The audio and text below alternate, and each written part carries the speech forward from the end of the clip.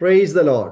Aroma T വിയിലെ എല്ലാ മാന്യ ശ്രോതാക്കൾക്കും വേഗം വരുന്ന കർത്താവായ യേശുക്രിസ്തുവിന്റെ നാമത്തിൽ വന്ദനത്തെയും സ്വാഗതത്തെയും അറിയിക്കുന്നു. അനുഗ്രഹീതമായ ജീവിതാനുഭവം, വ്യത്യസ്തമായ ദൈവീയ ഇടപെടലുകളെ കുറിച്ച് നമ്മോടൊപ്പം ഇന്ന് സമയം ചിലവഴിക്കുന്നതിന് ക്ഷണിക്കപ്പെട്ട അതിഥി കർത്താവിന്റെ ദാസൻ പാസ്റ്റർ നടേശ്വരൻ ആണ്. കർത്താവിന്റെ ദാസനെ തികഞ്ഞ സ്നേഹത്തോടും ആദരവോടും കൂടി അരോമ ടി വിയിലെ പ്രേക്ഷകരോടൊപ്പം സാക്ഷ്യം പറയുന്നതിനായിട്ട് ഞങ്ങൾ സ്വാഗതം ചെയ്തുകൊള്ളുന്നു. പ്രൈസ് ലോർഡ് പാസ്റ്ററേ. Praise the Lord. Praise Lord. എന്തൊക്കെയുണ്ട് വിശേഷങ്ങൾ? നല്ല വിശേഷം, ദൈവത്തിന്റെ കൃപയാൽ. ഓക്കെ. എവിടെ നിന്നാണ് ജോയിൻ ചെയ്തിരിക്കുന്നത്? വീട്ടിൽ ആരൊക്കെയുണ്ട്? ഞാൻ എറണാകുളത്ത് നിന്നാണ് ജോയിൻ ചെയ്തിരിക്കുന്നത്. ഓക്കെ. വീട്ടിൽ ആരൊക്കെയുണ്ട്? വീട്ടില് വൈഫുണ്ട്, 2 മക്കള്, അവരുടെ 2 പേരുടെയും കുടുംബം, അവരുടെ 2 പേരുടെ ഹസ്ബൻഡ്, പിന്നെ എന്റെ 4 കൊച്ചുമക്കള്. ഞങ്ങള് അടുത്തടുത്താണ്, ഒരു പറമ്പില് 2 വീട്, 2 പേരും അടുത്തടുത്താണ് താമസിപ്പിച്ചിരിക്കുന്നത്. എനിക്ക് എപ്പോഴും കാണാം. Praise the Lord. ആമേൻ. ആകട്ടെ, ദൈവം അനുഗ്രഹിക്കട്ടെ. വളരെ സന്തോഷം പരിചയപ്പെടുത്തിയതിൽ. ആകട്ടെ, ദേവദാസൻ ഇപ്പൊ എന്ത് ചെയ്യുന്നു? ഞാന് ഫുൾ ടൈം മിനിസ്ട്രി ചെയ്യുന്നു. ഞാൻ ചെയ്യുന്നത് ഓരോ സ്ഥലങ്ങളിൽ താമസിച്ച് അവിടെ വീടെടുക്കും. എന്നിട്ട് അവിടെ ഒരു 2-3-4 കൊല്ലം താമസിക്കുമ്പോഴേക്കും ഒരു ചെറിയ സഭയാകും. അപ്പൊ ഞാൻ പ്രദേശത്തുള്ള നല്ലൊരു സഭക്കാരെ ഏൽപ്പിക്കും, അടുത്ത സ്ഥലത്തേക്ക് പോകും. അങ്ങനെ പിന്നെ ഇടയ്ക്ക് ഇങ്ങനെ വെളിയിൽ ആൾക്കാരെ അങ്ങനെ മീറ്റിങ്ങുകൾക്കൊക്കെ വിളിക്കും, ചെറിയ മീറ്റിങ്ങുകളൊക്കെ കിട്ടും. അങ്ങനെ പോയിട്ട് ദൈവവചനം ശുശ്രൂഷിക്കും, സാക്ഷ്യം പറയും. പിന്നെ ഫ്രീ ടൈം ഇരിക്കൽ എപ്പോഴും സുവിശേഷം പറയാൻ വേണ്ടി വീടുകളിൽ രാത്രി പകലും ഒക്കെ പോകും. രാത്രി പോകാനായിട്ട് വിശ്വാസികളുടെ വിശ്വാസികളോട് പറഞ്ഞിട്ട് ഞാൻ നിങ്ങളുടെ ബന്ധുക്കളുടെ വീട്ടിലൊക്കെ വരാം, ആ സമയത്തായാലും കുഴപ്പമില്ല. അപ്പം ചിലപ്പം 11 മണി 10 മണിയൊക്കെ വരെ ജോലി കഴിഞ്ഞ് വരുന്നവരെയൊക്കെ കണ്ട് സുവിശേഷം പറയാറുണ്ട്. വളരെ സന്തോഷമായിട്ട് അങ്ങനെ പോകുന്നു. ആമേൻ. ആകട്ടെ, കർത്താവിന്റെ ദാസനെ പരിചയപ്പെട്ടതിലും വളരെ അനുഗ്രഹിക്കപ്പെട്ട ഒരു മുഖവുര പറയുവാന് ഇടയായി തീർന്നതിലും ദൈവത്തിന് നന്ദി പറയുന്നു. കർത്താവിന്റെ ദാസൻ ശക്തമായി പ്രയോജനപ്പെടുന്ന ഒരു വ്യക്തി എന്ന് മനസ്സിലാക്കുവാൻ ഇടയായി തീർന്നു. തുടർന്ന് അരോമ ടി വിയിലെ പ്രേക്ഷകരോട് പറയാൻ ആഗ്രഹിക്കുന്ന കാര്യങ്ങൾ കർത്താവിന്റെ ദാസനെ തുടർമാനമായിട്ട് സംസാരിക്കാം. കർത്താവിന്റെ അതിമഹത്വമേറിയ നാമം ഇന്ന് ഈ വൈകിയ സമയത്ത് മഹത്വപ്പെടുമാറാകട്ടെ. സർവശക്തനായ ദൈവത്തിന്റെ സന്നിധിയിൽ അരോമ ടി വിയുടെ പ്രേക്ഷകരോടൊത്ത് ഇങ്ങനെ എനിക്ക് ദൈവം ഒരു വലിയ സന്തോഷത്തിന്റെ ദിവസം തന്നതോർത്ത് ഞാൻ ദൈവത്തെ സ്തുതിക്കുന്നു. എന്നെ കേൾക്കുന്ന, എന്നെ കാണുന്ന എല്ലാ അരോമ ടി വി പ്രേക്ഷകർക്കും എല്ലാവർക്കും യേശുക്രിസ്തുവിന്റെ നാമത്തിലുള്ള സ്നേഹവന്ദനം അറിയിക്കുന്നു. എല്ലാവരെയും ദൈവം ധാരാളമായി അനുഗ്രഹിക്കട്ടെ. എല്ലാവരും പ്രാർത്ഥനയോടെ എനിക്ക് വേണ്ടി പ്രാർത്ഥിച്ചുകൊണ്ടിരിക്കണമെന്ന് ഒരിക്കൽ കൂടി അപേക്ഷിക്കുന്നു. ഞാന് ഇങ്ങനെ സാറ് പ്രോഗ്രാമിനെ കുറിച്ച് എന്നോട് പറഞ്ഞു. അത് പറഞ്ഞ് ഞാൻ ഓക്കെ പറഞ്ഞിട്ട് എല്ലാം കഴിഞ്ഞപ്പോഴേക്കും എനിക്ക് ഭയങ്കര പനിയുണ്ടായി. പിന്നെ പ്രാർത്ഥിച്ച് അതിനെ ജയിച്ചു. അങ്ങനെയാണ് ഇപ്പൊ ഇരിക്കുന്നത്. Price the Lord. പക്ഷെ ആ പനി ഞാനിങ്ങനെ കയറാതിരിക്കാൻ വേണ്ടി ഒരു പനി ആയിരുന്നു എന്ന് എനിക്ക് ഇന്ന് രാവിലെ മനസ്സിലായി. രാവിലെ ആയപ്പോഴേക്കും പനിയെല്ലാം മാറിപ്പോയി. Price the Lord. ഞാന് എൻ്റെ പേര് നാദേശ്വരൻ എന്നാണ്. ഞാന് എൻ്റെ ചെറിയ പ്രായം തൊട്ട് നല്ല ഭക്തനായിരുന്നു. ഞാൻ ഒരു RSS പ്രവർത്തകനായിരുന്നു. എല്ലാ ദിവസവും വെളുപ്പിന് അമ്പലത്തിന്റെ മുറ്റത്ത് ശാഖയ്ക്ക് പോകും. അങ്ങനെ ശാഖയ്ക്ക് പോയിട്ട് തിരിച്ചു വരുന്ന സമയത്ത് അമ്പലത്തിന്റെ കുളമുണ്ട്, അവിടെ കുളിച്ചിട്ട് ആ ഉടുത്ത ഡ്രസ്സ് തന്നെ ഈറനുടുത്ത് അമ്പലത്തിൽ പോയി പ്രദക്ഷിണം വെച്ച് തൊഴും. അങ്ങനെ എനിക്ക് ഭയങ്കര ഭക്തിയായി. ഞാന് കേരളത്തിലെ എല്ലാ ക്ഷേത്രങ്ങളിലും പോയി. മിക്കവാറും ക്ഷേത്രങ്ങളിൽ ഞാൻ പോയി. കൂടുതൽ ദേവി ഭക്തനായിരുന്നു. അങ്ങനെ ദേവി ഭക്തനായോണ്ട് ദേവി ക്ഷേത്രങ്ങൾക്കായിരുന്നു കൂടുതൽ ഇമ്പോർട്ടന്റ്. പിന്നെ വീട് ചാവക്കാട് ആണ് ഞങ്ങൾ ആയിരുന്നത്. വിശ്വാസം വന്നതിന്റെ ശേഷം, കർത്താവിനെ അറിഞ്ഞതിന്റെ ശേഷം അവിടെ ജീവിക്കാൻ കുറച്ച് ബുദ്ധിമുട്ടായപ്പോഴേക്കും ദൈവം ഞങ്ങളെ എറണാകുളത്തേക്ക് പറിച്ചു നട്ടു. ഇപ്പൊ ഞങ്ങള് 27 വർഷമായിട്ട് എറണാകുളത്താണ്. ചാവക്കാട് നിന്ന് 97 പോരേണ്ടി വന്നു. എല്ലാം ദൈവത്തിന്റെ പ്ലാനായിരുന്നു. അപ്പൊ അങ്ങനെ ഗുരുവായൂർ അമ്പലത്തില് മിക്കവാറും ദിവസങ്ങളിൽ അധികാലത്ത് പോകും. 3 മണിക്ക് നിർമ്മാല്യം തൊഴാൻ വേണ്ടിയിട്ട് അമ്പലക്കുളത്തിൽ മുങ്ങി 3 മണിക്ക് തന്നെ ആ ഉടുത്ത തുണി വെള്ളത്തിൽ മുക്കി പിഴിഞ്ഞുടുത്ത് അത് ഉടുത്ത് ക്ഷേത്രത്തിനകത്ത് കയറി പ്രദക്ഷിണം വെക്കുമ്പോഴേക്ക് 2-3 മണിക്കൂർ കൊണ്ട് തുണിയെല്ലാം ഉണങ്ങും. അങ്ങനെ ദൈവത്തെ കാണാൻ വേണ്ടിയുള്ള അതിയായ ആഗ്രഹമായിരുന്നു എനിക്ക്. ഇത് കഴിഞ്ഞു ഞാന് 13 വർഷം ശബരിമല അമ്പലത്തിൽ പോയി. അതില് ഒരു 10 പ്രാവശ്യം ശബരിമലയിൽ പോയി സാധാരണ പോകുന്ന പോലെ തൊഴുതു പോകുന്നു. 3 പ്രാവശ്യം ഞാന് സ്പെഷ്യലായിരുന്നു. ഒരു പ്രാവശ്യം അവിടെ ശയന പ്രദക്ഷിണം ചെയ്തു മുകളില്. ആ കാലത്ത് ഇത്രയും തിരക്കില്ലായിരുന്നു. എനിക്ക് അങ്ങനെ ശയന പ്രദക്ഷിണം ചെയ്യാൻ പറ്റി. പിന്നെ ഞാന് 2 പ്രാവശ്യം മകരവിളക്ക് കാണാൻ പോയി. അപ്പൊ മകരവിളക്ക് കാണാൻ പോയപ്പോ ഒരു പ്രാവശ്യം ഞാൻ ഒറ്റയ്ക്കാണ് പോയത്. മകരവിളക്ക് കാണാൻ പറ്റി. ഒരു 1 മിനിറ്റേ ഉള്ളൂ മകരവിളക്ക്. അപ്പൊ മകരവിളക്ക് കാണുക പറഞ്ഞാൽ ചെറിയ കാര്യമല്ല. ലക്ഷക്കണക്കിന് ആൾക്കാർ ഇടയ്ക്കാ നിൽക്കുന്നത്. അത് പെട്ടെന്ന് വന്ന് ഓടിക്കൂടുകയല്ല. 2 ദിവസമൊക്കെ ഇരിക്കുന്നിടത്ത് തന്നെ സ്റ്റേ ചെയ്തിട്ട് അവിടെ തന്നെ ആഹാരവും മറ്റെല്ലാ കാര്യങ്ങളും ഇരിക്കുന്നിടത്ത് ചെയ്യണം. അവിടെ നിന്ന് എഴുന്നേറ്റ് പോയാൽ പിന്നെ തിരിച്ചു വരാൻ പറ്റത്തില്ല, സ്പേസ് ഉണ്ടാവില്ല. ഈ നോർത്ത് ഇന്ത്യയിലെ ആൾക്കാരെല്ലാം വന്നിങ്ങനെ ലക്ഷങ്ങൾ ഇങ്ങനെ കൂടിയിരിക്കുകയാണ്. അപ്പൊ അങ്ങനെ വളരെ ത്യാഗപരമായിട്ടാണ് ഈ 1 മിനിറ്റ് ഈ വെളിച്ചം കാണാൻ വേണ്ടിയിട്ട് ചെലവഴിക്കുന്നത്. അങ്ങനെ ആദ്യത്തെ പ്രാവശ്യം ഞാൻ വളരെ ശ്രദ്ധയോടെ നിന്ന് ഞാൻ കണ്ടു. രണ്ടാമത് ഞാൻ പോയപ്പോ എനിക്ക് 2 പെൺമക്കള്, അവര് കൊച്ചു പിള്ളേരായിരുന്നു. 5-6 വയസ്സുള്ള പ്രായത്തിൽ. അവര് വലിയ കുട്ടികളായ ശബരിമലയ്ക്ക് പോകാൻ പാടില്ല. പിന്നെ പ്രായമാവണം, വയസ്സാവണം. അപ്പൊ എനിക്ക് ആഗ്രഹമായിരുന്നു എൻ്റെ മക്കളെ കൊണ്ടുപോകണം. അങ്ങനെ 2 പേരെയും കൂടെ ഒരു ദിവസം കൊണ്ടുപോയി. ആ 2 പേരെയും കൊണ്ടുപോയി മകരവിളക്ക് കാണുന്ന അതിന് ജനത്തിന്റെ ഇടയ്ക്ക് ഞങ്ങള് വെയിറ്റ് ചെയ്തു. 10-35 മണിക്കൂർ അവിടെ തന്നെ ഇരുന്നു. പിള്ളേർ ഭയങ്കര വികൃതിയാണ്. അതെല്ലാം ക്ഷമിച്ച് സഹിച്ച് അവരെ നോക്കി. അങ്ങനെ മകരവിളക്ക് കാണുന്ന സമയത്ത് 2 മക്കളെ എൻ്റെ 2 തോളിലിരുത്തി മകരവിളക്ക് കാണാൻ വേണ്ടി ഇങ്ങനെ നോക്കി ഇരിക്കുമ്പോ ആ വിളക്ക് കാണുന്ന ടൈമായപ്പോ എൻ്റെ പിള്ളേർ തമ്മിൽ എൻ്റെ തോളെ ഇരുന്ന് അടിയുണ്ടാക്കി. അപ്പൊ എൻ്റെ ശ്രദ്ധ മാറിപ്പോയി. എനിക്ക് വിളക്ക് കാണാൻ പറ്റിയില്ല. അപ്പൊ എനിക്ക് ഭയങ്കര വിഷമായി. ഞാൻ കരഞ്ഞു. ദൈവമേ, എനിക്ക് ഇത്രയും ഞാൻ ചെലവാക്കി വന്നിട്ട് എനിക്ക് കാണാൻ പറ്റിയില്ലല്ലോ എന്നൊരു വിഷമം എനിക്കുണ്ടായി. അപ്പൊ ഞാൻ നാട്ടിൽ വന്നു. അന്ന് ഞാന് എന്നെ ശാന്തികർമ്മം പഠിപ്പിച്ച ഒരു സുകുമാരൻ എന്ന് പറയുന്ന ഒരു ശാന്തിയുടെ കൂടെ വർക്ക് ചെയ്യാണ്. ആ സമയത്ത് ചാവക്കാട് തന്നെ കാവതിയാട്ടം എന്ന് പറയുന്ന ഒരു അമ്പലത്തിലാണ് ഞാൻ വർക്ക് ചെയ്തുകൊണ്ടിരിക്കുന്നത്. അങ്ങനെ ഞാൻ വന്നു. എനിക്ക് ഇടയ്ക്കിടയ്ക്ക് നടുവേദന ഉണ്ടാവുമായിരുന്നു. നടുവേദന വന്നു. എനിക്ക് 1 സൈഡ് ലെഫ്റ്റ് സൈഡ് വേദന കൂടി തരിപ്പായി. അത് ഞാൻ വിചാരിച്ചു ഇങ്ങനെ കുനിഞ്ഞു നിന്ന് ഒത്തിരി 2-3 മണിക്കൂർ കുനിഞ്ഞു നിന്നിട്ട് ഈ വിഗ്രഹങ്ങളെ കുളിപ്പിക്കുകയോ ഒക്കെ ചെയ്യണമായിരുന്നു. അപ്പൊ ഞാൻ ഒരു ശാന്തി അസിസ്റ്റന്റ് ആയിരുന്നു ഞാൻ. അപ്പൊ അതുകൊണ്ട് ഈ ശാന്തിക്ക് പകരം കയറിയിട്ട് ഈ വിഗ്രഹത്തെ കുളിപ്പിക്കുകയും അതിനെ ആഭരണങ്ങളും ആടയൊക്കെ അണിയിപ്പിക്കുകയും ഒക്കെ ചെയ്യുമ്പോൾ കുറെ ടൈം പിടിക്കും. അപ്പൊ അതാണ് ഈ നടുവേദന എന്ന് വിചാരിച്ചത്. അങ്ങനെ ഞാൻ കുറച്ച് 4-5 അമ്പലങ്ങളിൽ അങ്ങനെ ചെയ്തു. പിന്നെ അസിസ്റ്റന്റ് ആയിട്ട് കുറച്ച് അമ്പലങ്ങളിൽ ചെയ്തു. പിന്നെ കുടുംബക്ഷേത്രങ്ങളിലൊക്കെ മാസത്തിലെ പൂജയ്ക്കൊക്കെ എന്നെ വിളിക്കും.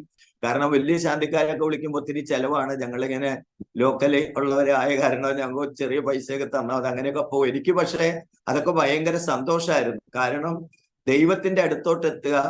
ഈ മകരവിളക്ക് കണ്ടിട്ട് പോകുന്ന ദുഃഖം കൊണ്ട് അങ്ങനെ വിഷമിച്ചിരിക്കുമ്പോഴാണ് എന്നെ ആദ്യമായിട്ട് ശ്രീകോവിലിനുള്ളിൽ കയറാൻ വേണ്ടിയുള്ള ഒരു അവസരം കിട്ടിയത്. അപ്പൊ ഞാൻ അത് തൃത്തല്ലൂർ എന്ന് പറയും, വാടാനപ്പള്ളിക്ക് അടുത്ത്, എറണാകുളം തൃശ്ശൂർ ജില്ലയിൽ വാടാനപ്പള്ളിക്ക് അടുത്ത് തൃത്തല്ലൂരിന്റെ കിഴക്ക് വശത്തായിട്ട് ഒരു കണ്ടശാങ്കടം എന്ന് പറഞ്ഞ സ്ഥലമുണ്ട്. കണ്ടശാങ്കടം, അവിടെ ഈ വള്ളംകളിയൊക്കെ നടന്ന രാജാക്കന്മാരുടെ സ്ഥലം. അവിടെ ഞെട്ടിക്കാവ് എന്ന് പറഞ്ഞ് ഭയങ്കര ക്രൂരമായ ഒരു എന്താ പറയാ, അതിനെപ്പറ്റി അങ്ങനെ പറയാം, അത്ര പോലത്തെ ഒരു ക്ഷേത്രമുണ്ട്. 3 ദേവിമാരാണ് അവിടെ പ്രധാന പ്രതിഷ്ഠ. അപ്പൊ അവിടെ നിന്ന് ശാന്തിയുടെ പേരിൽ ഒരു ചെറിയ ആരോപണം ഉണ്ടായപ്പോൾ പുള്ളിനെ പെട്ടെന്ന് അവിടെ നിന്ന് മാറ്റിയിട്ട് പെട്ടെന്ന് ഒരാളെ വേണമായിരുന്നു. അപ്പൊ എനിക്ക് എന്റെ ജീവിതത്തിൽ അതൊരു ഭാഗ്യമാണെന്ന് ഞാൻ വിചാരിച്ചു. അങ്ങനെ കയറി അവിടെ ചെന്നപ്പോഴേക്കും പണി ഒരുപാടുണ്ട്. അവിടെ വെച്ച് എനിക്ക് പിന്നെ കുറച്ച് അസുഖങ്ങളൊക്കെ വന്നു. എന്ന് പറഞ്ഞാൽ എനിക്ക് നടുവേദന കൂടുതലായി. അപ്പോ എന്റെ മക്കൾ കുറച്ച് വളർന്നു. മക്കള് രണ്ടുപേരും ഭരതനാട്യം പഠിച്ചു. ഗുരുവായൂര് മേൽപ്പത്തൂർ ഓഡിറ്റോറിയത്തിൽ അവർ അരങ്ങേറ്റം നടന്നു.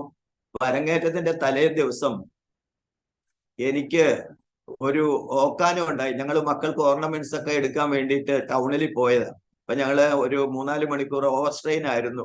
അങ്ങോട്ടും ഇങ്ങോട്ടും ഒക്കെ യാത്രയിലും പല കടകളിലും പോയി പറ്റിയത് കിട്ടിയൊക്കെ എടുത്ത് ഞാൻ ക്ഷീണിച്ചു.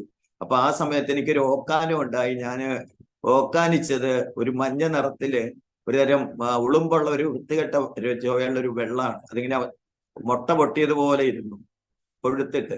അപ്പൊ എന്റെ കൂടെ ഒരു ഡോക്ടർ ഉണ്ടായിരുന്നു, ഒരു പീഡിയാട്രീഷ്യൻ. അദ്ദേഹത്തിന്റെ മോളും എന്റെ മോളുടെ കൂടെ ഭരതനാട്യം പഠിക്കുന്നുണ്ട്. കുട്ടിയുടെയും അരങ്ങേറ്റമാണ്. അപ്പൊ ഈ ഡോക്ടർ പെട്ടെന്ന് ഇത് ശ്രദ്ധിച്ചിട്ട് എന്നെ കൊണ്ട് മുഖം കഴിച്ചിട്ട് എന്നോട് ചോദിച്ച്, അങ്കിള് ചേട്ടൻ ഒരു അലോപ്പതി ഒന്നും ചെയ്യുന്നില്ലേ? എന്താ ഇങ്ങനെ ഒരു സുഖമില്ലാത്തതാണല്ലോ കാണണേ? അപ്പൊ ഞാൻ ചോദിച്ചു, എന്തേ? ഒന്നുമില്ല, നമുക്കൊന്ന് നോക്കാന്ന് പറഞ്ഞു. പിന്നെ അന്ന് രാത്രി അരങ്ങേറ്റമാണ്. രാത്രിയെല്ലാം ചെയ്തു, അരങ്ങേറ്റം കഴിഞ്ഞു. രാത്രി വീട്ടിൽ വന്നു കഴിഞ്ഞപ്പോ ഈ ഡോക്ടർ എന്നെ വിളിച്ചിട്ട് പറഞ്ഞു, വീട്ടിൽ ആരെങ്കിലും ഉണ്ടോ ചോദിച്ചു. അപ്പൊ എന്റെ പെങ്ങള് ഭർത്താവും വലിയ ആഘോഷമായിരുന്നു, എല്ലാരും വന്നു. അപ്പൊ അവരുടെ ഒന്ന് ഫോൺ കൊടുക്കാൻ പറഞ്ഞു. കൊടുത്തപ്പോ ചേച്ചിയുടെ ഹസ്ബൻഡിനോട് പറഞ്ഞു, അളിയന് കുറച്ച് കംപ്ലൈന്റ് ഉണ്ട്, നാളെ രാവിലെ തന്നെ നല്ലൊരു ഹോസ്പിറ്റലിൽ പോകണം, കുന്നംകുളത്ത് ഒരു യൂണിറ്റി ഹോസ്പിറ്റലുണ്ട്, അവിടെ പോയിട്ട് ഒന്ന് ടെസ്റ്റ് ചെയ്യണോന്ന് പറഞ്ഞു. അപ്പൊ രാവിലെ തന്നെ അളിയൻ എന്നെ കൂട്ടിക്കൊണ്ട് പോയി ടെസ്റ്റ് ചെയ്തു. ബട്ട് അതിന്റെ ഈ ടെസ്റ്റ് ചെയ്യുന്ന ഡോക്ടർ ഈ സ്കാൻ ചെയ്യുന്ന ഡോക്ടർ സ്കാൻ ചെയ്തുകൊണ്ടിരിക്കുമ്പോൾ തന്നെ എന്നോട് ചോദിച്ചു, ചേട്ടൻ അലോപ്പതി ആയിട്ട് ബന്ധമൊന്നും ഇല്ലല്ലോ എന്ന് പറഞ്ഞു. അങ്ങനെയൊന്നും പോകാറില്ലേ? മരുന്നൊന്നും കഴിക്കാറില്ലേ? അസുഖം വരാറില്ലേ? ഞാൻ പറഞ്ഞുകൊണ്ട് ഞങ്ങൾക്ക് സ്ഥിരമായിട്ടൊരു ഡോക്ടറെ കാണുന്നുണ്ട്. ഇപ്പൊ എന്തേന്ന് ചോദിച്ചോ പറഞ്ഞു, ഒരു ചെറിയ കംപ്ലൈന്റ് ഉണ്ട്, കുഴപ്പമൊന്നുമില്ല, ഒരു നല്ലൊരു ഡോക്ടറെ കാണാൻ ഞാൻ എഴുതി തരാം, മെഡിക്കൽ കോളേജിൽ, കോട്ടയം മെഡിക്കൽ കോളേജിലോ കോഴിക്കോട് മെഡിക്കൽ കോളേജിലോ പോയാൽ മതി. അപ്പൊ ഞാൻ ചോദിച്ചു, അതെന്തിനാ അങ്ങനെയൊക്കെ പോണേ? അതാകുമ്പോ പൈസ വേണ്ടല്ലോ എന്ന് പറഞ്ഞു. അങ്ങനെ എന്നെ എല്ലാം എഴുതി തന്നു. അവിടെ തന്നെ ഒരു ഡോക്ടറെ കണ്ടുവന്നിട്ട് ഡോക്ടർ പറഞ്ഞു, ഗവൺമെന്റ് ഹോസ്പിറ്റലിൽ പോയിട്ട് ഇത് കാണിച്ച് അവിടുന്ന് വേണം മെഡിക്കൽ കോളേജിലേക്കുള്ള റെഫറൻസ് മേടിക്കാൻ. അപ്പൊ അവിടെ ഞങ്ങളെ സ്നേഹിക്കുന്ന നല്ല ഒരു ഡോക്ടറുണ്ട്, ശശികുമാർ എന്ന് പറഞ്ഞിട്ട്. അദ്ദേഹം ജനറൽ ഡോക്ടറായിരുന്നു. അദ്ദേഹത്തിന്റെ അടുത്ത് ചെന്നപ്പോ അദ്ദേഹം ഇത് കണ്ടപ്പോ ഞങ്ങള് ഭയങ്കര ഇഷ്ടമാണ്. അപ്പം അങ്ങനെ ഇഷ്ടപ്പെടാൻ കാരണം, എന്റെ രണ്ടാമത്തെ മോള് 7-ാം മാസത്തിൽ ജനിച്ചതാ. 6 മാസവും 24 ദിവസം ആയപ്പോ അവള് ജനിച്ചു. അപ്പൊ കുറച്ച് കോംപ്ലിക്കേറ്റഡ് ആയിരുന്നു. അന്ന് ഈ ഡോക്ടർ ഞങ്ങളെ നന്നായി ഹെൽപ്പ് ചെയ്യോ ഒക്കെ ചെയ്തു. പിന്നെ അവള് ജീവിച്ചെങ്കിലും കൂടെ അവൾക്ക് വളർച്ചയില്ലായിരുന്നു.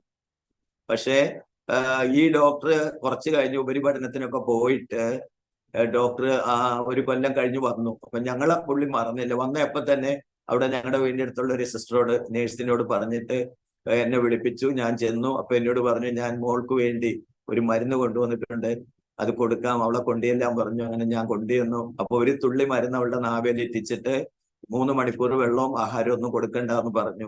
ഇനി അടുത്ത മാസം സെയിം ടൈമിൽ വരാൻ പറഞ്ഞു. അങ്ങനെ ഞങ്ങൾ ഒരു 6 പ്രാവശ്യം കൊടുത്തപ്പോഴേക്കും അവള് ചേഞ്ച് ആകാൻ തുടങ്ങി. ഒരു 3 വയസ്സ് വരെ വളരെ ചെറുതായിട്ട് ഒരു 5 കിലോയുടെ താഴെ ഉണ്ടായിരുന്നുള്ളൂ. പിന്നെ അവള് പെട്ടെന്ന് വലിയ പെണ്ണായി. ഒരു 14 ആയപ്പോഴേക്കും ഒരു 65 വെയിറ്റൊക്കെ ആയി. അപ്പൊ അതുകൊണ്ട് ഈ ഡോക്ടറിന് ഭയങ്കര ഇഷ്ടമായിരുന്നു. അപ്പൊ ഇങ്ങനെ ഞാൻ പറഞ്ഞു, ഇങ്ങനെ എന്നെ ഇങ്ങനെ നോക്കിയിട്ടുണ്ട്. അങ്ങനെ ഞങ്ങളെ കൊണ്ടുപോയി. പിന്നെ എൻ്റെ ഒരു ചേച്ചി സന്യാസിയായിരുന്നു. ഈ രുദ്രാക്ഷമൊക്കെ ഇട്ട് അമ്പലങ്ങളിലൊക്കെ രാമായണം ഭാഗവതം ഒക്കെ വായിക്കാൻ പോകും. കല്യാണം കഴിച്ചിട്ടില്ല. അപ്പം ആ ചേച്ചി അതുപോലത്തെ തന്നെ ഒരു കൂട്ടുകാരിയുണ്ട്. അവരുടെ ഒരു ഫ്രണ്ട് കോട്ടയം മെഡിക്കൽ കോളേജിലെ ഒരു ഗൈനക്കോളജി പ്രൊഫസറാണ്. അദ്ദേഹത്തിന്റെ ഭാര്യയും ഗൈനക്കോളജി പ്രൊഫസറാണ്. പെണ്ണമ്മയും പ്രഭാകരനും. അപ്പൊ അവരെ ഈ ചേച്ചി എന്നെയും കൂട്ടിക്കൊണ്ട് എന്റെ ചേച്ചിയൊക്കെ ആയിട്ട് പോയി കോട്ടയം മെഡിക്കൽ കോളേജിൽ ചെന്നു. അങ്ങനെ ഈ ഇവര് സന്യാസിമാരെ കണ്ടപ്പോഴേക്കും ആ ഡോക്ടർ വളരെ ഗൗരവമായിട്ട് കണ്ടു. കോട്ടയം മെഡിക്കൽ കോളേജിൽ തന്നെ വേറെ ഒരു ഗൈനക്കോളജി സാധാ ഡോക്ടറുണ്ട്, അവരുടെ തന്നെ ബന്ധു. അവരെ ഞങ്ങളെ കൂട്ടി യോജിപ്പിച്ചു. ഡോക്ടർ അപ്പു തോമസിനെ കണ്ടു. നെഫ്രോളജിസ്റ്റ് കാശി വിശ്വേശ്വരയ്യർ, നെഫ്രോളജിസ്റ്റ് പ്രൊഫസറാണ്. അദ്ദേഹത്തെയാണ് ഞങ്ങൾ ആദ്യം കണ്ടത്. അപ്പം അദ്ദേഹത്തെ കണ്ടപ്പോൾ എന്നെ അദ്ദേഹം ഒരാഴ്ച അഡ്മിറ്റ് ചെയ്തു, എല്ലാ ചെക്കപ്പും ചെയ്തു. അങ്ങനെ എല്ലാ ചെക്കപ്പും ചെയ്തിട്ട് ഡോക്ടർ പറഞ്ഞു, നമുക്ക് ഇവിടം കൊണ്ട് നമുക്ക് കുറച്ച് ബുദ്ധിമുട്ടാണ്, നിങ്ങളെ വെല്ലൂർ മെഡിക്കൽ കോളേജിലേക്ക് ഞാൻ അയക്കാം, അവിടെ ആകുമ്പോൾ കുറച്ചും കൂടെ നല്ല ട്രീറ്റ്മെന്റ് കിട്ടും, അതുകൊണ്ട് നിങ്ങൾ അങ്ങോട്ട് പൊക്കോ, അതാ നല്ലതെന്ന് പറഞ്ഞ് എഴുതിയെല്ലാം തന്നു. അപ്പൊ ഇത് കിട്ടിക്കഴിഞ്ഞപ്പോഴേക്കും ഞങ്ങൾക്ക് ഭയങ്കര വിഷമായി. വെല്ലൂർ മെഡിക്കൽ കോളേജിൽ പോകാനുള്ള സ്ഥിതി ഒന്നും ഇല്ല, അന്ന് ഒരു നിവൃത്തിയില്ല. തന്നെയല്ല അവിടെയൊക്കെ പോകുന്ന എന്തോ പ്രശ്നമാണ് എന്നുള്ളൊരു ഭീതിയും കയറി. എന്നെ കൊണ്ടുവന്നവരും വിഷമിച്ചു, ഞാനും വിഷമിച്ചു. അങ്ങനെ ഈ ചേച്ചിമാരും മറ്റേ ഡോക്ടറും കൂടെ വെല്ലൂര് പോകണ്ടെന്ന് ഞങ്ങൾ പറഞ്ഞപ്പോൾ മറ്റേ ഡോക്ടർ ഞങ്ങളെയും കൊണ്ട് ഒരു അപ്പു തോമസിനെ കണ്ടു. യൂറോളജിസ്റ്റിന്റെ അവിടെ പഠിപ്പിക്കുന്ന ഡോക്ടറാണ്. അപ്പൊ അപ്പു തോമസിനെ പോയി കണ്ടു. അപ്പു തോമസ് ഇവരെല്ലാം കൂടി പറയണത് കേട്ടു. അപ്പൊ എന്നെ അഡ്മിറ്റ് ചെയ്തു. അപ്പു തോമസിന്റെ കൂടെ ഞാൻ 3.5 മാസം ആ ഹോസ്പിറ്റലിൽ കിടന്നു. എല്ലാ ദിവസവും എന്നെ ചെക്കപ്പ് ചെയ്യും, പലതിലും കൊണ്ടുപോകും. അപ്പം എല്ലാ ദിവസവും ഡോക്ടേഴ്സ് വരും, എന്നെ തിയേറ്ററിൽ കൊണ്ടുപോകും, പല വിധത്തിലുള്ളതൊക്കെ നോക്കും. അപ്പൊ ഡോക്ടറിന്റെ കീഴിൽ 5 പേരുണ്ട്. അവരൊക്കെ എൻ്റെ ഫ്രണ്ട്സ് പോലെയായി. എല്ലാവരും 10, 30, 32 വയസ്സുള്ളവര്. എനിക്ക് എന്നാണെങ്കിൽ ഒരു 37, 38 വയസ്സേ ഉള്ളൂ. അപ്പൊ ഞങ്ങൾ ഭയങ്കര കൂട്ടായി. അന്ന് ഞാനൊരു 71 കിലോ വെയിറ്റ് ഉണ്ട്. അപ്പൊ ഈ പിള്ളേര് ഭരതനാട്യമൊക്കെ പഠിച്ച പോലെ ഞാൻ എൻ്റെ ചെറുപ്പത്തിലും കുറച്ച് ആർട്സ് ഒക്കെ ആയിരുന്നുകൊണ്ട് മോഡേൺ ഒക്കെ ആയിരുന്നു. അപ്പൊ അങ്ങനെ അതൊക്കെ കീപ്പ് ചെയ്ത് അവിടെ ഹോസ്പിറ്റലായപ്പോഴും അതെല്ലാം കീപ്പ് ചെയ്ത് ജീവിച്ചു. അപ്പം ഒരു doctor Renuchand, doctor Sunil, doctor Suresh Bhatt, ഈ അപ്പു തോമസ്, അവരൊക്കെ നല്ല കൂട്ടായി എനിക്ക്. അങ്ങനെ ഒരിക്കല് എന്നോട് പറഞ്ഞു, നാദേശ്വരന്റെ ലെഫ്റ്റ് കിഡ്നി ലിംബിങ് ആണ്, റൈറ്റ് കിഡ്നിയിലേക്ക് ലിംബിങ് പാസ് ചെയ്ത് തുടങ്ങി, അതുകൊണ്ടാണ് നെഫ്രോളജിസ്റ്റ് ഡോക്ടർ ഇങ്ങനെ ചെയ്തത്, അതുകൊണ്ട് നമുക്കൊന്ന് നോക്കാം, പറ്റിയില്ലെങ്കിൽ വെല്ലൂരേക്ക് എന്നെ പോകണമെന്ന് പറഞ്ഞു. അങ്ങനെ എന്നെ അവിടെ പഠിക്കുന്ന ഡോക്ടർ ഓപ്പറേഷൻ ചെയ്തു. ഒരു രേണുചന്ദ് എന്ന് പറഞ്ഞ ഡോക്ടർ, രേണുചന്ദ് ഗ്രാമീൺ ഡോക്ടറാണ്. അദ്ദേഹത്തിന്റെ ആദ്യത്തെ സർജറിയാണ് ഞാന്. അങ്ങനെ ചെയ്തു. അപ്പൊ ചെയ്യുന്നതിന്റെ 2 ദിവസം മുമ്പ് ഞാൻ വളരെ ഹെൽത്തിയാണ്. അപ്പൊ എന്റെ ബ്ലഡ് കയറ്റാൻ വേണ്ടിയിട്ട് അവരെന്റെ ബ്ലഡൊക്കെ ടെസ്റ്റ് ചെയ്തിട്ട് പറഞ്ഞു, ചേട്ടന്റെ ബ്ലഡ് നല്ല ബ്ലഡാണ്, ഒരു കംപ്ലൈന്റും ഇല്ല, വേറെ ഒരു ബ്ലഡ് കയറണ്ട, അത്യാവശ്യം ബ്ലഡ് ഉണ്ടല്ലോ, നമുക്കിത് തന്നെ എടുക്കാം. അങ്ങനെ ബ്ലഡ് ട്രാൻസ്ഫ്യൂഷൻ എന്ന് പറഞ്ഞ് എന്റെ ബ്ലഡ് തന്നെ എടുത്തു, സ്റ്റോക്ക് ചെയ്തു. പിറ്റേ ദിവസം തിയേറ്ററിൽ കൊണ്ടുപോയി എന്നെ സർജറി കഴിഞ്ഞു കൊണ്ടുവന്ന് കിടത്തി. അതുവരെ നല്ല കാലാവസ്ഥയായിരുന്നു. അനസ്തേഷ്യ ടൈമില് ഓപ്പറേഷൻ കഴിഞ്ഞു. പിന്നെ ഞാനൊന്നും അറിഞ്ഞില്ല. പിന്നെ ഓർമ്മ വന്നപ്പോ എനിക്ക് ഭയങ്കര പെയിനാണ്, ഞാൻ കരഞ്ഞു. അങ്ങനെ എന്റെ സെയിം ടൈമിൽ ഞങ്ങളുടെ വാർഡിൽ നിന്ന് ഓപ്പറേഷൻ കഴിഞ്ഞവരെല്ലാം 10 ദിവസമായപ്പോഴേക്ക് സ്റ്റിച്ചൊക്കെ വെട്ടി അവരൊക്കെ ഡിസ്ചാർജ് ആയി പോയി. വീണ്ടും 1 മാസം കഴിഞ്ഞു വന്നു. പക്ഷെ എനിക്ക് ഈ ടൈമിലൊന്നും സ്റ്റിച്ച് വെട്ടാൻ പറ്റിയില്ല. കാരണം എന്റെ വയറ്റിൽ നിന്ന് വേസ്റ്റിന് ട്യൂബ് ഇട്ടിട്ട് വേസ്റ്റ് ഒന്നും പോകുന്നില്ല. ഓപ്പറേഷൻ കഴിഞ്ഞ വേസ്റ്റ് ഒന്നും വന്നില്ല. യൂറിനും വെളിയിലോട്ട് വരുന്നില്ല, ട്യൂബ് ഇട്ടിട്ടുണ്ട്, വെളിയിലോട്ട് വരുന്നില്ല. പിന്നെ വെള്ളം എനിക്ക് തരാൻ വേണ്ടിയിട്ട് പറഞ്ഞു, ഇത്ര ലിറ്റർ, പിന്നെ യൂറിൻ എത്ര വരണമെന്ന് എഴുതി വെക്കണം എന്നൊക്കെ പറഞ്ഞു. അതൊക്കെ ഇവർ എഴുതി വെക്കാൻ നോക്കിയിട്ട് യൂറിൻ വരുന്നില്ല. വെള്ളം തന്നു 2 ദിവസം. അപ്പൊ വെള്ളമെല്ലാം ചെയ്തു, വയറു വീർത്തു. അങ്ങനെ അപ്പൊ എന്റെ പെങ്ങള്, എന്റെ ചേച്ചിയും അമ്മയും, വൈഫിന്റെ അമ്മയും, ഒരു മൂത്ത പെങ്ങളും ഒരു ജ്യേഷ്ഠനാണ് കാവല് നിൽക്കണത്. അവര് ഇവരോട് ചോദിച്ചു. അപ്പം ഡോക്ടർ അവരെല്ലാ ദിവസവും വന്നിട്ട് നോക്കുന്നുണ്ട്, ഒന്നും പറയുന്നില്ല. പിന്നെ അവര് പറഞ്ഞു, ഒരു കാര്യം ചെയ്യണം, സ്റ്റിച്ച് എടുക്കാത്ത എന്താന്ന് ചോദിച്ചോ. പറഞ്ഞ് സ്റ്റിച്ച് എടുക്കാൻ നമുക്ക് ഇന്ന് വൈകിട്ട് നാദേശ്വരന്റെ മേലൊക്കെ തുടച്ചിട്ട് പ്ലാസ്റ്റിക്കിന്റെ ഷീറ്റ് സിസ്റ്റർ തരും, അത് ബെഡേൽ വിരിച്ചിട്ട് ആ ബെഡേല് കിടത്തണം. അപ്പം ഡ്രസ്സൊന്നും വേണ്ട, അതിന്റെ മുകളിൽ കൂടെ ഒരു തുണിയിട്ട് മൂടി ഇട്ടിരുന്നാ മതി. അത് എന്താ ഇതൊന്ന് നോക്കാൻ വേണ്ടിയിട്ട് ഞങ്ങൾ തിയേറ്ററിൽ കൊണ്ടുപോകുമെന്ന് പറഞ്ഞു. അപ്പൊ ഞാൻ കിടക്കുന്നത് കട്ടിലേലല്ല. ഇത് പറഞ്ഞതിന് ശേഷം എന്നെ കിടത്തിയത് കട്ടില് പോലത്തെ ഒരു വണ്ടിയാണ്, അതിങ്ങനെ തള്ളിക്കൊണ്ടുപോവാം. അപ്പൊ അതിലാ കിടത്തി. അങ്ങനെ എന്നെ തിയേറ്ററിൽ കൊണ്ടുപോയി. തിയേറ്ററിൽ കൊണ്ടുപോകുന്നതിന് മുമ്പ് എന്നെ വണ്ടിയുടെ ഈ മുകളിൽ നിന്ന് തിരിച്ച് കിടത്തുമ്പോ പെട്ടെന്ന് എന്റെ ഈ സ്റ്റിച്ച് പൊട്ടി. സ്റ്റിച്ച് ഇട്ടിരുന്ന സ്റ്റിച്ചെല്ലാം കൂടെ പൊട്ടിയിട്ട് പുറത്തേക്ക് യൂറിനും ബ്ലഡും എല്ലാം കൂടെ കലർന്നിട്ട് ഈ 8-10 ദിവസത്തെ ദുർഗന്ധത്തോടു കൂടെ കൊഴുത്ത ഇതിൽ ഇങ്ങനെ എല്ലാം കൂടെ പുറത്തേക്ക് വന്നു. മൊത്തം സ്റ്റിച്ചും പൊട്ടിപ്പോയി. അപ്പൊ അങ്ങനെ ഭയങ്കര മണമായി. അപ്പം വാർഡിലായിരുന്നുകൊണ്ട് ആൾക്കാരൊക്കെ ഓടിക്കളഞ്ഞു. മണം വന്നപ്പം ഭയങ്കര ദുർഗന്ധമായിരുന്നു. അങ്ങനെ എന്നെ തിയേറ്ററിൽ കൊണ്ടുപോയി ക്ലീൻ ചെയ്തു. പിന്നെ ആ കിടപ്പ് ഞാന് 3 മാസം കിടന്നു.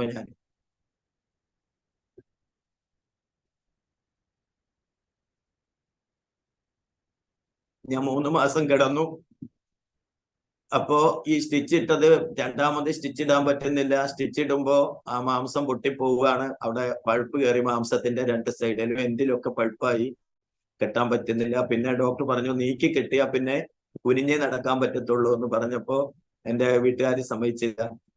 അങ്ങനെ കിടക്കുമ്പോ ഞാൻ അവിടെ അഡ്മിറ്റായി. എന്നെ ടെസ്റ്റ് ചെയ്യുന്ന സമയത്ത് ഇങ്ങനെ പഠിക്കുന്ന പിള്ളേരെ എല്ലാം അവരുടെ ഡോക്ടേഴ്സ് കൊണ്ടുവരും. മെഡിക്കൽ കുട്ടികളും നേഴ്സിംഗ് കുട്ടികളും ഒക്കെ വരും. അതില് നേഴ്സിംഗ് പഠിക്കുന്ന കുട്ടികൾ വന്നിട്ട് ഇങ്ങനെ ഓരോ ക്വസ്റ്റ്യനൊക്കെ ചോദിച്ചിട്ട് പോകുമ്പോ ഒരു മോള് മാത്രമേ എന്നോട് അവരൊക്കെ എല്ലാവരും പോണവരെ നിൽക്കും.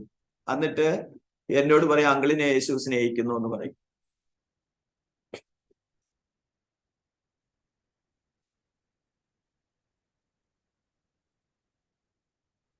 എന്നോട് പറയും അങ്കിളിനെ യേശു സ്നേഹിക്കുന്നു. അപ്പൊ എനിക്കൊന്നും മനസ്സിലാവില്ല. അങ്കിളിനെ യേശു സ്നേഹിക്കുന്നു പറഞ്ഞാൽ ഞാനാണെങ്കിൽ ഈ ഹിന്ദു ഇതൊക്കെ ചൊല്ലിക്കൊണ്ടാ കിടക്കുന്നത് ജീവിക്കാൻ വേണ്ടിയിട്ട്. പിന്നെ ഒരു ആർഎസ്എസിന്റെ പ്രവർത്തകനായിരുന്നു. നല്ലൊരു ഞാൻ സംഘമിത്രമായിരുന്നു. പിള്ളേരെ എല്ലാം ഈ കൃഷ്ണന്റെ രാമന്റെ എല്ലാം വേഷം കെട്ടിച്ച് ശോഭയാത്രയ്ക്കൊക്കെ ഉപയോഗിക്കുന്ന ഒത്തിരി കുട്ടികളെ അങ്ങനെ ഞാൻ ചെയ്തിട്ടുണ്ട്. അപ്പൊ അങ്ങനെ വളരെ മനസ്സ് എനിക്ക് എപ്പോഴും ദൈവത്തോട് വളരെ പറ്റിച്ചേർന്നിരുന്നതാണ്. അപ്പം ഇങ്ങനെയുള്ള കാര്യങ്ങൾ ഞാൻ ഗ്രഹിക്കാനായിട്ടുള്ള അവസരം എനിക്ക് ഉണ്ടായിട്ടില്ല. പിന്നെ എന്റെ ചെറിയ പ്രായത്തില് ഞാന് 3-ൽ പഠിക്കുമ്പോ എന്റെ ചേച്ചി 10-ൽ പഠിക്കുകയാണ്. ആ ചേച്ചിക്ക് ഒരു ചെറിയ റേഡിയോ ഉണ്ടായിരുന്നു. അപ്പൊ ഞങ്ങൾ എല്ലാവരും കൂടെ 5 മണിക്ക് പഠിക്കാൻ എണീക്കും. അച്ഛൻ പഠിക്കാൻ വേണ്ടി വെളുപ്പിനെ എണീപ്പിക്കും. അപ്പൊ ഈ ചേച്ചി റേഡിയോ വെളുപ്പിനെ വെക്കുമ്പോ ഈ തിരമാല അടിക്കുന്ന ശബ്ദത്തിന്റെ ഇടയിൽ കൂടെ ഒരാൾ പറയും കുഞ്ഞുങ്ങളെ നിങ്ങളെ യേശു സ്നേഹിക്കുന്നു. അത് എന്റെ ചെറുപ്പത്തിൽ കേട്ടിട്ടുണ്ട്. അപ്പം വീട്ടിലാണെങ്കിൽ ഭയങ്കര ദാരിദ്ര്യമുള്ള സമയം. ഞങ്ങൾ 7 മക്കളാണ്. 7 പേരും പഠിക്കുകയാണ്. ഞാനും എന്റെ അനിയനും. ഞാനും 1-ാം സ്റ്റാൻഡേർഡിലും അനിയൻ ചെറിയ ഇതില് അംഗൻവാടിയിൽ. അന്ന് ഇതാണ് ആശാൻ നിലത്തെഴുത്തിലാണ്. ആ ടൈമില് വളരെ ദാരിദ്ര്യമുള്ള സമയമാണ്. അപ്പൊ ഇതിൽ പറയുന്ന കുഞ്ഞുങ്ങളെ നിങ്ങളെ ദൈവം സ്നേഹിക്കുന്നു, യേശു നിങ്ങളെ വിളിക്കുന്നു, നിങ്ങളുടെ എല്ലാ കഷ്ടതയും മാറും, ഇങ്ങനെയൊക്കെ ഇങ്ങനെ കേൾക്കും. അപ്പൊ അത് കേൾക്കുമ്പോ എന്നും ഇങ്ങനെ അത് കേൾക്കുമ്പോ ഒരു സുഖം വരുമായിരുന്നു. പിന്നെ ഞാൻ എന്റെ പെങ്ങളോട് പറഞ്ഞു എടി എന്താ ഇങ്ങനെ കേൾപ്പിക്കണേ, ഇതിന് നമ്മൾ എന്താ ചെയ്യേണ്ടത് ചോദിച്ചപ്പോ അത് നീ എന്തിനാ കേൾക്കണം, അത് നമ്മുടെ അല്ല, അത് ക്രിസ്ത്യാനികളുടെയാ, നമ്മളെ അല്ല. അപ്പൊ ഞാൻ ചോദിച്ചു എന്തിനാ നീ വെക്കണേ? ഓ ഞാൻ ഇങ്ങനെ വെറുതെ വെച്ച് കേൾക്കും, നമുക്കത് കുഴപ്പമില്ല, എന്നാലും കേട്ടാ എനിക്കും ഇഷ്ടമാണ് എന്ന് പറഞ്ഞു. പിന്നെ നേരം വെളുക്കാറാവുമ്പോ പള്ളിയിൽ നിന്ന് ഒരു പാട്ട് വരും, ഈശ്വരനെ തേടി ഞാൻ അലഞ്ഞു.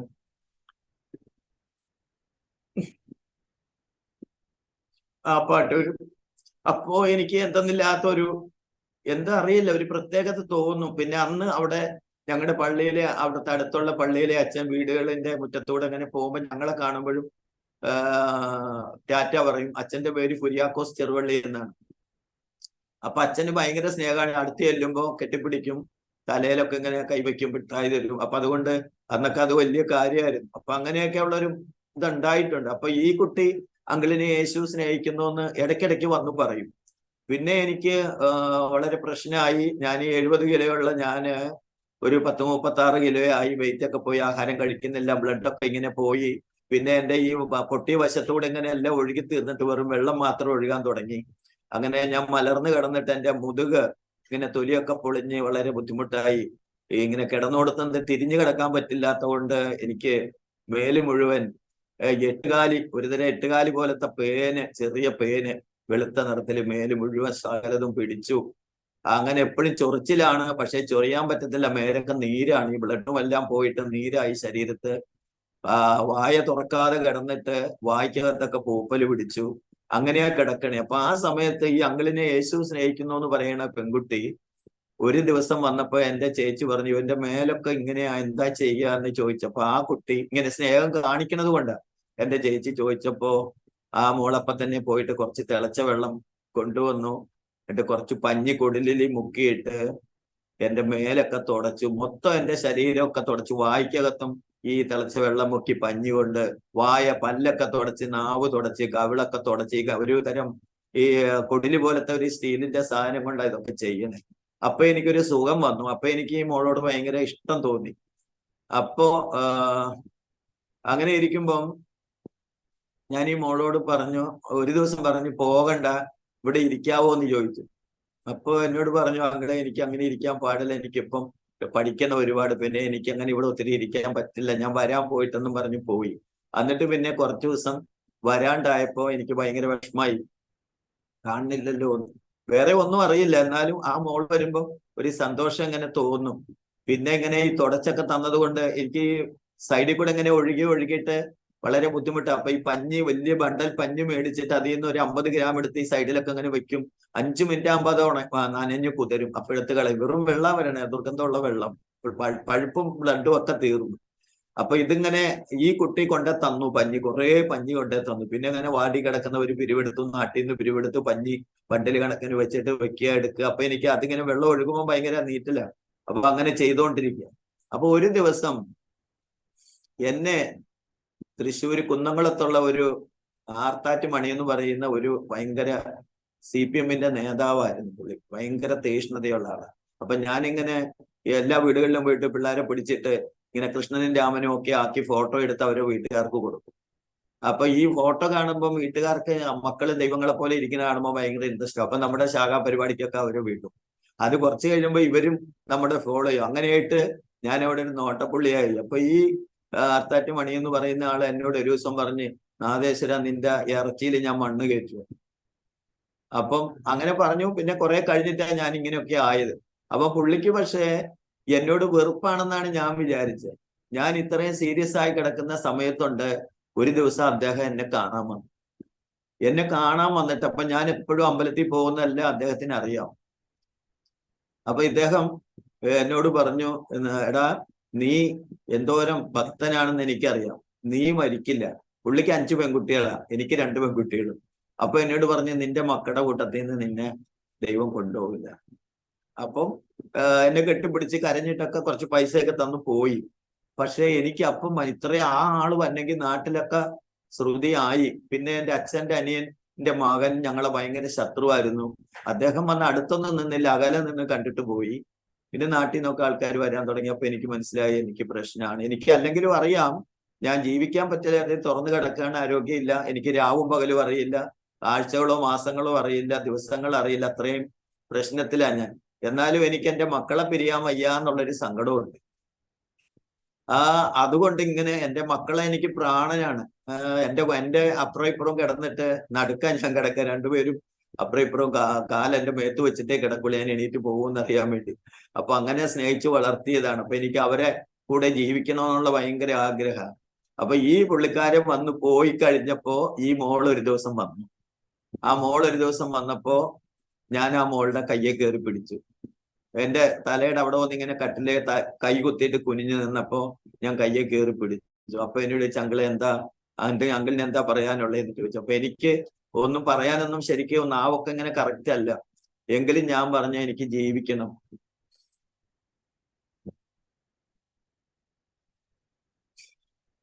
എനിക്ക് എൻ്റെ മക്കളുടെ കൂടെ ജീവിക്കണം. അന്നേരം അവർക്ക് 10 വയസ്സും 11 വയസ്സുമാണ്. എനിക്ക് എൻ്റെ മക്കളുടെ കൂടെ ജീവിക്കണം. മോള് പറയണ, യേശു എനിക്ക് ജീവൻ തരുമോ എന്ന് ചോദിച്ചു. അപ്പോ എന്നോട് പറഞ്ഞു, അങ്കിള് ചോദിക്കുന്ന ജീവൻ, അതാണ് യേശു, അത് അങ്കിളിന്റെ ഉള്ളിലുണ്ട്. ആ യേശു അങ്കിളിന്റെ ഉള്ളിലുണ്ട്. അത് യേശുവാണ് എല്ലാവരുടെയും ജീവൻ, അങ്കിളിന്റെ എന്നല്ല, എന്റെയും ഇവിടെ കിടക്കുന്ന എല്ലാവരുടെയും. ലോകത്തിൽ ആർക്കൊക്കെ ജീവനുണ്ട് അത് യേശു ഉണ്ടെന്നുള്ളതിന്റെ തെളിവാണ്. യേശു നമ്മുടെ ഉള്ളിൽ നിന്ന് പോയാൽ നമ്മൾ ചലനം ഇല്ലാണ്ടാവും. പിന്നെ നമ്മുടെ വ്യക്തിത്വത്തിന് വിലയില്ലാണ്ടാവും. അതുകൊണ്ട് അങ്കിളിന്റെ ഉള്ളിൽ ഇപ്പൊ യേശു കൊണ്ട് പോയിട്ടില്ല. പക്ഷെ അങ്കിളിന്റെ ഉള്ളിൽ യേശുവിന് ഇരിക്കാൻ പറ്റുന്നില്ല. അങ്കിളിന് കുഴപ്പങ്ങളുണ്ട്, അങ്കിളിന് ദൈവത്തിന് അകത്തിരിക്കാൻ പറ്റാത്ത കുഴപ്പങ്ങളുണ്ട്. അപ്പൊ എനിക്കറിയാം അതല്ല.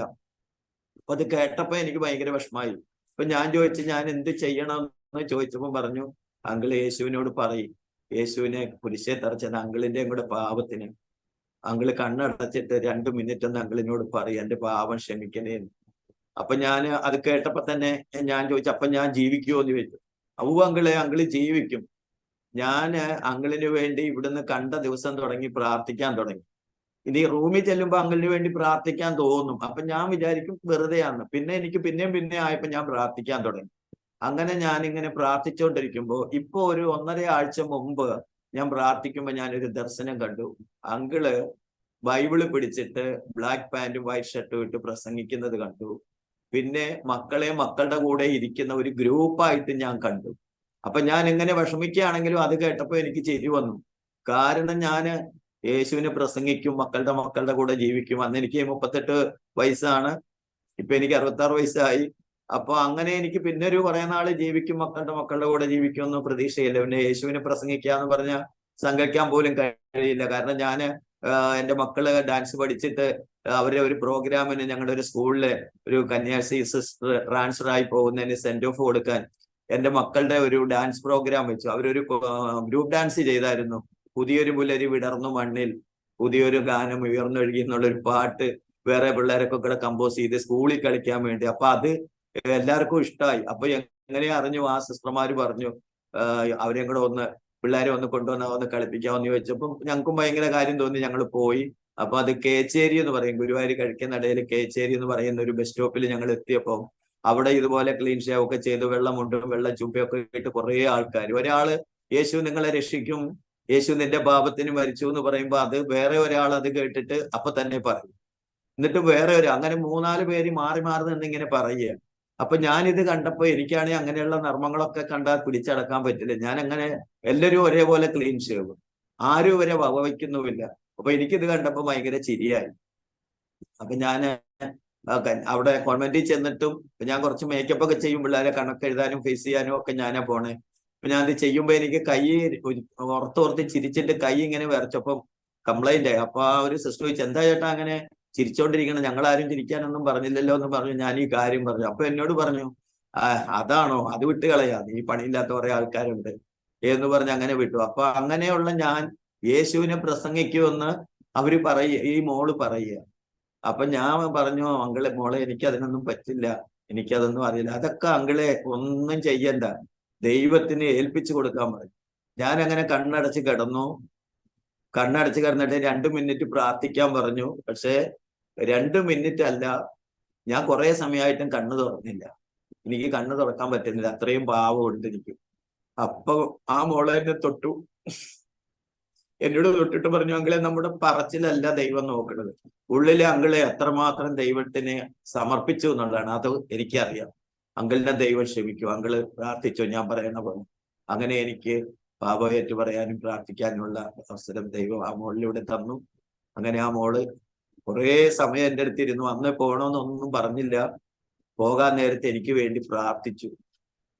അപ്പൊ ഈ പഞ്ഞി എല്ലാ ദിവസവും ഇങ്ങനെ മാറി മാറി വെക്കും. കിടക്കാൻ നേരത്ത് ഒരാൾ എൻ്റെ കൂടെ ഇരിക്കും, 2 പേർ ഉറങ്ങും. ആ ഇരിക്കുന്നയാള് ഇടയ്ക്കിടയ്ക്ക് പഞ്ഞി മാറ്റി വെക്കും. പഞ്ഞി മാറ്റി വെച്ചല്ലേ ഭയങ്കര അസ്വസ്ഥത, ഇങ്ങനെ ഒഴുകി വരുന്നതുകൊണ്ട്. അപ്പം ആള് 2 മണിക്കൂർ കഴിയുമ്പോൾ കിടക്കുമ്പോൾ അടുത്ത ആൾ എഴുന്നേൽക്കും. അവർക്കൊക്കെ എന്നെ ഭയങ്കര കാര്യമായിരുന്നു.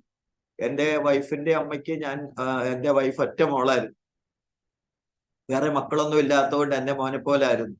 അതുകൊണ്ട് അമ്മ വളരെ ത്യാഗം ചെയ്ത് എൻ്റെ അടുത്തിരുന്നു. ഭയങ്കര ദുർഗന്ധാണ്, പക്ഷെ അവർക്കൊന്നും അത് പ്രശ്നമല്ലായിരുന്നു. അങ്ങനെ ഇരുന്നു. ഈ മോൾ എന്നോട് പ്രാർത്ഥിക്കാൻ പറഞ്ഞു, പ്രാർത്ഥിച്ചു. എല്ലാം കഴിഞ്ഞ് പോകുന്ന നേരത്ത് ആ കുട്ടി പ്രാർത്ഥിച്ച് ഞങ്ങള് രാത്രി കിടക്കാറായപ്പോഴേക്കും ആ മോള് പോയിട്ട് പിന്നെ ഒരു പ്രാവശ്യം പഞ്ഞി വെച്ചുള്ളൂ.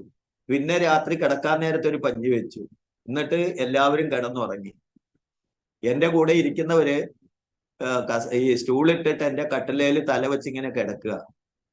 കട്ടിലെ തല വെച്ച് കിടക്കുമ്പോ നേരം വെളുത്തത് അവർ അറിഞ്ഞില്ല, ഞാനും നേരം വെളുത്തത് അറിഞ്ഞില്ല. എനിക്ക് രാത്രി എൻ്റെ ഉറക്കത്തില് എൻ്റെ ശരീരത്തിൽ എന്തോ പ്രത്യേകത ഉണ്ടായി.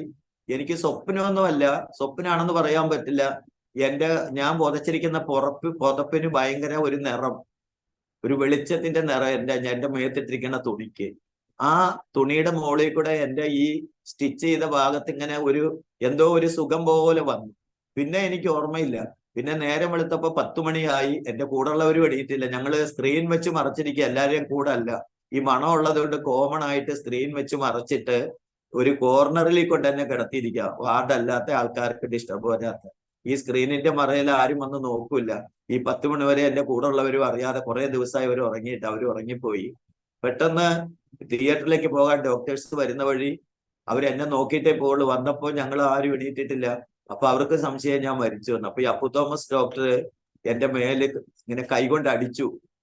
എന്നിട്ട് നാദേശ്വരൻ നാദേശ്വരൻ എന്ന് വിളിച്ചു. ഞാൻ പെട്ടെന്ന് ചാടി എഴുന്നേറ്റു. എനിക്ക് തിരിഞ്ഞു പോലും കിടക്കാൻ പറ്റത്തില്ല. എന്റെ ആ മുറിവുള്ള സൈഡിൽ കൂടെ ആരെങ്കിലും നടന്നു പോയാൽ എനിക്ക് ഭയങ്കര വേദനയായിരിക്കും. എന്തോ ഒരു ഡിസ്റ്റർബ് പോലെ വരും. പക്ഷെ അന്ന് രാത്രി കിടന്ന് നേരം വെളുക്കുമ്പോഴേക്ക് എന്റെ ശരീരമൊക്കെ വളരെ തളർന്നു പോയ ശരീരമാണ്. പക്ഷെ എന്റെ ശരീരം പെട്ടെന്ന് ഉയർന്നു വന്നു അരയ്ക്ക് മേലോട്ട്. അപ്പൊ ഡോക്ടർ അപ്പു തോമസ് എന്റെ അടിയിൽ കൂടെ കൈയിട്ട് താങ്ങി കട്ടിലേന്ന് ഊർത്തി നിലത്തി നിർത്തി. ആ പുതച്ചിരുന്ന തുണി എന്റെ കഴുത്തേൽ എടുത്ത് കെട്ടി. എന്നിട്ട് എന്നെ പിടിച്ച് കൈ പിടിച്ച് മാറ്റി നിർത്തി. അപ്പൊ ആരും പിടിക്കാതെ എന്നെ നിർത്തി നോക്കുമ്പോ എനിക്ക് നിൽക്കാം. അപ്പൊ ഡോക്ടറിന് ഭയങ്കര സന്തോഷമായി. ഡോക്ടർ പറഞ്ഞു, നാദേശ്വരനെ ദൈവം സൗഖ്യമാക്കി കേട്ടതൊരു മിറാക്കിളാണ്. അപ്പൊ തന്നെ എന്റെ ഈ തുണി മാറ്റിയിട്ട് സ്റ്റിച്ചിട്ട ഭാഗത്ത് നോക്കുമ്പോ അവിടെ എപ്പോഴും ഇങ്ങനെ കുതിർന്നിരിക്കാറാ. പക്ഷേ രാത്രി വെച്ച പഞ്ഞി നല്ല പ്യുവർ വൈറ്റ് ആയിട്ടിരിക്കുന്നു. വെള്ളമൊന്നും പിടിച്ചിട്ടില്ല. ആ സ്റ്റിച്ചിട്ട ലൈൻ മുഴുവൻ ബ്ലഡ് വന്നിട്ട് ആ ലൈൻ ഇങ്ങനെ കാണാം. അവിടെ ബ്ലഡേ ഇല്ലായിരുന്നു. അവിടെ എപ്പോഴും മഞ്ഞ നിറായിരുന്നു. പക്ഷെ ആ ലൈൻ വന്നു. അവിടെ ബ്ലഡിന്റെ കളറ് കണ്ടപ്പോഴേക്കും ഡോക്ടർ അത് എടുക്കാൻ നോക്കുമ്പോൾ കിട്ടുന്നില്ല, കട്ട പിടിച്ചിരിക്കുക. അപ്പോഴേക്കും ആൾക്കാരെല്ലാം കൂടി സ്ക്രീനെല്ലാം മാറ്റി ആൾക്കാർ അവിടെ ഇവിടെ കിടക്കുന്നവരെല്ലാം വന്നു. അപ്പം എന്നെ എല്ലാരും കൂടെ തിയേറ്ററിൽ കൊണ്ടുപോയി സ്റ്റിച്ച് ഇടണം. ഡോക്ടർ പറഞ്ഞു സ്റ്റിച്ച് ഇട്ടില്ലെങ്കിൽ ഇവിടെ പ്രശ്നം ഉണ്ടാവും. കാരണം ആദ്യ അനസ്തേഷ്യയില സ്റ്റിച്ച് ഇട്ടത്. ഇപ്പൊ കുറച്ച് വേദനയൊക്കെ ഉണ്ടാവും, അതൊക്കെ സഹിക്കണം. അങ്ങനെ സ്റ്റിച്ച് ഇടണ കൂടെ ഡോക്ടർ പറഞ്ഞു, നാദേശ്വരൻ ഇനി ഒരു ട്രീറ്റ്മെന്റിന്റെ ആവശ്യമില്ല, ഇതൊരു മിറാക്കിളാണ്. അതുകൊണ്ട് ഇനിയും നാദേശ്വരൻ ചെയ്യേണ്ടത് ഇവിടുത്തെ വാർഡുകളിലൊക്കെ പോയിട്ട് ഇങ്ങനെ ദൈവമാണ് എനിക്ക് അത്ഭുതം ചെയ്തതെന്ന്, ഇതുപോലത്തെ ഒത്തിരി ആൾക്കാരുണ്ട്, ഞങ്ങൾ കൊണ്ടുപോവാം എന്ന് പറഞ്ഞു. അപ്പോ ഞാൻ പറഞ്ഞു, എല്ലാ ഡോക്ടറെ എനിക്ക് പോകാമെങ്കിൽ എനിക്ക് ഒരു കുഴപ്പമില്ലെങ്കിൽ എന്നെ വീട്ടിൽ വിട്ടേക്ക്, എനിക്ക് എന്റെ മക്കളെ കാണാം, എന്നിട്ട് ഞാൻ വരാം എന്ന് പറഞ്ഞു. അങ്ങനെ അവര് ആദ്യം സമ്മതിച്ചില്ല. പിന്നെ ഞാൻ നിർബന്ധം, എന്റെ അവസ്ഥ അവർക്കറിയാം.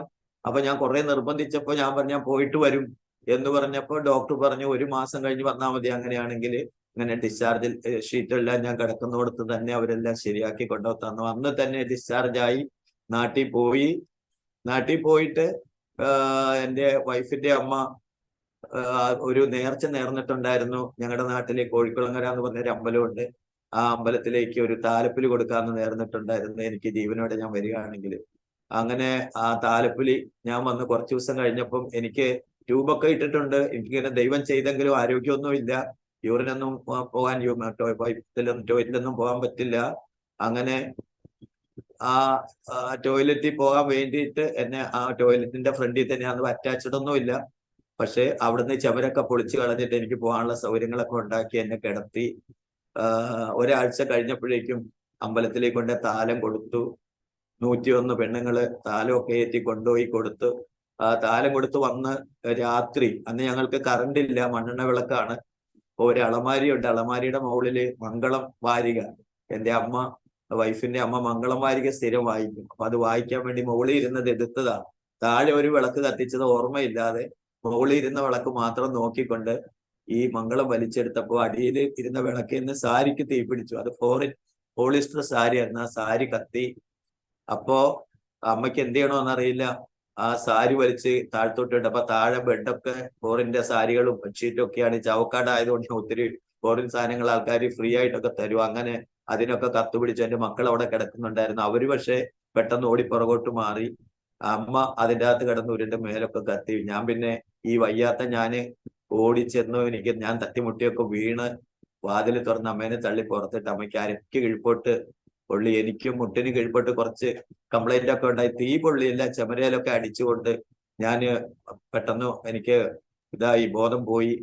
അങ്ങനെ നാട്ടുകാരൊക്കെ കൂടി ഞങ്ങളെ ഹോസ്പിറ്റലിൽ കൊണ്ടുപോകാനുള്ള തിരക്കിൽ വീടിന്റെ അകത്ത് കുറച്ച് തീ പിടിച്ചു. ഞങ്ങളുടെ പെട്ടിയൊക്കെ കത്തി പെരയുടെ ഒരു സൈഡിൽ. അന്ന് ചെമരാണ്, മുകളിൽ ഓലയും താഴെ ചെമരുമായിട്ടുള്ള വീടാണ്. അതില് കുറെ സാധനങ്ങളൊക്കെ കത്തി. അങ്ങനെ ഞങ്ങളെ ഹോസ്പിറ്റലിൽ കൊണ്ടുപോയി അഡ്മിറ്റ് ചെയ്ത് അവിടുന്ന് ഡിസ്ചാർജ് ആയിട്ട് അമ്മ സ്വന്തം ആങ്ങളമാരുടെ അടുത്തേക്ക് പോയി, ചേട്ടത്തിയുടെ അടുത്തേക്ക്. ഞങ്ങളെ വിട്ടുപോയി പേടിച്ചിട്ട്. ഞങ്ങൾക്ക് ശാപം കിട്ടിയതാണെന്നുള്ള എല്ലാരും പറഞ്ഞു വരുത്തി. പിന്നെ എന്നെ കണി കാണാൻ കൊള്ളില്ല എന്ന് പറഞ്ഞിട്ട് ഞങ്ങൾ രാവിലെ എഴുന്നേൽക്കാനൊന്നും ആരും സമ്മതിക്കില്ല. ഇങ്ങനെ ഞങ്ങൾക്ക് വീട് കത്തി, ഞങ്ങളുടെ എല്ലാം കത്തിപ്പോയി. പിന്നെ ആഹാരം കഴിക്കാൻ മാർഗമില്ല, പിള്ളേരുടെ പഠിത്തം മുടങ്ങി. അങ്ങനെ വളരെ കോംപ്ലിക്കേറ്റഡ് ആയ സമയത്ത് ആൾക്കാരെ കാണുന്നത് ഞങ്ങള് എന്തോ ദോഷം പിടിച്ച ആൾക്കാരെ, എന്റെ കൂട്ടുകാരൊക്കെ വഴി മാറിപ്പോയി, ആരും സഹായിക്കാണ്ടായി, ആഹാരം ഇല്ല. അപ്പോഴേക്കും വൈഫിന് കംപ്ലൈന്റ് ആയി, ഹാർട്ടിന് കംപ്ലൈന്റ് ആയി. അമൃതാനന്ദമയി മഠത്തിലെ ഒരു മെമ്പർ ആയിരുന്നു ഞാന്. അങ്ങനെ അമൃതാനന്ദമയി മഠത്തിൽ പോയി കണ്ട് വൈഫിനെ ട്രീറ്റ്മെന്റ് ചെയ്യാനായിട്ട് എറണാകുളത്ത് അമൃതാനന്ദമയി ഹോസ്പിറ്റലിൽ പോയി അഡ്മിറ്റ് ആയി. അങ്ങനെ ഗവൺമെന്റിന്റെ അന്ന് ഒ രാജഗോപാലൻ ഞങ്ങളുടെ അവിടുത്തെ ഒരു പ്രമുഖനായ നേതാവായിരുന്നു, അദ്ദേഹത്തെ പോയി കണ്ടു. അദ്ദേഹം ഹോസ്പിറ്റലിലേക്കുള്ള ട്രീറ്റ്മെന്റിന് വേണ്ടിയിട്ടുള്ള ഫസ്റ്റ് എയ്ഡ് ഒരു 30,000 രൂപ ഗവൺമെന്റിൽ നിന്ന് പാസ്സാക്കി തന്നു. അത് ഹോസ്പിറ്റലിൽ അടച്ചു. പിന്നെ അവർ പറഞ്ഞു സ്പോൺസറെ കണ്ടുപിടിച്ചിട്ട് വേഗം ഓപ്പറേഷൻ ചെയ്യാന്ന് പറഞ്ഞു. പക്ഷെ 6 മാസമായിട്ട് ഓപ്പറേഷൻ ചെയ്തില്ല, സ്പോൺസറെ കിട്ടിയില്ല, നിങ്ങളുടെ പൈസ ലാപ്സ് ആയി പോയി എന്ന് പറഞ്ഞു. വൈഫാണെ വളരെ ടയേർഡായി. അങ്ങനെ ഇരിക്കുമ്പോ ഞങ്ങള് വാടകയ്ക്കൊന്നും താമസിക്കാൻ പറ്റില്ല, ഞങ്ങൾക്ക് താമസിക്കാൻ റൂം എടുക്കാനും ഇല്ലാത്തതുകൊണ്ട് പുറത്തുനിന്ന് വരുന്നവര് വെയിറ്റ് ചെയ്യുന്ന ഷെഡിലാണ് പെൺകുഞ്ഞുങ്ങളുമായിട്ട് ഞങ്ങള് താമസിക്കുന്നത്. വൈഫിനെ രാത്രി ചെന്ന് കൂട്ടത്തിൽ കൊണ്ടുവന്ന് മക്കളുടെ കൂടെ കിടത്തി ഞാനും അടുത്ത് ഇങ്ങനെ ഇരിക്കും, പകല് ഞാൻ ഉറങ്ങും. അങ്ങനെ ആയിരിക്കുന്ന സമയത്ത് ഒരു സെക്യൂരിറ്റി ഇത് നടത്തുന്ന ആളിനെ പരിചയപ്പെട്ടു. ആ ആള് എന്നോട് പറഞ്ഞു, ഒരു ജോലി ഞാൻ തരാം, രാത്രി മാത്രം നിന്നാ മതി, 1,100 രൂപ തരാമെന്ന് പറഞ്ഞു. അവിടെ അടുത്ത് തന്നെ ഒരു സ്കൂളില്, കാമ്പ്യൻ സ്കൂൾ എന്ന് പറയും, വലിയൊരു സ്കൂളാണ് ഇടപ്പള്ളി.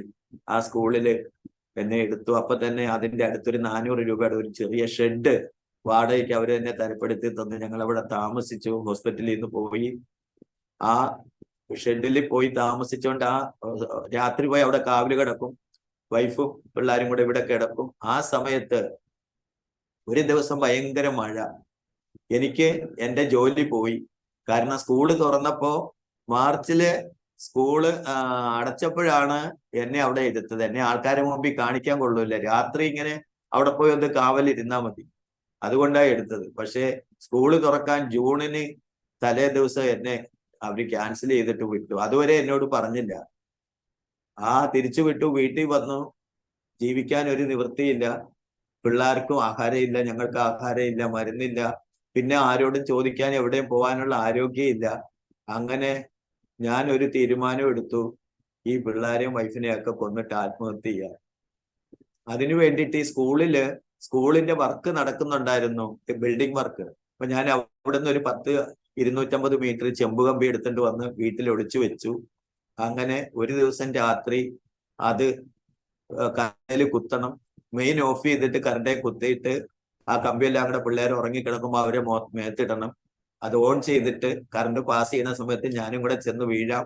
അങ്ങനെ എല്ലാവർക്കും കൂടെ മരിക്കാന്ന് തീരുമാനിച്ചപ്പോ അത് രാത്രി തീരുമാനിച്ചു. ഞാന് നേരം വെളുത്ത് പിറ്റേ ദിവസം ആഹാരമൊക്കെ നല്ലതുണ്ടാക്കി പിള്ളേർക്ക് കൊടുക്കണം. അങ്ങനെ പ്ലാൻ ചെയ്തിരിക്കുമ്പോ ഭയങ്കര മഴ പെയ്തു. ജൂൺ മാസമാണ്, ഭയങ്കര മഴ. പെട്ടെന്ന് മഴയത്ത് ഒരാൾ ഓടി നമ്മുടെ മുറ്റത്ത് വന്നു. മുറ്റം ഞങ്ങൾക്കില്ല, ഇത്തിരി സ്ഥലമേ ഉള്ളൂ, ഒരു എറമ്പ്. അവിടെ നിന്നപ്പോഴേക്കും മഴ കൊണ്ടപ്പോ ഞങ്ങളോട് ചോദിക്കാതെ വീടിനകത്തോട്ട് കയറി. വീടിനകത്തോട്ട് കയറി നിന്ന് വലിയൊരാൾ, ഒരു 6 അടി ഉയരവും 150 കിലോ വെയിറ്റും ഒക്കെ ഉള്ള വലിയൊരാള്. ആളകത്തോട്ട് കയറി നിന്നിട്ട് ഞങ്ങളുടെ വീടിന്റെ ഒക്കെ നോക്കി. ഒരു മുറിയേ ഉള്ള ആകെ, അതിൽ തന്നെ വെക്കലും കുടിക്കലും എല്ലാം.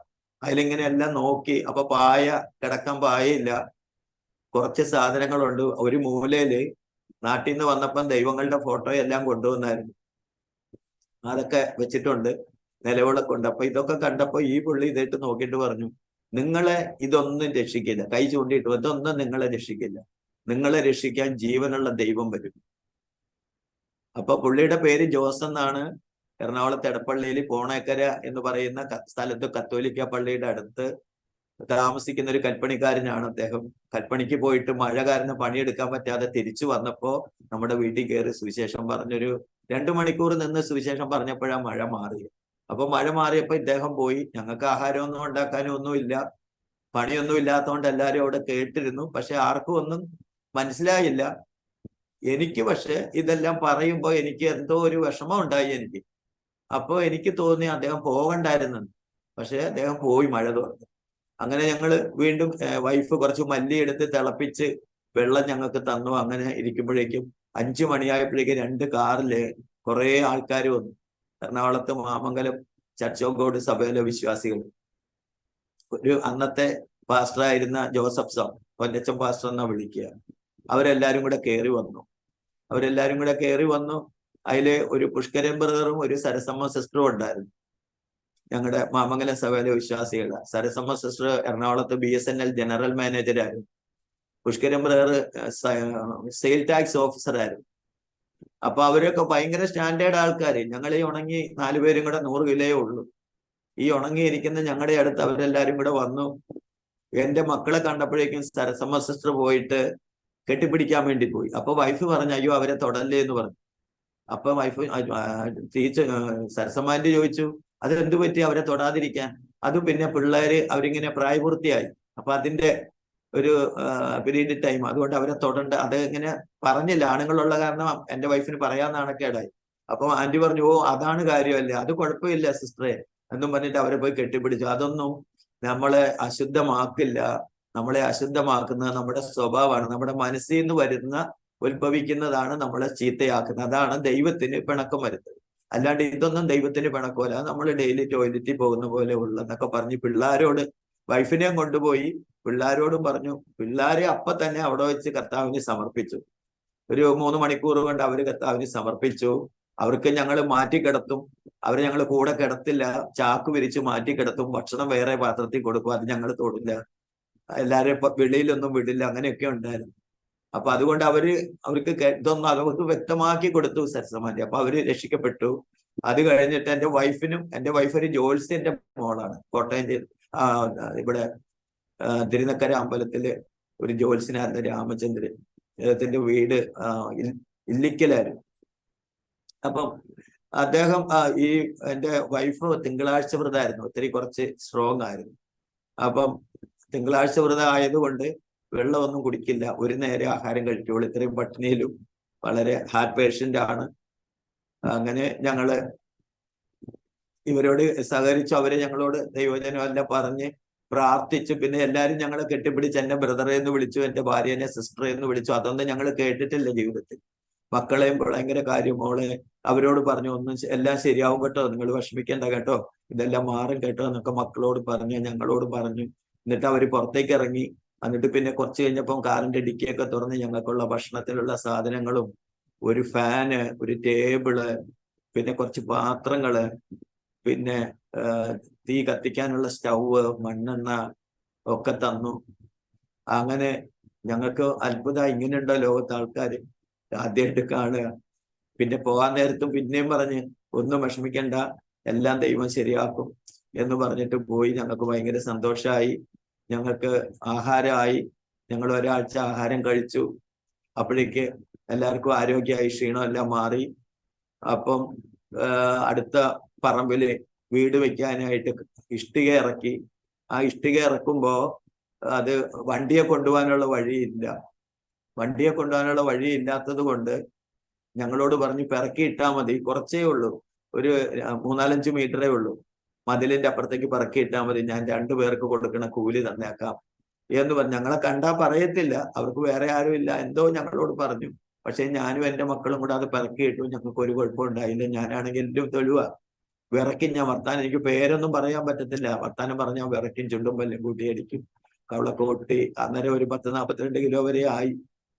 പക്ഷെ ഞങ്ങളത് പിറക്കിയിട്ട് പൈസ കിട്ടി. അപ്പൊ എനിക്ക് തോന്നി, ഇനി എന്നാ പണിക്ക് പോകാം, മക്കളെ ഒന്നിനും വിടണ്ട. അങ്ങനെ ഞാൻ പണിക്ക് പോയി.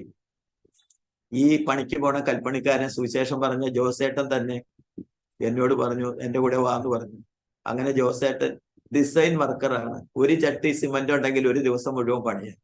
ഡിസൈൻ വർക്കറാണ്, ഒത്തിരി വാരി വലിച്ചൊന്നും വേണ്ട, ഇങ്ങനെ കൊത്തുപണി പോലെ മുറിച്ചൊക്കെ കളയുന്ന ഒരു തരം വർക്ക് ചെയ്യുന്ന വലിയ പണിക്കാരൻ. പുള്ളി എന്നെ കൊണ്ടുപോയി രാവിലെ തന്നെ എല്ലാം കൂട്ടി കുഴച്ചൊക്കെ ഇട്ടിട്ട് ചെറിയ ചെറിയ പാത്രത്തിൽ എനിക്ക് കോരി തന്നാൽ മതി. വെള്ളത്തിന്റെ ബ്രഷ് കൊടുക്കുക, ഈ പറയുന്ന ഉപകരണങ്ങൾ എടുത്തു കൊടുക്കുക, ഇത് ഇടയ്ക്ക് ഇത്തിരി കൊടുക്കുക, പിന്നെ മുറിച്ചിട്ട് കഴിയുമ്പോൾ അത് തുടച്ചു കൂട്ടി വാരിയതൊക്കെ, ഇതൊക്കെയുള്ളപ്പോൾ എനിക്ക് നല്ല സുഖമായി.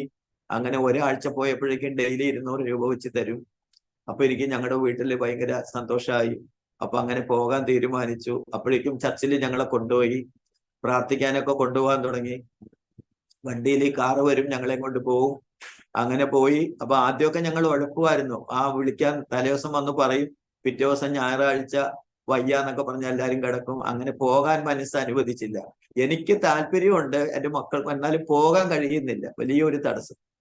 ഒരു ദിവസം അവര് തലേദിവസം തന്നെ വന്ന് വഴക്കൊക്കെ പറഞ്ഞു, ഇനിയും പഴയ പോലെ ആവരുത് എന്നൊക്കെ പറഞ്ഞു. അങ്ങനെ ഞങ്ങള് ഒരു ദിവസം പോയി ആദ്യമായിട്ട് മാമംഗലം ചർച്ച. അപ്പൊ ഞങ്ങൾ അവിടെ കയറി ചെല്ലുമ്പോൾ തന്നെ സ്തുതിപ്പിൻ സ്തുതിപ്പിൻ എന്നും സ്തുതിച്ചിടുവിൻ യേശു രാജാതി രാജാവിനെ, ഈ പാർത്തലത്തിൽ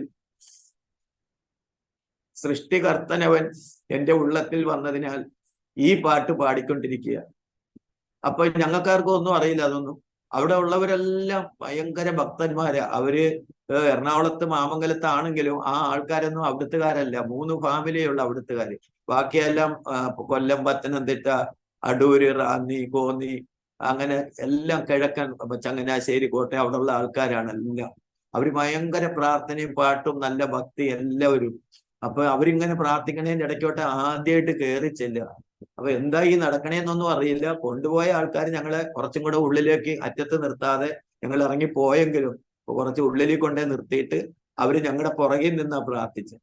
അപ്പം എല്ലാരും പ്രാർത്ഥിച്ചു. മക്കളെ പെൺകുട്ടികളുടെ ഇടയിൽ കൊണ്ടുപോയി, വൈഫിനെയും കൊണ്ടുപോയി. ഞാൻ സഹോദരന്മാരുടെ ഇടയിൽ നിന്നു. പെട്ടെന്ന് പ്രാർത്ഥിക്കുമ്പോ എനിക്കൊന്നും അറിയില്ലെങ്കിലും ഞാനിങ്ങനെ, ദൈവമേ എന്നോട് ക്ഷമിക്കണേ, എല്ലാം ദൈവമാണല്ലോ. ഇപ്പൊ എന്നെ പൂജാകർമ്മം പഠിപ്പിച്ച ആള്, ഞാൻ ഈ രോഗം പിടിച്ച് ഹോസ്പിറ്റലിൽ നിന്ന് വന്നു കഴിഞ്ഞിട്ട് ആ പുള്ളിക്ക് കല്യാണം കഴിക്കാൻ വേണ്ടിയിട്ട് 10 ദിവസത്തെ അവധിക്ക് പോകണം. അപ്പൊ എന്നോട് പറഞ്ഞു ആരെയും കിട്ടുന്നില്ല, പൂജാരിമാരെ ഉത്സവക്കാല.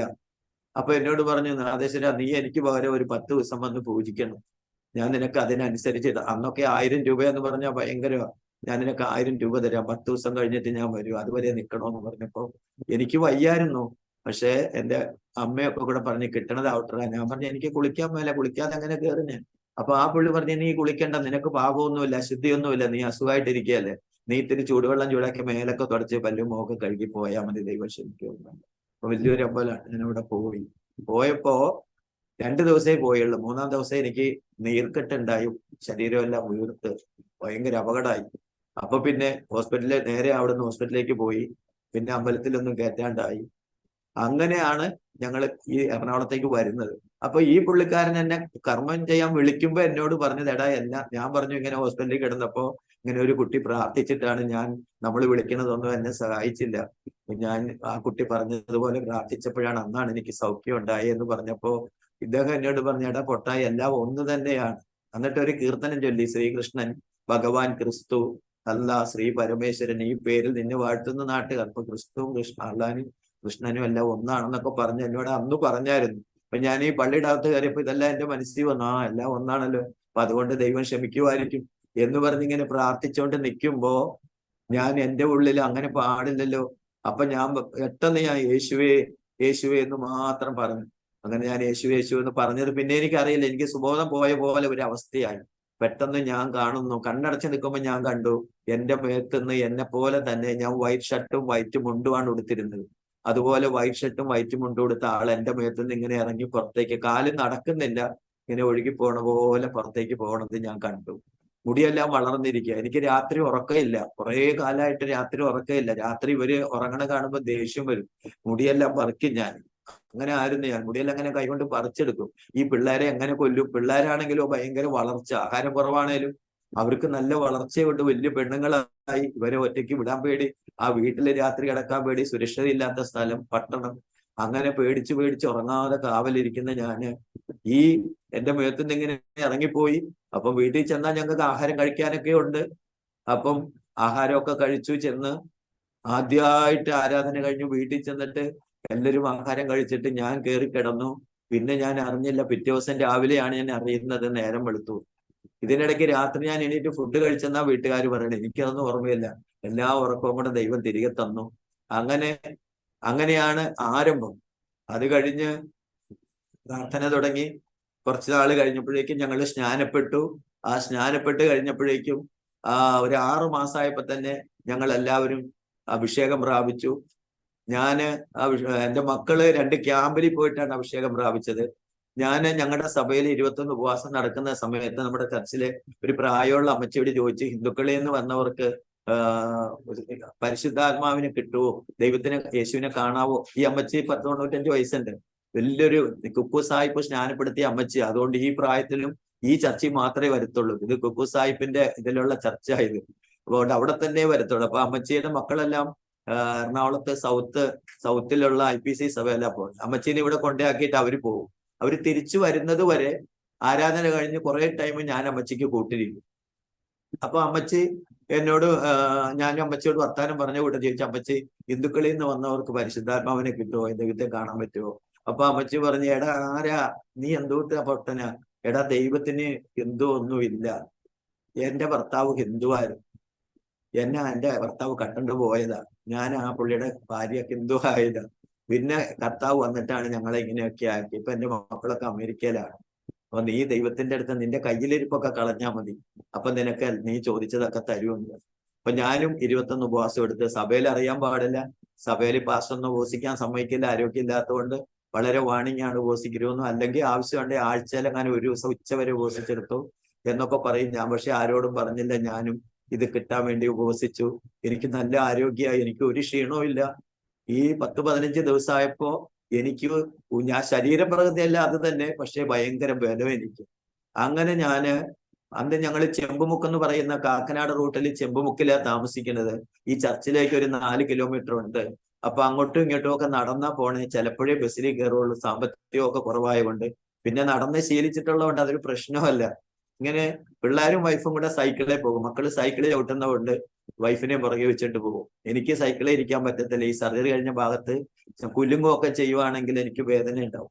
അപ്പൊ അവര് പോകും, ഞാൻ നടന്നു പോകും. അങ്ങനെ ഒരു ദിവസം ഞാൻ പാലാരിവട്ടത്തുനിന്ന് നടന്ന് മാമംഗലത്തേക്ക് പോകുന്ന വഴിയിൽ ചുമരുണ്ട്, മതിലുണ്ട്. മതിലേലെല്ലാം അങ്ങനെ സിനിമാ പോസ്റ്റർ ഒട്ടിച്ചിട്ടുണ്ട്. അപ്പൊ എനിക്കാണെങ്കിലോ സിനിമാ നടന്മാരെല്ലാരും ഫ്രണ്ട്സ് പോലെ, എല്ലാരും കാണുമ്പോഴോ ഇതിന്റെ ആളാണല്ലോ എന്നറിയാം.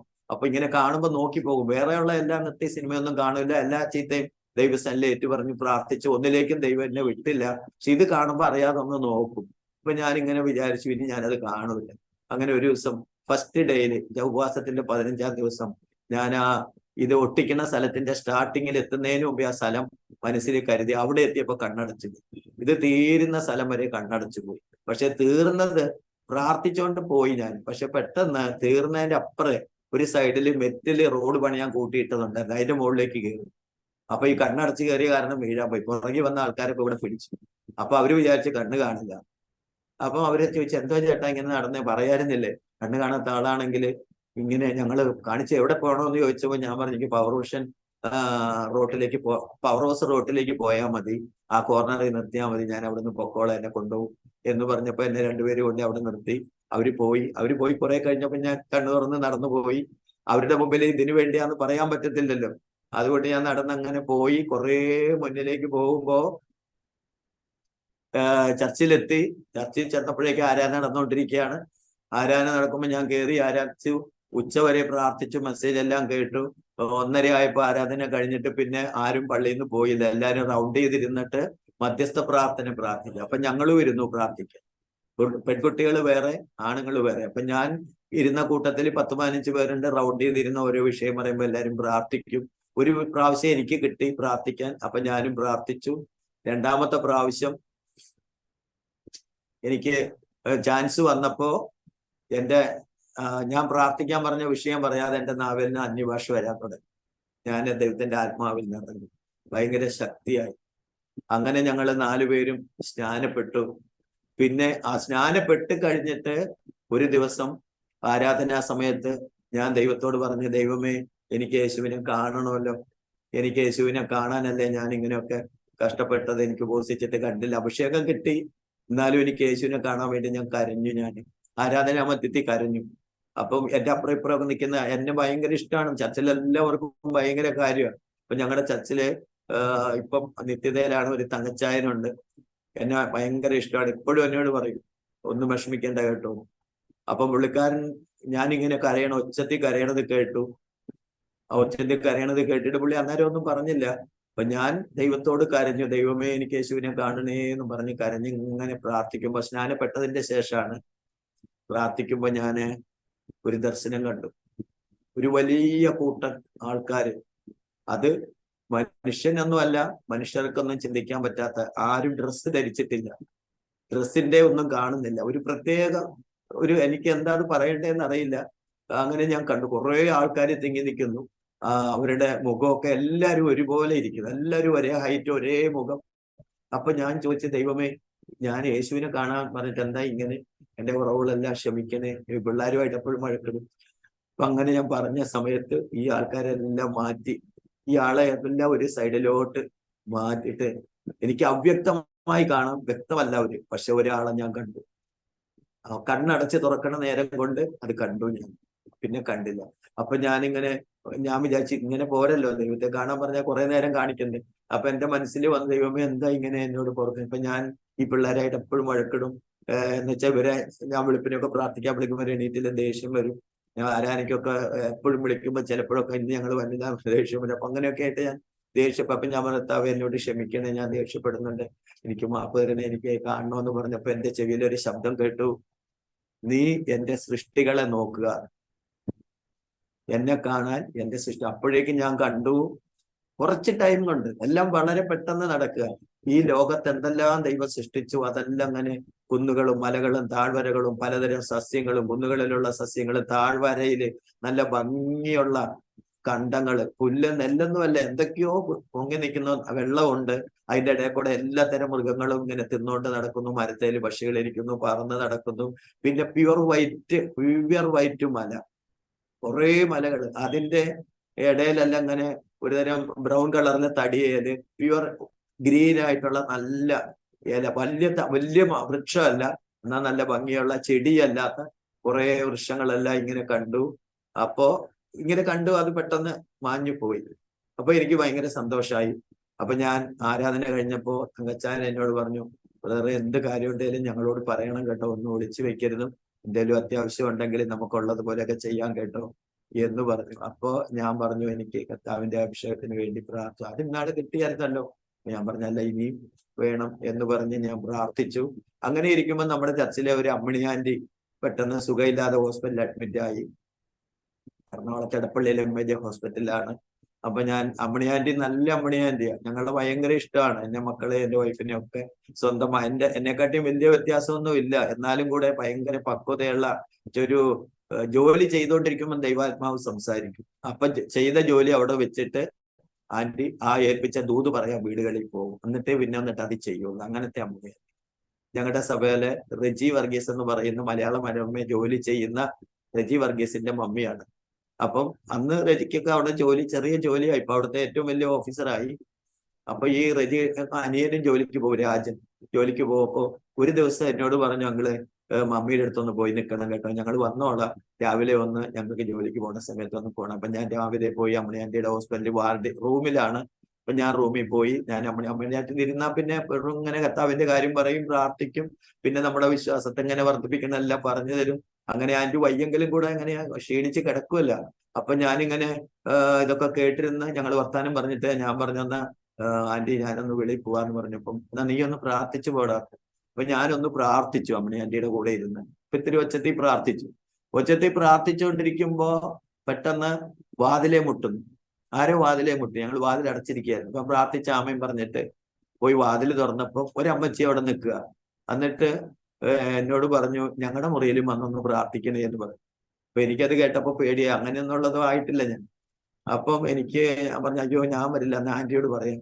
അപ്പൊ ആന്റിയോട് പറഞ്ഞപ്പോ ആന്റി പറഞ്ഞു, എടാ നിന്റെ പ്രാർത്ഥന കേട്ടിട്ടാ വന്ന, നീ പോ, നീ അല്ല പ്രാർത്ഥിക്കുന്ന, കർത്താവ് പ്രാർത്ഥിച്ചോളൂ. അങ്ങനെ പറയരുത് കേട്ട, ആരോടും പ്രാർത്ഥിക്കാൻ പറഞ്ഞാൽ പോയി പ്രാർത്ഥിച്ചോണം, അത് കർത്താവ് വിളിപ്പിച്ചതാന്ന് പറഞ്ഞു. അപ്പൊ ഞാൻ ചെന്നപ്പോ ആ ആന്റി അമൃതാണ്ടമ്മ ഹോസ്പിറ്റലിന്റെ അടുത്താണ് അവരുടെ വീട്. ആ ആന്റിയുടെ ഹസ്ബൻഡ് പട്ടാളക്കാരനാണ്. പട്ടാളത്തിൽ വെച്ചെന്തോ കംപ്ലൈന്റ് ഉണ്ടായി വന്നിട്ട് ഹോസ്പിറ്റലിൽ കിടക്കുകയാണ്. ഒരു 6 അടി നീളവും അതുപോലത്തെ വെയിറ്റ് ഉള്ള ഒരാളിങ്ങനെ കിടക്കുകയാണ്. 2 ആൺമക്കൾ, അതുപോലത്തെ 2 ആൺമക്കൾ നിൽക്കുന്നുണ്ട്. ഈ പുള്ളിക്കാരൻ അവിടെ കിടന്നിട്ട് പറയും, എന്നെ പിടിക്കടാ, എന്നെ എണീപ്പിക്കടാ, എനിക്ക് കക്കൂസി പോണോടാ, എല്ലാ 5 മിനിറ്റിനുള്ളിൽ പറയും. അങ്ങോട്ട് പോകുമ്പോൾ പറയും എന്നെ കൊണ്ടേ കിടത്തടാ. അങ്ങനെ ഭയങ്കര ബുദ്ധിമുട്ടിച്ചുകൊണ്ടിരിക്കുക. അപ്പൊ ഇത് കണ്ടപ്പോ ഞാൻ എന്ത് ചെയ്യാനാ അവിടെ പോയിട്ട്, ഞാൻ ഇങ്ങനെ പറഞ്ഞു, ദൈവമേ ഞാൻ എന്ത് ചെയ്യും എന്നിങ്ങനെ എന്റെ മനസ്സിൽ പറഞ്ഞപ്പോ എന്നോട് ദൈവാത്മാവ് പറഞ്ഞു, നീ പ്രാർത്ഥിക്കാൻ. അപ്പൊ ഞാൻ പെട്ടെന്ന് അവരോട് പറഞ്ഞു, നിങ്ങളെല്ലാരും വെളിയിലിറങ്ങി. അവരെല്ലാരും വെളിയിലിറങ്ങി. അപ്പൊ എന്നോട് ആ മോള് പറഞ്ഞത് എനിക്ക് ഓർമ്മ വന്നു, അങ്കിളെ കണ്ണടച്ചിട്ട് പണ്ടത്തെയൊക്കെ ദൈവത്തോടൊന്ന് പറയും, അറിയാതെ പറ്റിപ്പോയി. അത് ഞാൻ ഓർമ്മ വന്നപ്പോ ഈ അങ്കിളിനോട് പറഞ്ഞു, ഇങ്ങനെ കിടക്കാനല്ല ദൈവം വിളിച്ചിരിക്കുന്നത്, പക്ഷേ അങ്കിളിന്റെ പാപം ദൈവം കണ്ടോണ്ടിരിക്കുക. ഒരുപാട് പാപമുണ്ട് അങ്കിളിന്, അതെല്ലാം ദൈവം കണ്ടോണ്ടിരിക്കുക. ദൈവം എന്തൊക്കെ ചെയ്തു ദൈവത്തിന് മറഞ്ഞിരിക്കണോ ഒന്നുമില്ല. അതുകൊണ്ട് അതെല്ലാം ദൈവത്തോട് പറഞ്ഞ, എനിക്ക് വചനമൊന്നും പറഞ്ഞു കൊടുക്കാൻ അന്നേരം അറിയില്ല. ഞാൻ പറഞ്ഞ ദൈവം എല്ലാം ക്ഷമിക്കും, യേശുവിനോട് പറയും, യേശുവെ എന്റെ പാപത്തിനാണ് ക്രൂശിക്കപ്പെട്ടത്, എന്റെ കൈയും കാലും ഒക്കെ തുളയ്ക്കേണ്ടതിനാണ് യേശുവിന്റെ കൈകാൽ തുളച്ചത്. ഞാൻ കൈകൊണ്ട് പാപം ചെയ്തിട്ടുണ്ട്, കാല് പാപമുള്ളടത്ത് പോയിട്ടുണ്ട്, തലയിൽ പാപം ചിന്തിച്ചിട്ടുണ്ട്, അതാണ് ആ തലയിൽ മുടിയിൽ മുള്ളു കയറിയത് എന്നൊക്കെ പറഞ്ഞു. ഞാനും 2 മിനിറ്റ് പറഞ്ഞ അദ്ദേഹം കുറെ നേരം കരഞ്ഞു, കണ്ണുനീരിങ്ങനെ ഒഴുകി, ചുണ്ടൊക്കെ വിറച്ച്. അപ്പോ കുറച്ച് കഴിഞ്ഞപ്പോ ഞാൻ പറഞ്ഞു നമുക്ക് പ്രാർത്ഥിക്കാം. അങ്ങനെ ഞാൻ പറഞ്ഞു, ഈ അങ്കിളിനോട് കരുണ കാണിക്കണേ ദൈവമേ, ദൈവമാണല്ലോ എന്നെ ഇവിടെ കയറ്റിയത്, ഇത് ദൈവത്തിന്റെ ഒരു പ്രവൃത്തി കാണാൻ എനിക്കും ആഗ്രഹമുണ്ട് ദൈവമേ എന്ന് ചെറിയ ഏതാണ്ടൊക്കെ പറഞ്ഞു പ്രാർത്ഥിച്ചു. ഞാൻ എന്നിട്ട് വേഗം പുറത്തിറങ്ങി. പിന്നെ അവരോട് ഞാനൊന്നും പറഞ്ഞൊന്നുമില്ല. ഞാൻ ഇറങ്ങി അമ്മണി എന്നോട് പറഞ്ഞു ഇങ്ങനെ പ്രാർത്ഥിച്ചെന്ന്. എന്നിട്ട് ഞാൻ പറഞ്ഞു ഞാൻ പൊക്കോട്ടെ ആൻറ്റി. അപ്പൊ അവിടുത്തെ മോൻ വന്നു, ഇളയ മോൻ. നീ പൊക്കോളാൻ പറഞ്ഞു. ഞാൻ പോയി കഴിഞ്ഞപ്പോ അവരുടെ ഡോക്ടർ വന്നു. ഈ പുള്ളിക്ക് ഒരു കുഴപ്പമില്ല, ആള് നോർമലായി. അപ്പൊ ആ പുള്ളിക്കാരൻ അമ്മണി ആന്റിയുടെ അടുത്ത് പോയിട്ട് ആ ഭാര്യ പറഞ്ഞു, ആ മോനെ ഞങ്ങളുടെ വീട്ടിലോട്ടൊന്ന് വിടണം കേട്ടോ. അവർ അഡ്രസ് എല്ലാം കൊടുത്തു പോയി. അപ്പൊ ഞാൻ അവരുടെ വീട്ടിൽ പോയി. 2 ദിവസം കഴിഞ്ഞപ്പോ പോയി. ഞാൻ ചെന്നപ്പോൾ ഞാൻ ഉപവാസമായിട്ടാ പോയി. സഭയിൽ എല്ലാവരും പറയും ഇങ്ങനെ പോകുമ്പോ ഉപവാസമായിട്ട് പോകണം. അപ്പൊ ഞാൻ ആരോടും പറഞ്ഞൊന്നുമില്ല. ഞാൻ ഉപവാസമായിട്ട് പോയി. അവിടെ ചെന്നപ്പോഴേക്കും ഈ പ്രശ്നക്കാരനായിരുന്ന ആള് ശരീരം മുഴുവൻ ഏതാണ്ട് എണ്ണയൊക്കെ തേച്ചിട്ട് ഇങ്ങനെ ട്രൗസറൊക്കെ ഇട്ട് ഇങ്ങനെ നടക്കുക ഭയങ്കര സ്പീഡിൽ. അപ്പോ ഞാനിത് കണ്ടപ്പോഴേക്കും എനിക്ക് ഭയങ്കര അത്ഭുതമായി പോയി. അന്ന് അവിടെ കിടന്ന് ഞാനൊന്നും അറിയില്ലല്ലോ. ഇവര് ആന്റി അറിഞ്ഞിട്ടില്ല അവർക്ക് വന്ന മാറ്റം എന്താണെന്നൊന്നും എന്നോട് പറഞ്ഞില്ല. ഞാൻ പക്ഷേ അവിടെ ചെന്ന് നിൽക്കുമ്പോ അവിടുത്തെ അമ്മച്ചി പിന്നെയും വന്നു. അത് മോനെ വിളിച്ചത് വേറെ ഒരു കാര്യം പറയാനാ, ഞങ്ങൾക്ക് ഒരു മോനും കൂടെ ഉണ്ട്. അപ്പം 2 മോൻ, ഈ അപ്പനെ പോലെ വലിയ 2 മോന് 10, 30, 28 ഉണ്ട്. ഇനി ഒരു മോനും കൂടെ ഉണ്ട് എന്ന് പറഞ്ഞു. അപ്പൊ ഞാൻ ചോദിച്ചെന്തേ, അവന് ഒരു പ്രശ്നമുണ്ട്, അവന് ഒന്ന് വേണ്ടി പ്രാർത്ഥിക്കാൻ. അപ്പൊ ഞാൻ പറഞ്ഞാ വരാൻ പറയാം. അവൻ വരില്ല. അങ്ങനെ അവനൊരു മുറി കിടക്കുക. അവൻ ഗുജറാത്തിൽ ജോലിക്ക് പോയിട്ട് 2 കൊല്ലം കഴിഞ്ഞപ്പോ അവിടുന്ന് ആൾക്കാർ വണ്ടിയെ കയറ്റി വിട്ടത്. അവനൊരു പ്രത്യേകമായി റൂമിൽ കയറി ഇരിക്കുകയാണ്. കുളിക്കില്ല, ഡ്രസ് മാറില്ല, ആഹാരം കഴിച്ചാൽ വായ കഴുകില്ല, അതുപോലെ എല്ലാ കാര്യങ്ങളും വളരെ പാടാണെന്നൊക്കെ പറഞ്ഞു. അപ്പൊ എന്റെ ഉള്ളിൽ കൂടെ ദൈവം പറഞ്ഞു, എന്നാ അവനോട് ഞാൻ പറഞ്ഞെന്ന് പറയുവാൻ. അങ്ങനെ ഞാൻ പറഞ്ഞു. അപ്പോ ആ പയ്യനല്ല വലിയൊരാള് അവനെ വിളിച്ചോണ്ട് വന്നു, എന്റെ മുമ്പിൽ വന്നു. അവന് വന്ന് നിന്നപ്പോഴേക്കും ഞാൻ അങ്ങനെ കണ്ണടച്ച്, എന്റെ ദൈവമേ ഇവരിങ്ങനെയൊക്കെ പറഞ്ഞല്ലോ ദൈവമേ, ദൈവം ഒന്ന് പ്രവർത്തിക്കണേ ദൈവമേ എന്ന് മാത്രം ഞാൻ മനസ്സിൽ പറഞ്ഞോളൂ. അവനവിടെ മറിഞ്ഞു വീണു. അപ്പൊ ഇവരെല്ലാരും കൂടെ പിടിച്ചു താങ്ങി കിടത്തി. കുറച്ചു നേരം കഴിഞ്ഞപ്പോ അവൻ കണ്ണു തുറന്നിട്ട് അവൻ എണീറ്റ് ഒരു കുഴപ്പമില്ലാതെ എണീറ്റിട്ട് ഈ അമ്മയും അപ്പനും ചേട്ടന്മാര് 2 പേരും പോയി കെട്ടിപ്പിടിച്ചു. എന്നിട്ട് പറഞ്ഞു, ഇവനെ നിങ്ങൾ കൊണ്ടുപോയിക്കോളാൻ പറഞ്ഞു. അപ്പൊ ഞാൻ പറഞ്ഞു ഞാൻ സഭയിൽ പോയി പറയാം കേട്ടോ എന്ന് പറഞ്ഞിട്ട് ഞാൻ പോയി. ഇപ്പൊ പോണേക്കരയില് അമൃതാനമയ ഹോസ്പിറ്റലിന്റെ അടുത്ത് ജോൺ വർഗീസ് എന്ന് പറയുന്ന ഒരു ദൈവദാസൻ, ഒരു ജോലിയാണ്, നാഫട്ടിന്റെ ജനറൽ മാനേജർ ആയിരുന്നു. അദ്ദേഹത്തിന്റെ ഭാര്യ ടെസി ആന്റി മോഡ ബ്രെഡ് കമ്പനിയുടെ സൂപ്രണ്ട് ആയിരുന്നു. 2 മക്കളുണ്ട്, ഷൈൻ, ഫിന്നി. അവരൊക്കെ കൊച്ചു പിള്ളേരാണ്. അവരൊക്കെ ഇപ്പൊ ദൈവത്തിന്റെ വേല ചെയ്യാണ്. അപ്പം ഈ അങ്കിളിന്റെ ആന്റിനെ ആയിട്ടാണ് ഞാൻ ഭയങ്കര കൂട്ട്. അവിടെ ചെന്ന് പറഞ്ഞു ഇങ്ങനെയൊക്കെ ഉണ്ടെന്ന്. അപ്പം അവര് പറഞ്ഞു എന്നാ നമുക്ക് പോകാം എന്ന് പറഞ്ഞു. അപ്പൊ ഇപ്പം അദ്ദേഹം ഇപ്പൊ നിത്യതയിലാണ്. ജോൺ വർഗീസ് എന്ന് പറഞ്ഞ ആൾ. അദ്ദേഹം ജോലിയൊക്കെ രാജിവെച്ചു. ആന്റി വലിയ ജോലിയാണ്, എല്ലാം രാജിവെച്ചു കർത്താവിന്റെ വേല ചെയ്തു. അപ്പൊ എനിക്കിതെല്ലാം ഇവരൊക്കെ ചെയ്യുന്നതെല്ലാം എന്നെ വളരെ സ്വാധീനിക്കുക. ഇവരൊക്കെ എന്തോ കാണിക്കുന്നതെല്ലാം ഞാൻ കോപ്പി അടിക്കുക. അപ്പൊ എനിക്ക് ഇത് ഇങ്ങനെ ഞാൻ ഇങ്ങനെ ജനറൽ കോണ്ടാക്ട്സ് ഇല്ല എനിക്ക്. അവിശ്വാസികളോടൊന്നും സംസാരിക്കാൻ അങ്ങനെയുള്ള, അല്ലെങ്കിൽ വിശ്വാസികളോടും കൂട്ടായ്മ, പ്രാർത്ഥന, ആരാധന, ആ ടൈമിലുള്ള ബന്ധം മാത്രമേ ഉള്ളൂ. എപ്പോഴും കൂട്ടായ്മയാ. പിന്നെ എന്നെ ഒരു ദാനിയേൽ എണ്ണക്കാട് എന്ന് പറയുന്ന ഒരു ഗവൺമെന്റ് സ്കൂൾ അധ്യാപകൻ, വേറെ ഒരു സഭയുടെ പാസ്റ്ററാണ്, അദ്ദേഹത്തിനും എന്നെ കാര്യമാണ്. അദ്ദേഹം ഇടയ്ക്കിടയ്ക്ക് എന്നെ വന്ന് കാണും. ചെങ്ങന്നൂർ പെണ്ണൂക്കരയാണ് സ്വദേശം, പക്ഷേ അദ്ദേഹം എറണാകുളത്താ താമസം. അദ്ദേഹം എന്നെ ഇടയ്ക്കിടയ്ക്ക് സുവിശേഷം പറയാൻ കൊണ്ടുപോകും, സാക്ഷ്യം പറയിപ്പിക്കും. അങ്ങനെ ദൈവം എന്നെ ഉപയോഗിക്കാൻ തുടങ്ങി. ഈ പയ്യന്റെ വീട്ടിൽ ഇവര് പോയപ്പോ അവരെ പള്ളിക്കാർ വന്ന് മുടക്കി, പയ്യൻ വന്നില്ല. പിന്നെയും എനിക്ക് മോൾക്ക് കല്യാണമായി. ആ മോള് പറഞ്ഞ പോലെ മക്കളുടെ മക്കളെ കാണുമെന്ന് പറഞ്ഞു. അപ്പൊ ഞാൻ സുവിശേഷം പറയാൻ എല്ലാ ദിവസവും പോകും. പക്ഷെ വീട് വിടാൻ തോറും രാത്രി 10 മണിക്കൊക്കെയാണ് സുവിശേഷം പറഞ്ഞ് തിരിച്ചു വരുന്ന. രാവിലെ പോയാൽ ആഹാരമൊന്നും കഴിക്കാൻ ഓർക്കില്ല, ആഹാരത്തിനൊന്നും ഇൻട്രസ്റ്റ് ഇല്ല, എനിക്കൊരു രോഗമില്ല, ക്ഷീണമില്ല, ഭക്ഷണം കഴിച്ചില്ല എന്ന് വെച്ചിട്ട് ഞാൻ തളർന്നു വീഴാറില്ല. എവിടെ പോയാലും ദൈവത്തെ ഞാൻ എന്റെ സംഭവങ്ങളാ പറയണേ. ഞങ്ങൾ ഇങ്ങനെ ആയിരുന്നു, മരിക്കാറായി കിടന്നു, മക്കളെയും കൊണ്ട് മരിക്കാൻ പോയതാ, ഇന്ന രോഗം വന്നു, ഇതൊക്കെ എല്ലാ വീട്ടിലും കയറി പറയും. അങ്ങനെ കുറെ പേര് വിശ്വാസി വന്നു, ഒത്തിരി ആൾക്കാർ വിശ്വാസി വന്നു. ഞാന് അങ്ങനെ ഒരു റിസോർട്ടില് എറണാകുളത്ത് കളിവീട് എന്ന് പറയുന്ന ഫോർട്ട് കൊച്ചിയിലെ റിസോർട്ടില് ഇങ്ങനെ ട്രാക്ട് കൊടുത്ത് ചെന്നപ്പോ അവിടെ വെച്ചാണ് ഈ ഷാജി നായരെ പരിചയപ്പെട്ട് എന്നെ കണക്ട് ചെയ്തത്. അപ്പം അദ്ദേഹം നേരത്തെ തന്നെ കർത്താവിനെ അറിഞ്ഞ ആളാണ്, പക്ഷെ റിസോർട്ടിലായതുകൊണ്ട് പ്രാർത്ഥനയ്ക്കൊന്നും പോകുന്നില്ല. അപ്പൊ ഞാൻ അവിടെ ചെന്ന് പരിചയപ്പെട്ടു. അങ്ങനെ അവിടെയുള്ള സ്റ്റാഫിനെ എല്ലാം കൂട്ടി രാത്രി അവരോട് സുവിശേഷം പറഞ്ഞ് അന്ന് അവിടെ കിടന്നു. സ്റ്റാഫിനെ 10 മണിക്ക് 11 മണിക്ക് ശേഷം ഈ ഫോറിനേഴ്സ് എല്ലാം വന്ന് ക്ലോസ് ചെയ്ത് കഴിയുമ്പോൾ വലിയ റിസോർട്ട്, ഒത്തിരി സായിപ്പന്മാരുണ്ട്. അപ്പൊ ഇവരെനിക്ക് ഫുഡൊക്കെ തന്നു, അവിടെ കിടന്ന് അങ്ങനെ ഇടയ്ക്കിടയ്ക്ക് അങ്ങനെ പോയി പറഞ്ഞു അവിടുത്തെ 5 സ്റ്റാഫിന് സ്നാനപ്പെടാൻ ദൈവം അനുവദിച്ചു. ഞാൻ തന്നെ സ്നാനപ്പെടുത്തി. അതിൽ ഒരാള് പാസ്റ്ററായി. അത് കഴിഞ്ഞ് ഷാജി ബ്രദറിന്റെ കെയർ ഓഫിൽ അനേക സ്ഥലങ്ങളിൽ എന്നെ കൊണ്ടുപോയി. പിന്നീട് ഒരു ഡോക്ടറിന്റെ വീട്ടിൽ പ്രാർത്ഥിക്കാൻ പോയി. ആ ഡോക്ടറിന്റെ വീട്ടിൽ ഡോക്ടറിന്റെ വൈഫ് ഒരു ഫിസിഷ്യനും സൈക്കാട്രിയാണ്. അവര് ദൈവത്തെ അറിഞ്ഞവരാണ്. പക്ഷെ ആ കൊറോണ ടൈമില് അവരുടെ വീട്ടിൽ പോയി വൈഫിനെ ഡോക്ടറെ കാണിക്കാൻ വേണ്ടി പോയതാ. പക്ഷെ ഡോക്ടർ പൈസ മേടിച്ചില്ല. എന്താ ജോലിയെന്ന് ചോദിച്ചു, പാസ്റ്ററാന്ന് പറഞ്ഞപ്പോ പൈസ മേടിച്ചില്ല. എന്നിട്ട് എന്നോട് പറഞ്ഞു എനിക്ക് വേണ്ടി ഒന്ന് പ്രാർത്ഥിച്ചാൽ മതി, എന്റെ തലയെ കൈവച്ചൊന്ന് പ്രാർത്ഥിക്കണം. തലയെ കൈവച്ച് പ്രാർത്ഥിച്ച് എന്നിട്ട് പറഞ്ഞു എന്നാ പാസ്റ്റർ നമുക്കൊരാഴ്ചയിൽ ഒരു ദിവസം വെച്ചിട്ടൊന്ന് വചനം പഠിച്ചാലോ. ഞാൻ പറഞ്ഞു ഓക്കെ. അങ്ങനെ പിറ്റേ ദിവസം തൊട്ട് പോയി. 2 ദിവസമായപ്പോ ഡോക്ടർ പറഞ്ഞു നമുക്ക് എല്ലാ ദിവസവും നോക്കാം. ഡോക്ടർ പിന്നെ പ്രൈവറ്റ് കൺസൾട്ടന്റ് നിർത്തി. വീടിന്റെ ഫ്രണ്ടിലാണ് അത് പൂട്ടി. പിന്നെ എല്ലാ ദിവസവും ആ ടൈമിൽ പ്രയറായി. ഡോക്ടർ അത്യാവശ്യം വചനം അറിയുന്ന ആളാണ്, വൈഫും. പക്ഷെ അപ്പനും അമ്മയും പെങ്ങളും ഒന്നും ആയില്ല. പെങ്ങളും ഡോക്ടറാണ്, അപ്പനും അമ്മയും വലിയ സ്റ്റാൻഡേർഡിലുള്ളവരാണ്. അവരെല്ലാം ഞങ്ങളുടെ കൂടെ. ആദ്യമൊക്കെ അവര് കൂടില്ല, പിന്നെ അങ്ങനെ കൂടി ഇപ്പൊ എല്ലാവരും കർത്താവിന്റെ മക്കളായി ദൈവത്തിന് വേണ്ടി ജീവിക്കാൻ തുടങ്ങി. Price the Lord. അപ്പോ ആ കൊറോണ 2 വർഷം ഞങ്ങൾ അവരുടെ വീട്ടിൽ ഭയങ്കര പ്രയറായിരുന്നു. ഞങ്ങളെ ഒന്നും, ഡോക്ടർ കുറച്ച് ഫേമസ് ആണ്, ഒത്തിരി ക്വാളിറ്റിയുള്ള ആളാണ്. അദ്ദേഹം ഇപ്പം വളരെ വട്ടത്തൊരു സഭയുടെ അസിസ്റ്റന്റ് പാസ്റ്ററാണ്. ടാബർനാക്കിൾ ഓഫ് ക്രൈസ്റ്റ് എന്നാണ് ആ ചർച്ചിന്റെ പേര്. അങ്ങനെ ഞങ്ങൾ ഒരുമിച്ച് ഒരുപാട് വർക്ക് ചെയ്തു. ഇപ്പോഴും ഞാൻ ഓടി നടന്നിങ്ങനെ ദൈവവചനം പറഞ്ഞുകൊണ്ടിരിക്കുകയാണ്.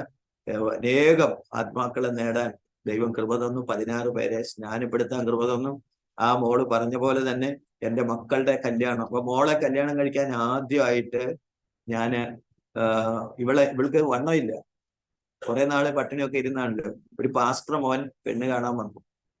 അപ്പം വേറെ ഒരു പാസ്റ്റർ, ഒരു ടീം വർക്കിൽ വെച്ച് പരിചയപ്പെട്ട ഒരു പാസ്റ്റർ, അദ്ദേഹത്തിന്റെ സഭയിലെ പയ്യനെ ഒരു പാസ്റ്റർ, വേറൊരു പാസ്റ്റർ മോനാണ് എന്നൊക്കെ പറഞ്ഞപ്പോ ഞാൻ പറഞ്ഞു എന്റെ മോൾക്ക് 18 വയസ്സ് കഴിഞ്ഞതേ ഉള്ളൂ, പക്ഷേ ഞങ്ങൾ വിശ്വാസത്തിന്റെ നിലനിൽപ്പിന് വേണ്ടി ഞങ്ങളുടെ ആൾക്കാരെല്ലാം എതിരാണ്.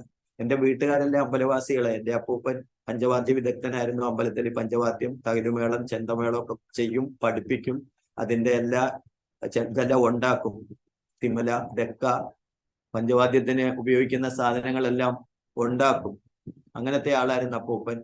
അപ്പം അതുകൊണ്ട് ചെറുപ്പം തൊട്ട് തന്നെ ഭക്തി വളരെ ഉണ്ടായിരുന്നു. അങ്ങനെ മോളുടെ കല്യാണം ആയപ്പോ ഈ തടി കൂടാൻ വേണ്ടിയിട്ട് എന്താ കല്യാണം കഴിക്കാൻ ആരോഗ്യക്കുറവാണല്ലോ എന്ന് പറഞ്ഞപ്പോൾ ഡോക്ടറെ കാണിച്ചു. MAJ ഹോസ്പിറ്റലിൽ ചെന്നപ്പോ അവളെ അഡ്മിറ്റ് ചെയ്ത്, അവളെ ഒരു ദിവസം തന്നെ ഡോക്ടർ പറഞ്ഞു അവൾക്ക് ഒരു കുഴപ്പമില്ല, ഇത്രയും വണ്ണമൊക്കെ മതി, നല്ല കുട്ടി, അവള് ഒരു അസുഖവും ഇല്ല, കല്യാണം കഴിച്ചോട്ടെ, കുഴപ്പമൊന്നുമില്ല. പക്ഷെ അത് കൊണ്ടുപോയത് ഞാൻ ആദ്യം പ്രാർത്ഥിച്ചിട്ട് ദൈവം സൗഖ്യം കൊടുത്ത ആ ഭൂതം ബാധിച്ച ആ പയ്യന് വേണ്ടിയായിരുന്നു. ആ പയ്യൻ അവിടെ അഡ്മിറ്റാണ്. വീണ്ടും ഭൂതം കയറി. അപ്പം അവരെല്ലാരും കുറെ നാളായിട്ട് ഹോസ്പിറ്റലിൽ. അപ്പോഴും എന്നെ കണ്ടപ്പോൾ അവർ ഓടി വന്നു. അപ്പൊ ഞാൻ പറഞ്ഞു എനിക്കിനി അങ്ങനെ വരാൻ പറ്റില്ല, എനിക്ക് ദൈവം നിങ്ങൾക്കെല്ലാം വെളിപ്പെടുത്തി തന്നതല്ലേ, ഇനി നിങ്ങൾ ദൈവത്തോട് പ്രാർത്ഥിച്ചാൽ മതി. അങ്ങനെയൊന്നും ഞാൻ ആരോടും പറയില്ല, പക്ഷെ അവരോട് അങ്ങനെ പറയാൻ തോന്നി പറഞ്ഞപ്പോ അവര് ഇത്തിരി വെള്ളം പ്രാർത്ഥിച്ചു തരാമോ എന്ന് ചോദിച്ചൊരു കുപ്പി കിട്ടുന്നു. അപ്പൊ ഞാൻ വെള്ളം പ്രാർത്ഥിച്ചു കൊടുത്തു. പിന്നെ അവൻ എണീറ്റ് ബഹളമൊന്നും വെച്ചില്ല എന്നാ പറയുന്നത്. പിന്നെ എന്തായാലും ഞാൻ അന്വേഷിച്ചില്ല, ഞാൻ പോന്നു. മോളുടെ കല്യാണമായി. കല്യാണം ആയപ്പോഴേക്കും എൻ്റെ മോൾക്ക് ആകെ ഒരു ഡിമാൻഡേ ഉള്ളൂ. അവള് 10 വർഷം ഭരതനാട്യം പഠിച്ചതാ. ഭയങ്കര ആഡംബര ജീവിതമായിരുന്നു. ഒത്തിരി ഓർണമെന്റ്സ് എല്ലാം, ഡ്യൂപ്ലിക്കേറ്റ് ഓർണമെന്റ്സ് എല്ലാം ഉപയോഗിച്ച് ഹൈ സെറ്റപ്പ് ജീവിച്ചതാണ്. സ്റ്റേറ്റിലും ഡിസ്ട്രിക്റ്റിലും ഇപ്പം കേരളത്തിൽ ഫേമസ് ആയ മഞ്ജുവാരുടെ ജൂനിയർ സ്റ്റേജിൽ അവള് സീനിയർ കളിക്കുമ്പോൾ എൻ്റെ മോള് ജൂനിയർ സെയിം സ്റ്റേജിൽ സെയിം പ്രോഗ്രാം ചെയ്തിട്ടുണ്ട്. പക്ഷെ അവള് സ്നാനപ്പെടുന്നതിന്റെ തലേദിവസം എൻ്റെ മോള് അവളുടെ ജാതകം കത്തിച്ചു കളഞ്ഞു. അവള് പൂരുരുട്ടാതി നാളാണ്. ആ ജാതകം അവള് കത്തിച്ചു. അപ്പോ എനിക്ക് അതൊക്കെ ഒരു ബുദ്ധിമുട്ടായി. ഞാൻ പറഞ്ഞു, മോളെ ഞങ്ങൾ സ്നാനപ്പെടാൻ പോവാം, ഇത്രയും അങ്ങോട്ട് ആയിട്ടില്ല, യേശുവിന്റെ രക്തവും യേശുവിന്റെ മാംസവും എനിക്ക് വേണം, കർത്തൃമേശ തരുന്നില്ല. അപ്പൊ അതൊക്കെയാണ് എന്നെ കൂടുതൽ, എനിക്ക് അവന്റെ രക്തവും മാംസവും ഉണ്ടെങ്കിൽ എൻ്റെ പഴയ മനുഷ്യനെ കൂടുതൽ ഒഴിവാക്കാൻ പറ്റുള്ളൂ. എന്റെ ശരീരം ഭക്ഷിക്കുക, എന്റെ രക്തം പാനം ചെയ്യുന്നവന് ജീവനുണ്ട്. ഈ വചനമൊക്കെ ഇങ്ങനെ കർത്തൃമേശയുടെ സമയത്ത് പറയുമ്പോൾ എനിക്ക് ഭയങ്കര വിഷമാവും. അത് നമുക്ക് ഇതെന്താ അപ്പോഴാണ് മക്കളും ഒക്കെ സ്നാനപ്പെടാൻ തയ്യാറായത്. അപ്പൊ അതുകൊണ്ട് ഇങ്ങനെ കല്യാണം ആയപ്പോ അവളൊരു ഡിമാൻഡ് വെച്ചു. ഇതെല്ലാം അവള് ഭരതനാട്യത്തിന്റെ ഓർണമെന്റ്സ്, ഡ്രസ്സ്, സർട്ടിഫിക്കറ്റുകളൊക്കെ കത്തിച്ച് കളഞ്ഞ ആള്, ജാതകം കത്തിച്ച ആൾ എന്നോട് പറയാണ്, അച്ഛാ നമുക്ക് ഗോപി മാഷ വിളിക്കണമെന്ന്. ഗോപി മാഷ് എന്ന് പറഞ്ഞാൽ ഗുരുവായൂർ കിഴക്കേനടയില് ചൊവ്വല്ലൂർ എന്ന് പറഞ്ഞൊരു സ്ഥലമുണ്ട്. അവിടുത്തെ ഒരു വലിയ പേര് കേട്ട തറവാട്ടിലെ ഭാര്യ ഗൗരിക്കുട്ടി, രണ്ടുപേരും ടീച്ചേഴ്സ്, മാഷാണ്. ഞങ്ങളുടെ സ്കൂളിൽ എന്നെയും പഠിപ്പിച്ചിട്ടുണ്ട്, എൻ്റെ മോളെയും പഠിപ്പിച്ചു. അവളുടെ ക്ലാസ് ടീച്ചറായിരുന്നു, എൻ്റെ മലയാള അധ്യാപകനായിരുന്നു. പക്ഷെ നല്ല സ്വഭാവമുള്ള ആളാണ്. ഞങ്ങളെയൊക്കെ മക്കളെ തന്നെ വിളിക്കുള്ളായിരുന്നു. അപ്പൊ എനിക്കും ഇഷ്ടമാണ്. മോളിങ്ങനെ കളിക്കുകയൊക്കെ ചെയ്യണോണ്ട് സ്റ്റേജിൽ നിന്നൊക്കെ എടുത്തോണ്ടൊക്കെ വരുമായിരുന്നു 2ലും 3ലൊക്കെ പഠിക്കുമ്പോൾ ഈ മാഷ്. അപ്പൊ അങ്ങനെയുള്ള മാഷിനെ കല്യാണം വിളിക്കുമ്പോൾ എനിക്ക് മുടക്കാൻ പറ്റില്ല. പക്ഷെ എന്റെ ധാരണ, കല്യാണം വിളിച്ചാൽ ഇഷ്യൂ ആവൂ, ആരും അറിയാതെയാണ് ഇങ്ങനെയൊക്കെ ഇരിക്കുന്നത്. അപ്പൊ അവളുടെ നിർബന്ധം കൊണ്ട് നമ്പർ എന്റേലും ഉണ്ട്, ആ നമ്പറിൽ വിളിച്ചു. നമ്പറിൽ വിളിച്ചിട്ട് ഫോൺ എടുത്തിട്ട് ആരാന്ന് ചോദിച്ചപ്പോൾ പറഞ്ഞു, ഞാൻ നാഗേശ്വരനോ, നിങ്ങളൊക്കെ ജീവനോടുണ്ടോ, കുറെ വർഷങ്ങളായാലും ഒരു അറിവില്ല, എവിടെ ആയിരുന്നു എന്ന് ചോദിച്ചപ്പോ ഞാൻ പറഞ്ഞു, ഞങ്ങളുണ്ടോ, എനിക്ക് വയ്യായിരുന്നില്ല. അറിയാം, വയ്യായിരുന്നു, ഞങ്ങൾ പക്ഷേ തങ്ങളെ അന്വേഷിച്ചു ഒരുപാട്, പിന്നെ കണ്ടില്ല, ചിലരെയും നിങ്ങളുടെ നാട്ടുകാർ പറഞ്ഞു മരിച്ചുപോയി എന്ന് പറഞ്ഞു താൻ. ഞാൻ പറഞ്ഞില്ല, മരിച്ചില്ല പറഞ്ഞു. ഇപ്പൊ എന്താ അങ്ങനെ തോന്നി? ഞാൻ പറഞ്ഞു, രശ്മിക്കൊരു കല്യാണം ശരിയായി, അപ്പൊ അവൾക്ക് നിർബന്ധം മാഷ വിളിക്കണമെന്ന്. അപ്പൊ എന്നോട്, തനിക്ക് നിർബന്ധമില്ലേ മാഷ വിളിക്കാൻ? ഞാൻ പറഞ്ഞ, എനിക്ക് നിർബന്ധമുണ്ട്. അത് പിന്നെ അവൾക്ക് കല്യാണം എന്തു പറ്റി, അവളുടെ കൊടുക്കുന്നു. അപ്പൊ അവളുടെ കൊടുത്തപ്പോ അവള് പറഞ്ഞു, മാഷെ എന്റെ കല്യാണമാണ്, മാഷും ടീച്ചറും വരണം. അപ്പം എന്താണ് ഈ പയ്യന്റെ പേര് തോമസ് എന്നാണ്. നിനക്കെന്താ ലവ് വന്നോ? അപ്പൊ അവള് പറഞ്ഞു, അല്ല മാഷെ, ഞങ്ങളിങ്ങനെ പ്രാർത്ഥനയ്ക്ക് പോകുന്നുണ്ട്. നിങ്ങൾ പെന്തക്കോസിൽ ചേർന്നോ? അപ്പം അവള് പറഞ്ഞു, അതെ. അതിനെന്തിനാ നിങ്ങൾ പേടിക്കുന്നത്? അപ്പൊ എന്റെ ഫോൺ തരാം. എന്റെ ഫോൺ എടോ, അതൊന്നും പേടിക്കണ്ട, ഞങ്ങൾ നിങ്ങളെ അന്വേഷിച്ച് ഇത് പറയാനാ. ഞാനവിടെ RSS ഒക്കെ കളിച്ച് നടക്കുമ്പോ ഞാനും എൻ്റെ ഭാര്യയും സ്നാനപ്പെട്ടിട്ട് ജീവിക്കുന്നവരാ. നിങ്ങളോട് പറയാൻ തോന്നി, ഞാൻ ഈ RSS കളിച്ച് നടക്കല്, പിന്നെ എങ്ങനെ പറയും? അപ്പൊ ഗോപിമാഷ് അങ്ങനെ പറഞ്ഞു. എന്നിട്ട് പറഞ്ഞു, എടോ ഗൗരിക്കുട്ടിയൊക്കെ ഭയങ്കര ദൈവം നിങ്ങൾക്ക് വേണ്ടി പ്രാർത്ഥിച്ചതാണ്. പിന്നെ നമ്മുടെ സ്കൂളിലെ സതീരത്നം, രമാവി ദേവി, അവരൊക്കെ സ്നാനപ്പെട്ടവരാ. അതുകൊണ്ട് നിങ്ങൾ വിചാരിക്കേണ്ടത് ഇതൊരു തെറ്റല്ല, ഇത് ധൈര്യത്തോടെ പറഞ്ഞു എന്നൊക്കെ പറഞ്ഞ് പ്രോത്സാഹനം തന്നു. അങ്ങനെ പലയിടങ്ങളിലും ഇങ്ങനെ രഹസ്യമായിട്ടുള്ള വിശ്വാസികളെ കാണാം. എൻ്റെ ഒരു പെങ്ങള്, ചെറിയമ്മയുടെ മോളാണ്, അവര് കുടുംബമായിട്ട് കർത്താവിനെ അറിയാൻ ഇടയായി തീർന്നു.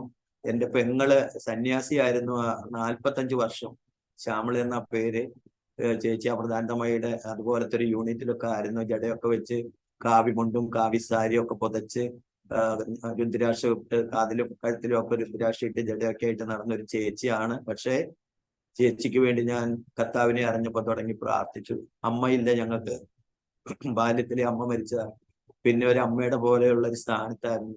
അപ്പം എനിക്ക് വിശ്വാസത്തിൽ വന്നപ്പോ എനിക്ക് ചേച്ചി നഷ്ടപ്പെടരുത്, എല്ലാം എനിക്ക് ആ മോൾ എന്നോട് പറഞ്ഞു, അങ്കിള് ചോദിക്കുന്ന ജീവനാണ് യേശു. എല്ലാ മനുഷ്യരുടെ അകത്ത് ജീവനുണ്ട്. ആ യേശു നമ്മുടെ ഉള്ളിൽ നിന്ന് പോയാൽ നമ്മളെ കുഴിച്ചിടും. അപ്പോ യേശു ഇല്ലാതെ മരിച്ചാൽ നിത്യതയില്ല, നരകത്തിലാണ്. പിന്നെ ഞാൻ പ്രാർത്ഥിക്കുമ്പോഴല്ല എനിക്ക് ഈ വചനങ്ങൾ എക്സ്പ്ലെയിൻ ചെയ്ത ദൈവജീവനെ കുറിച്ച്, ആത്മാവിനെ കുറിച്ച് ഞാനിപ്പം സുവിശേഷം പറയുന്ന അതിലൂടെയാണ്. അവനില്ലല്ലോ നാം ചരിക്കുകയും ഇരിക്കുകയും ജീവിക്കുകയും ചെയ്യുന്നതെന്ന് പൗലോസ് അധ്യയനക്കാരോട് പറഞ്ഞപ്പോ അവിടുത്തെ അതിന്റെ കണ്ടന്റ്, അവിടുത്തെ മനുഷ്യരോട് പറഞ്ഞാൽ നിങ്ങളുടെ ഉള്ളിലുള്ള ആ ജീവനാണ് നിങ്ങളെ നടത്താനും ഇരുത്താനും ചിന്തിക്കാനും പ്രവർത്തിക്കാനും എല്ലാം സഹായിക്കുന്നത്. ആ ജീവനാണ് നിങ്ങൾ അജ്ഞാത ദേവനെന്ന് പറഞ്ഞിരിക്കുന്ന ആ ജീവനാണ് ഞാൻ പറയുന്നത്. അപ്പൊ ദൈവം എന്നെ ഇതൊക്കെ പഠിപ്പിച്ചതൊന്നും മാത്രമല്ല, ഇന്നത്തെ ലോകം ചലിക്കുന്ന കലണ്ടർ, ക്രിസ്തുവിന്റെ ജനനം, അതിനെ യഥാർത്ഥമായിട്ട് അംഗീകരിച്ച് ലോകം മുഴുവൻ ഇങ്ങനെ ഉപയോഗിക്കുന്ന അതെല്ലാണ് ഞാൻ സുവിശേഷം പറയുന്നത്. അപ്പം ഈ ചേച്ചി വിശ്വാസത്തിൽ വരാൻ വേണ്ടി ഞാൻ കരഞ്ഞു, പ്രാർത്ഥിച്ചു. ദൈവം, അതൊത്തിരി കഥയാണ്, ഒത്തിരി ഞാൻ വിഷമിക്കേണ്ടി വന്നു. എങ്കിലും എൻ്റെ ചേച്ചീനെ എനിക്ക് കിട്ടി. ചേച്ചി ഇപ്പൊ എല്ലാം അതൊക്കെ കളഞ്ഞു. ചേച്ചി ഇപ്പം കാവ്യ വസ്ത്രം മാറി, ഇപ്പൊ ചുരിദാറൊക്കെ ഇട്ട് പള്ളിയിൽ പോകാൻ വേണ്ടി ചുരിദാറൊക്കെ ഇട്ടാണ് പള്ളിയിൽ പോകണം. എല്ലാം കളഞ്ഞു. എപ്പോഴും സ്തോത്രം. ഞാനിപ്പോ പോരാൻ നേരത്ത് ബൈബിള് വായിച്ചു, എപ്പോഴും ബൈബിള് വായിക്കും, പ്രാർത്ഥിക്കും. പഴയത് മറന്നുപോയി ചേച്ചി. മറക്കുക എന്ന് വെച്ചാൽ ദൈവം മറപ്പിച്ച് കളയും. ഭയങ്കര വിശ്വാസമായി. മക്കള് രണ്ടുപേരും കല്യാണം കഴിഞ്ഞു. ആ മോള് പറഞ്ഞ പോലെ തന്നെ എനിക്ക് 5 കൊച്ചുമക്കള് ജനിച്ചു. ഒരു കുഞ്ഞാവ ജനിച്ചപ്പോ തന്നെ പോയി. ബാക്കി 4 പേര്, 2 +2 പഠിച്ചുകൊണ്ടിരിക്കുകയാണ്. ഒരാള് കോയമ്പത്തൂര് ഒരു രാമകൃഷ്ണ മെഡിക്കൽ കോളേജിൽ ക്രിസ്ത്യൻ എന്ന പേര് മൂത്ത മോനാണ്. അവനവിടെ രാമകൃഷ്ണ മെഡിക്കൽ കോളേജിൽ ന്യൂറോ അസിസ്റ്റന്റ്, ഒരു BSc ന്യൂറോ അസിസ്റ്റന്റ് കോഴ്സ് ചെയ്തിരുന്നു. അടുത്ത അവന്റെ അനിയൻ ഒരു +2 ചെയ്തുകൊണ്ടിരിക്കുന്നു. ഇളയ മോളുടെ മക്കള്, മൂത്ത മോന് ജേക്കബ് എന്നാണ് പേര്. മൂത്ത മോളുടെ ഇളയ മോന്റെ പേര് യബൻ എന്നാണ്. രണ്ടാമത്തെ മോന്റെ പേര് ജേക്കബും ജോയ്സും ആണ്. അവര് മോൻ +2 ആണ്, മോള് 7th സ്റ്റാൻഡേർഡിൽ പഠിക്കുന്നു. പിന്നെ ആ മോള് പറഞ്ഞ പോലെ തന്നെ ഞാൻ യേശുവിനെ പ്രസംഗിക്കുന്നു, മക്കളുടെ കൂടെ ജീവിക്കുന്നു. പിന്നെ എനിക്ക് ഒരു ദൈവത്തെ അറിഞ്ഞപ്പോഴേക്കും എല്ലാവരും ഞങ്ങളെ ഒഴിവാക്കി. നമ്മുടെ ബന്ധുമിത്രാദികൾ മുഴുവൻ ഒഴിവാക്കി. ഞങ്ങൾ ഒന്നിനും സംഘടിപ്പിക്കില്ല. പിള്ളേരും മാലയും കമ്പിലും ഒക്കെ കുറച്ച് നിറം കുറവാ അവർക്ക്. എനിക്ക് കുറച്ചും കൂടെ നിറം ഉണ്ടായിരുന്നു. പക്ഷെ ഞാൻ ഈ ഓപ്പറേഷൻ കഴിഞ്ഞിട്ട് മുറിവ് ഉണങ്ങാൻ വേണ്ടിയിട്ട് ഒരു ഇഞ്ചക്ഷൻ ഉണ്ടായിരുന്നു എനിക്ക്. അത് മാസത്തിൽ 1 ചെയ്യും. അത് അന്നത്തെ 1100 രൂപയുടെ ഇഞ്ചക്ഷനാണ്. അതൊരു 50 മില്ലി എങ്ങാണ്ട്. അതിങ്ങനെ മേലൂടെ കയറുമ്പോ ആ പോകുന്ന ഭാഗമെല്ലാം കത്തി അതിങ്ങനെ യാത്ര ചെയ്യണത് അറിയാം അകത്തുകൂടി. അതിങ്ങനെ പാസ് ചെയ്തു. അങ്ങനെ പോകുമ്പോ എന്റെ മേലെല്ലാം ഇങ്ങനെ കരിവാളിപ്പ് വന്നു. ഇപ്പൊ ദൈവകൃപയാല് ഇപ്പൊ ഉള്ള ഇതൊക്കെ വിശ്വാസത്തിൽ വന്നതിന് ശേഷം ഉള്ളതാണ്. അപ്പം ഇപ്പൊ ഞാൻ അന്ന് 39 കിലോ ആയിരുന്നു. ഇപ്പൊ ഞാന് 58 എത്തി. ദൈവത്തിന്റെ കൃപയാല് ലക്ഷക്കണക്കിന് പേരോട് ദൈവത്തെ കുറിച്ച് പറയാനിടയായി, സുവിശേഷം അറിയിക്കാനിടയായി, ആയിരങ്ങളെ ദൈവത്തോട് അടുപ്പിക്കാനിടയായി. ഞാൻ വിശ്വസിക്കുന്നു, ഞാൻ എന്റെ ജീവിതം പറഞ്ഞവരെല്ലാം ദൈവത്തിന് സമർപ്പിച്ച് കണ്ടുപോന്നിട്ടുണ്ട്. പിന്നെ കേരളത്തിന്റെ വെളിയിലും ചില സ്ഥലത്തൊക്കെ പോയി എന്റെ ദൈവം ആരാന്ന് വെളിപ്പെടുത്താനിടയായി തീർന്നു. ഞാന് ഒരു ടീമില് പ്രവർത്തിക്കുമ്പോൾ ടീമിന്റെ ഒരു ഉപവാസ പ്രാർത്ഥന വെച്ചിട്ട് 2001-ലും 2002-ലും ഞാൻ സുവിശേഷം അറിയിച്ച കടൽത്തീരം, എറണാകുളത്തിന്റെ കടൽത്തീരം, ചെല്ലാനം, മറുവക്കാട്, പള്ളിത്തോട്, അന്ധകാരനഴി എന്നൊക്കെ പറയുന്ന കടൽ തീരത്തുകൂടി ഞാൻ സുവിശേഷം അറിയിച്ചിട്ടുണ്ട്. എല്ലാ ദിവസവും പോകും. റെസ്റ്റും ലീവും ഒന്നുമില്ല. എല്ലാ ദിവസവും പോകും ഞാൻ. അങ്ങനെ പോയി സുവിശേഷം അറിയിച്ച ഒരു വീട്ടില് വർഷങ്ങൾക്ക് ശേഷം ഞാൻ പാസ്റ്ററൊക്കെ ആയിട്ട് എന്നെ ഒരു മീറ്റിങ്ങിന് ക്ഷണിച്ച് അവിടെ ചെന്നപ്പോ അവിടുത്തെ ഒരു പെൺകുട്ടി, അന്ന് അവൾക്ക് 10 വയസ്സൊക്കെ ഉള്ളൂ. 10-12 വർഷം കഴിഞ്ഞ് എന്നെ കാണുമ്പോൾ ഓടി വന്നു, എന്റെ കയ്യെ പിടിച്ചു. എന്നെ അറിയാവോ എന്ന് ചോദിച്ചപ്പോ ഞാൻ പറഞ്ഞു, പിടികിട്ടുന്നില്ല മോളെ. പാസ്റ്റങ്ങൾ ഞങ്ങളുടെ വീട്ടിൽ വന്ന് പറഞ്ഞിട്ടാണ് ഞങ്ങൾ വിശ്വാസത്തിൽ പറഞ്ഞ്, അത് മറന്നുപോയോ? പിന്നെ അന്ന് വർഷങ്ങൾ പറഞ്ഞ പോലെ എന്നെ കല്യാണം കഴിച്ചിരിക്കുന്ന വീടാണിത്. എന്റെ വീട്ടിലൊരു ആരാധന വരുമെന്ന് പറഞ്ഞില്ലേ, അതാ വീടാണ്. ഇവിടെയാണ് എന്നെ കല്യാണം കഴിച്ചിരിക്കുന്നത്. ഞങ്ങൾ ഇവിടെ ഒരു പാസ്റ്റർ വെച്ചിരിക്കുകയാണ്. ഞങ്ങള് ജീവിച്ചിരുന്ന ചാവക്കാട്ടത്തെ വീട്ടിലേക്ക് ഒരിക്കലും പോയിട്ടില്ല. അവിടെ ഞങ്ങൾക്ക് പോകാൻ പറ്റില്ല. കാരണം ഞാൻ RSS പ്രവർത്തകനായിരുന്നു. അവിടെ പോയാൽ ബുദ്ധിമുട്ടുണ്ടാവും. ഞാൻ അവിടെ അറിയപ്പെടുന്ന ഒരാളായിരുന്നു. ഞാൻ ബൈബിള് പിടിച്ചു നിൽക്കുന്ന പടം അവിടെ എല്ലാം ഈ രാഷ്ട്രീയക്കാർ വരച്ചു വെച്ചു, എതിർ രാഷ്ട്രീയക്കാര്, BJP-ക്കാരെ നാണിപ്പിക്കാൻ വേണ്ടി. അപ്പൊ അതുകൊണ്ട് എനിക്ക് അവിടെ പ്രശ്നമായിരുന്നു. എന്നെ തേടിയൊക്കെ വന്നിട്ടുണ്ടെങ്കിലും ദൈവകൃപയാൽ 66-ാമത്തെ വയസ്സിലേക്ക് പ്രവേശിച്ചു. എന്നെ ദൈവം കാത്തു. ഇനിയും ഞാൻ പ്രാർത്ഥിക്കുന്നത്, എല്ലാ ദിവസവും പ്രാർത്ഥിക്കും, കർത്താവേ മരിക്കുന്നത് വരെ സുവിശേഷം പറയാം, മരിക്കുന്നത് വരെ പ്രാർത്ഥിക്കണം, ഇത് മതി. പിന്നെ ഒരുപാട് സുവിശേഷ വിരോധികളിൽ നിന്ന് ഒരുപാട് പ്രശ്നങ്ങളുണ്ട്. ആ പ്രശ്നങ്ങളെയെല്ലാം എൻ്റെ 38 വയസ്സ് വരെയുള്ള മനുഷ്യന്റെ ശിക്ഷയായിട്ട് ഞാൻ എപ്പോഴും മനസ്സിൽ പറയും. ഇപ്പോഴത്തെ ശേഷമുള്ള മനുഷ്യൻ അതിന് യോഗ്യനല്ല. അങ്ങനെ ദൈവസന്നിധിയിൽ പ്രാർത്ഥിച്ച് ജീവിക്കുകയാണ്. വീണ്ടും നമുക്ക് ഒരു 500 സ്ക്വയർ ഫീറ്റ് വീട്ടിലാണ് എൻ്റെ മോള് താമസിച്ചിരുന്നത്. ഞാനിങ്ങനെ സഭയുടെ പ്രവർത്തനങ്ങളൊക്കെ ആയിട്ട് ഒരേ സ്ഥലത്ത് താമസിച്ച് അവിടെ വർക്ക് ചെയ്ത് അടുത്ത സ്ഥലത്തേക്ക് പോകും. അങ്ങനെ ഇരിക്കുമ്പോൾ ചെറിയൊരു ബുദ്ധിമുട്ട് ജീവിതത്തിൽ ഉണ്ടായി. ആ സമയത്ത് വീട്ടിൽ വന്ന് നിൽക്കേണ്ടി വന്നു. അപ്പൊ ഞങ്ങള് വീട്ടിൽ നിന്ന് പോയി ഞാൻ വർക്ക് ചെയ്യാൻ തുടങ്ങി.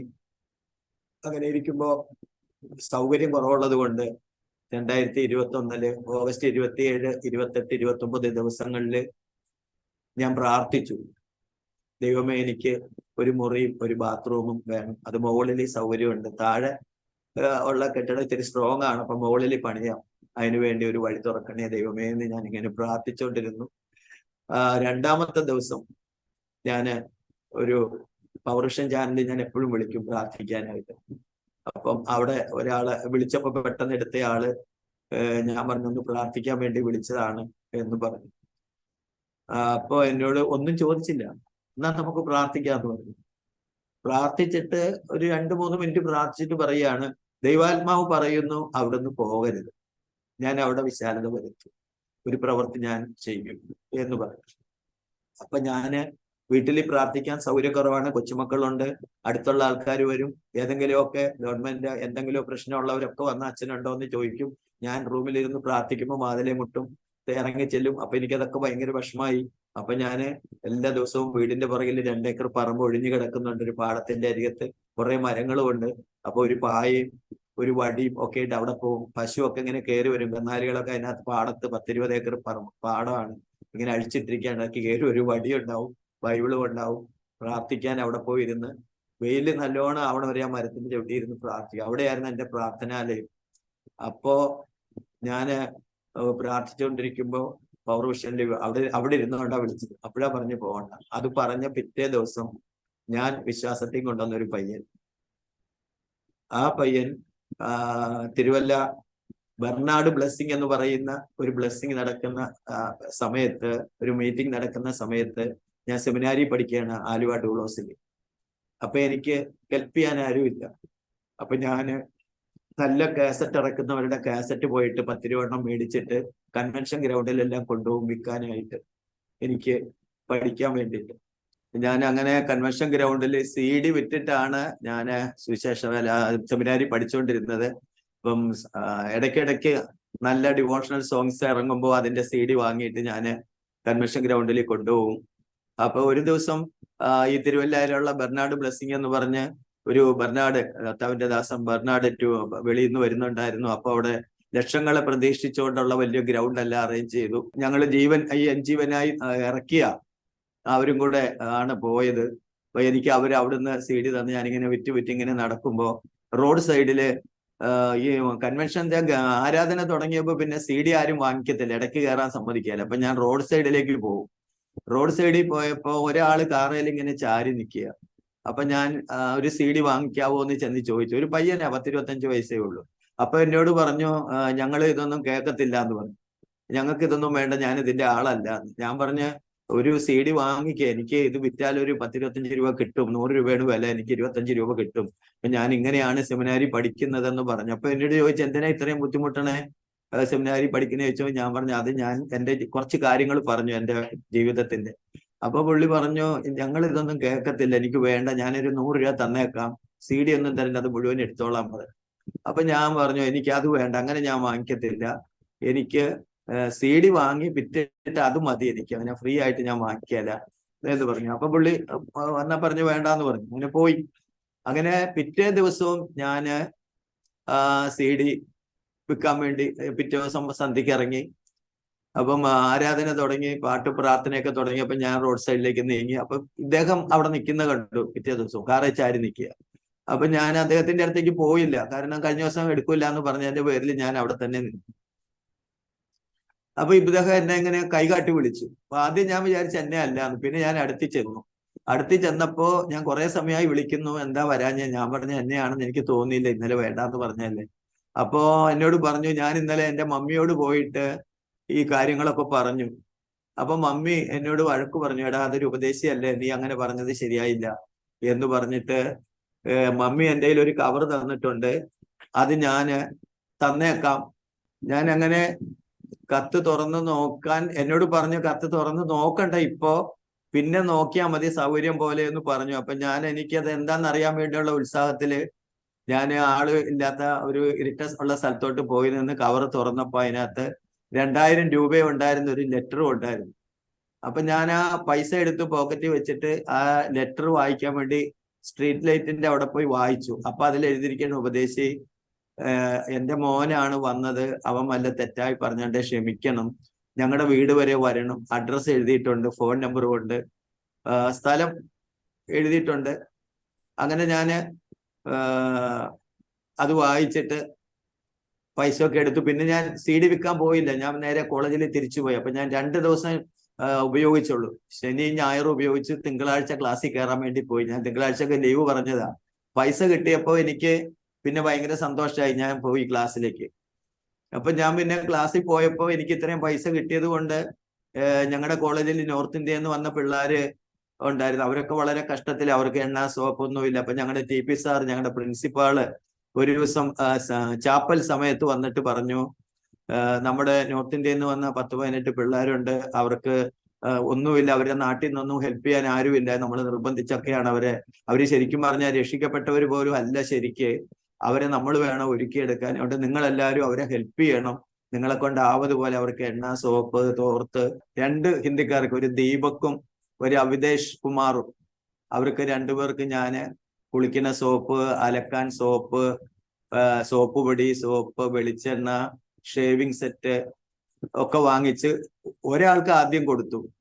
ഉച്ചയ്ക്ക് ചാപ്പൽ ടൈമിൽ പറഞ്ഞിട്ട് ഉച്ചയ്ക്ക് വാങ്ങിച്ചു കൊടുത്തു. എന്നിട്ട് ഞാൻ പിന്നെ ക്ലാസ്സിൽ പോയി ഇരുന്നപ്പോ എന്നോട് പിന്നെ ഇങ്ങനെ ദൈവത്തിന്റെ ആത്മാവ് പറയാണ് ദീപക്കിനും കൂടെ മേടിച്ചു കൊടുക്കുന്നു. അപ്പൊ ഞാൻ ദീപക്കിനും മേടിച്ചു കൊടുത്തു. എല്ലാം കൂടെ 500 രൂപയായി 2 പേർക്കും കൂടെ.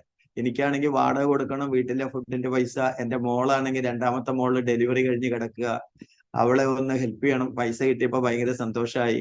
അപ്പൊ ഇങ്ങനെ TP സാറ് പറഞ്ഞപ്പോ അത് വാങ്ങിച്ചു കൊടുത്തു ഞാൻ.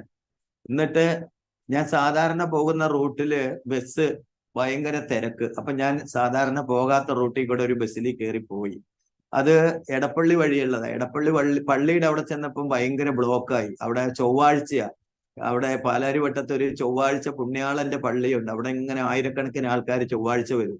അപ്പൊ അത് കാരണം അവിടെ റോഡ് ബ്ലോക്കായിട്ട് പാലാരിവട്ടത്തുനിന്ന് കലൂരിന്ന് എടപ്പള്ളി വരെയും വണ്ടികൾ ഇങ്ങനെ കിടക്കുക. അതിന്റെ ഇടയില് ഒരു പാസ്റ്റർ, ഞാനിങ്ങനെ ബസ്സിലിരുന്നിട്ട് ബസ് ഇങ്ങനെ സ്റ്റോപ്പായി പോയോണ്ട് ബസ്സിൽ നിന്ന് ഇറങ്ങി നടന്നു പോകാന്ന് വിചാരിച്ച് ഇറങ്ങി നടക്കുക. ഒരു കാറിൽ ഇരുന്നിട്ട് തന്നെ ഒരു പാസ്റ്റർ ശൂശു എന്നിങ്ങനെ വിളിച്ചു. അപ്പൊ ഞാൻ തിരിഞ്ഞു നോക്കി. അപ്പൊ പാസ്റ്റർ എന്നെ കൈ കാണിച്ചു, എന്നെ തന്നെയാന്ന് പറഞ്ഞപ്പോ ഞാൻ ചെന്നപ്പോഴേക്കും എനിക്ക് അറിയുന്ന ആ പാസ്റ്റർ കൂടെയാണ് ഞാൻ ഇപ്പോ വർക്ക് ചെയ്യുന്നത്. എന്നെ കരുതുന്ന പാസ്റ്റർ ജോബോയ് ഐസക് ഫേമസ് ആണ്, കൺവെൻഷൻ പ്രാസംഗികനാണ്. പിന്നെ ഒരു 2 പ്രാവശ്യം ഇതൊക്കെ ചെയ്തിട്ടുണ്ട്. ഈ എന്താ പറയാ, ഈ ബെർണാഡൊക്കെ വന്ന പോലെ വലിയ ഇതൊക്കെ ചെയ്തിട്ടുള്ള ആളാണ്. പിന്നെ TV പ്രസംഗിക്കും. അപ്പൊ അദ്ദേഹം കാറിലിരുന്ന്, അദ്ദേഹവും ഞാനും ഒരു ചർച്ചിലെ മെമ്പേഴ്സ് ആയിരുന്നു. പിന്നെ പുള്ളിക്കാരൻ വെളിയിലൊക്കെ പോയി അമേരിക്കയിലും കുവൈറ്റിലൊക്കെ ആയിരുന്നു. അദ്ദേഹം നാട്ടിൽ വന്ന സമയത്ത് കാറിലിരിക്കുമ്പോഴാണ് എന്നെ കാണുന്നത്. അപ്പൊ ഞാൻ അടുത്തോട്ട് ചെന്ന് കാറിന്റെ ഡോർ ഇത്തിരിയെ തുറക്കാവുള്ള എന്നെ കയറ്റി ഇരുത്തി വർത്താനമൊക്കെ പറഞ്ഞു. ഞാൻ അങ്ങനെ സെമിനാരി പഠിക്കാന്നൊക്കെ പറഞ്ഞു. അപ്പൊ എനിക്കൊരു കവർ എടുത്തു തന്നു. എന്നോട് ദൈവാത്മാവ് പറഞ്ഞു ഇങ്ങനെ വരും എന്ന്. അതുകൊണ്ട് എനിക്ക് മനസ്സിലായി ബ്ലോക്ക് വന്നപ്പോ കർത്താവിന്റെ ദാസനെ കാണാനായിരുന്നു. ഒരു പൊതി തന്നിട്ട് പറഞ്ഞു ഇത് വെച്ചോ, വേലയ്ക്ക് ഉപയോഗിക്കുമോ എന്ന് പറഞ്ഞു. അപ്പൊ ഞാൻ അന്നേരം അവിടുന്നും എന്നെ ഇറക്കി വിട്ടു. ഒത്തിരി ബ്ലോക്കുള്ളേ എന്നെ അങ്കിളെന്ന് അവളെ അങ്കിള് വേണം നടന്നു പൊക്കോളാൻ പറഞ്ഞു. ഞാൻ ഇറങ്ങിപ്പോയി. ഞാൻ കുറേ ദൂരെ ചെന്ന് തുറന്ന് നോക്കിയപ്പോ 5000 രൂപയുണ്ടായിരുന്നു. അപ്പോ അത് കൊണ്ടുപോയിട്ട് ഞാൻ അക്കൗണ്ടിലിട്ടു. എല്ലാ കുട്ടികൾക്കും, പിന്നെ എല്ലാ മലയാളി പിള്ളേരും എല്ലാം 25-ന്റെ താഴെയുള്ള പിള്ളേരാണ്. ഞാൻ അങ്ങനെ ഇവർക്കൊക്കെ ചെലവ് ചെയ്യാൻ തുടങ്ങിയപ്പോൾ അവർക്കൊക്കെ മനസ്സിലായി എന്റെ പൈസ കിട്ടിയെന്ന്. അപ്പൊ എന്നോട് എന്നും പറയും അങ്കിളെ വിശക്കണം എന്നൊക്കെ പറയും. അപ്പൊ ഞാൻ അവർക്ക് എല്ലാവർക്കും ഇങ്ങനെ ഗ്രൂപ്പായിട്ട് എന്തെങ്കിലും വാങ്ങി കൊടുക്കും. അങ്ങനെ ഇരിക്കുമ്പം എറണാകുളം മാർക്കറ്റിൽ വെജിറ്റബിൾ വളരെ വില കുറച്ച് കിട്ടും. ഈ സൈഡിലൊക്കെ ഇട്ട് വിൽക്കുന്നവര് 10 രൂപയ്ക്കൊക്കെ സവാള ഒരു കൂന കിട്ടും. അപ്പൊ അത് കുറച്ച് എല്ലാം തക്കാളി, വെണ്ടയ്ക്ക, പച്ചക്കായൊക്കെ മേടിക്കാൻ വേണ്ടി ഞാൻ പുറകെ പോയി. അവിടെ പോയി മാർക്കറ്റിൽ പോയിട്ട് എല്ലാം മേടിച്ചു. അപ്പൊ മേടിക്കുന്നതിന് മുമ്പ് ഞങ്ങളുടെ സഭയിലത്തെ വിശ്വാസിയുടെ ഒരു കടയുണ്ട്, ഒരു ഡെക്കറേഷൻ എന്ന് പറഞ്ഞിട്ട്. ആ കടയിൽ ഞാൻ കവർ അവിടുന്ന് വാങ്ങിക്കുക. നല്ല കട്ടിയുള്ള കവർ തരും. അത് വലിയ കവർ 2 മേടിച്ചു. അപ്പൊ എന്നോട് പറഞ്ഞു തിരിച്ച് ഇതിലേ വരണേന്ന് പറഞ്ഞു. അപ്പൊ ഞാൻ വരാമെന്ന് പറഞ്ഞു. അങ്ങനെ എല്ലാം മേടിച്ചു. നല്ല വെയിറ്റ് ഉള്ള സാധനങ്ങളൊക്കെ ആയിട്ട് അവിടെ ചെന്നപ്പോ എനിക്ക് അദ്ദേഹം എന്നെ കൊണ്ടൊന്ന് പ്രാർത്ഥിപ്പിച്ചു. എന്നിട്ട് എന്നോട് ചോദിച്ചു ഈ വഴിക്കൊന്നും ഇറങ്ങുന്നില്ലല്ലോ, കാണാനില്ലല്ലോ. ഞാൻ പറഞ്ഞു ഞാൻ സെമിനാരി പഠിക്കുക, 2 വർഷമായി, ഇനി 1 വർഷം കൂടെ ഉണ്ട്. നന്നായി, ഞാൻ കുറെ നാളുകളായി കാത്തിരിക്കുക. ഇവിടെ ഒരു ചെറിയൊരു ഹെൽപ്പ് വെച്ചിട്ടുണ്ട് ഞാനെന്ന് പറഞ്ഞ് എടുത്തു തന്നു. അതും ഒരു പൊതിയാണ്. നോക്കി പോണ വഴി ബസ്സിൽ കയറുന്നതിന് മുമ്പ് ഒരു സൈഡിൽ വെച്ച് നോക്കിയപ്പോൾ 2000 രൂപ ഉണ്ടായിരുന്നു. അങ്ങനെ എൻ്റെ സെമിനാരി പഠനം ദൈവം അങ്ങനെ അത്ഭുതകരമായി നടത്തി. സെമിനാരി പഠനം കഴിഞ്ഞിട്ട് പിന്നെ ഫുൾ ടൈം പ്രവർത്തനായി ഒരു സഭയുടെ 2 സഭയുടെ ചാർജിൽ പാസ്റ്റർമാര് വെളിയിൽ പോകുന്നതിനൊക്കെ അവധിയിലൊക്കെ കയറി. പിന്നെ ഞാൻ അങ്ങനെ പോയില്ല. അത് കഴിഞ്ഞ് പ്രവർത്തനം ഇല്ലാത്ത സ്ഥലത്ത് പോയിട്ട് വാടകയ്ക്ക് വീടെടുക്കും, വാടക കൊടുക്കും, അവിടെ പ്രവർത്തിക്കും. അങ്ങനെ കുറച്ച് പേര് വരുമ്പം അവിടുത്തെ ഏതെങ്കിലും ഒരു സഭയ്ക്ക് കൊടുക്കും. അങ്ങനെ തൃശ്ശൂരും എറണാകുളത്തും ഒക്കെ ആയിട്ട് ചെയ്തു. ഇപ്പൊ ഞാൻ ഫുൾ ടൈം വീടുകളിൽ പോവാണ് സുവിശേഷം അറിയിക്കാൻ. ഇടയ്ക്ക് ഒരു മീറ്റിംഗ് ഒക്കെ വിളിക്കും. ഈ ചൊവ്വാഴ്ച ഒരു മീറ്റിംഗ് ഉണ്ട് മൂവാറ്റുപുഴയ്ക്ക് അടുത്ത് ഒരു സ്ഥലത്താണ്.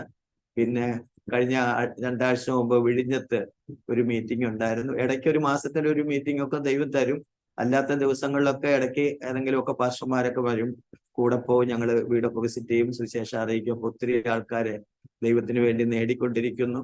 അപ്പം എൻ്റെ ജീവിതത്തിൽ ആ നേഴ്സിംഗ് സ്റ്റുഡന്റ് അന്ന് വന്നില്ലായിരുന്നെങ്കിൽ ഇന്ന് ഞാൻ ദൈവസന്നിധിയിൽ ഉണ്ടാവില്ല. രണ്ടാമത് ദൈവം സൗഖ്യമാക്കി, പക്ഷെ വീണ്ടും ആത്മഹത്യ ചെയ്യാൻ തീരുമാനിച്ചു. ജീവിക്കാൻ മാർഗമില്ല. പിള്ളേരെ പേടിച്ചിട്ടാണ്. കാരണം പിള്ളേര് വലിയ പിള്ളേരായി. ഞാൻ എൻ്റെ ആരോഗ്യസ്ഥിതി, എൻ്റെ വൈഫിന്റെ ആരോഗ്യസ്ഥിതി എല്ലാം വെച്ചിട്ട് എനിക്ക് ഭയങ്കര പേടിയായിരുന്നു. അപ്പൊ ഒരു സിനിമ കണ്ടു ഞാൻ, ഒരു സതയോ എന്ന് പറഞ്ഞിട്ട്. അതില് 2 പെൺമക്കൾ, അപ്പനും അമ്മയും മരിച്ചുപോയ പെൺമക്കൾ അമ്മയുടെ അനിയത്തി എടുത്ത് വളർത്തിയിട്ട് ആ മക്കളെ ആ അമ്മയുടെ അനിയത്തി ചീത്ത കാര്യത്തിന് കൊണ്ടുപോകുന്നത് അടുത്ത് വാടകയ്ക്ക് താമസിക്കുന്ന ഒരു ചെറുപ്പക്കാരൻ കണ്ടു. കൊച്ചു പിള്ളേര്. അപ്പൊ ആ ചെറുപ്പക്കാരൻ ആ പിള്ളേരെ കൊണ്ടുപോയിട്ട് മിഠായി എല്ലാം വാങ്ങിക്കൊടുത്തിട്ട് വായ പൊത്തിപ്പിടിച്ചിട്ട് കൊന്നുകളഞ്ഞു 2 പേര്.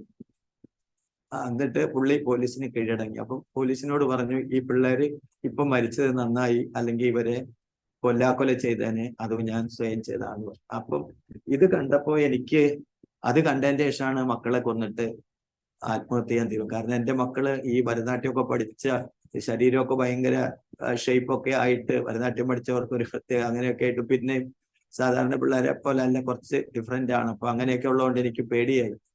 അപ്പൊ എല്ലാ ദിവസവും എനിക്ക് ഈ കാര്യം ഓർമ്മ വരും, ആ പെങ്കൊച്ചുങ്ങളുടെ ഓർമ്മ വരും. അതാണ് ഇങ്ങനെ മരിക്കാൻ തോന്നിയത്. അല്ലെങ്കിൽ എനിക്ക് എൻ്റെ മക്കളെ കൊല്ലാൻ കഴിയില്ല. പക്ഷെ ആ രാത്രിയാണ് ജോസേട്ടൻ വന്നത്. അപ്പൊ ഞാനിപ്പോ എന്നെ കേൾക്കുന്നവരോട് പറയുകയാണ്, ഞാൻ ഒരുപാട് ലക്ഷക്കണക്കിന് ആൾക്കാരോട് ദൈവത്തെ പറഞ്ഞിട്ടുണ്ട്. ഞാൻ പറയുന്നതല്ല എന്നെ പോലെ പലതരത്തിലുള്ള പ്രശ്നങ്ങളുള്ളവരോടായിരിക്കും.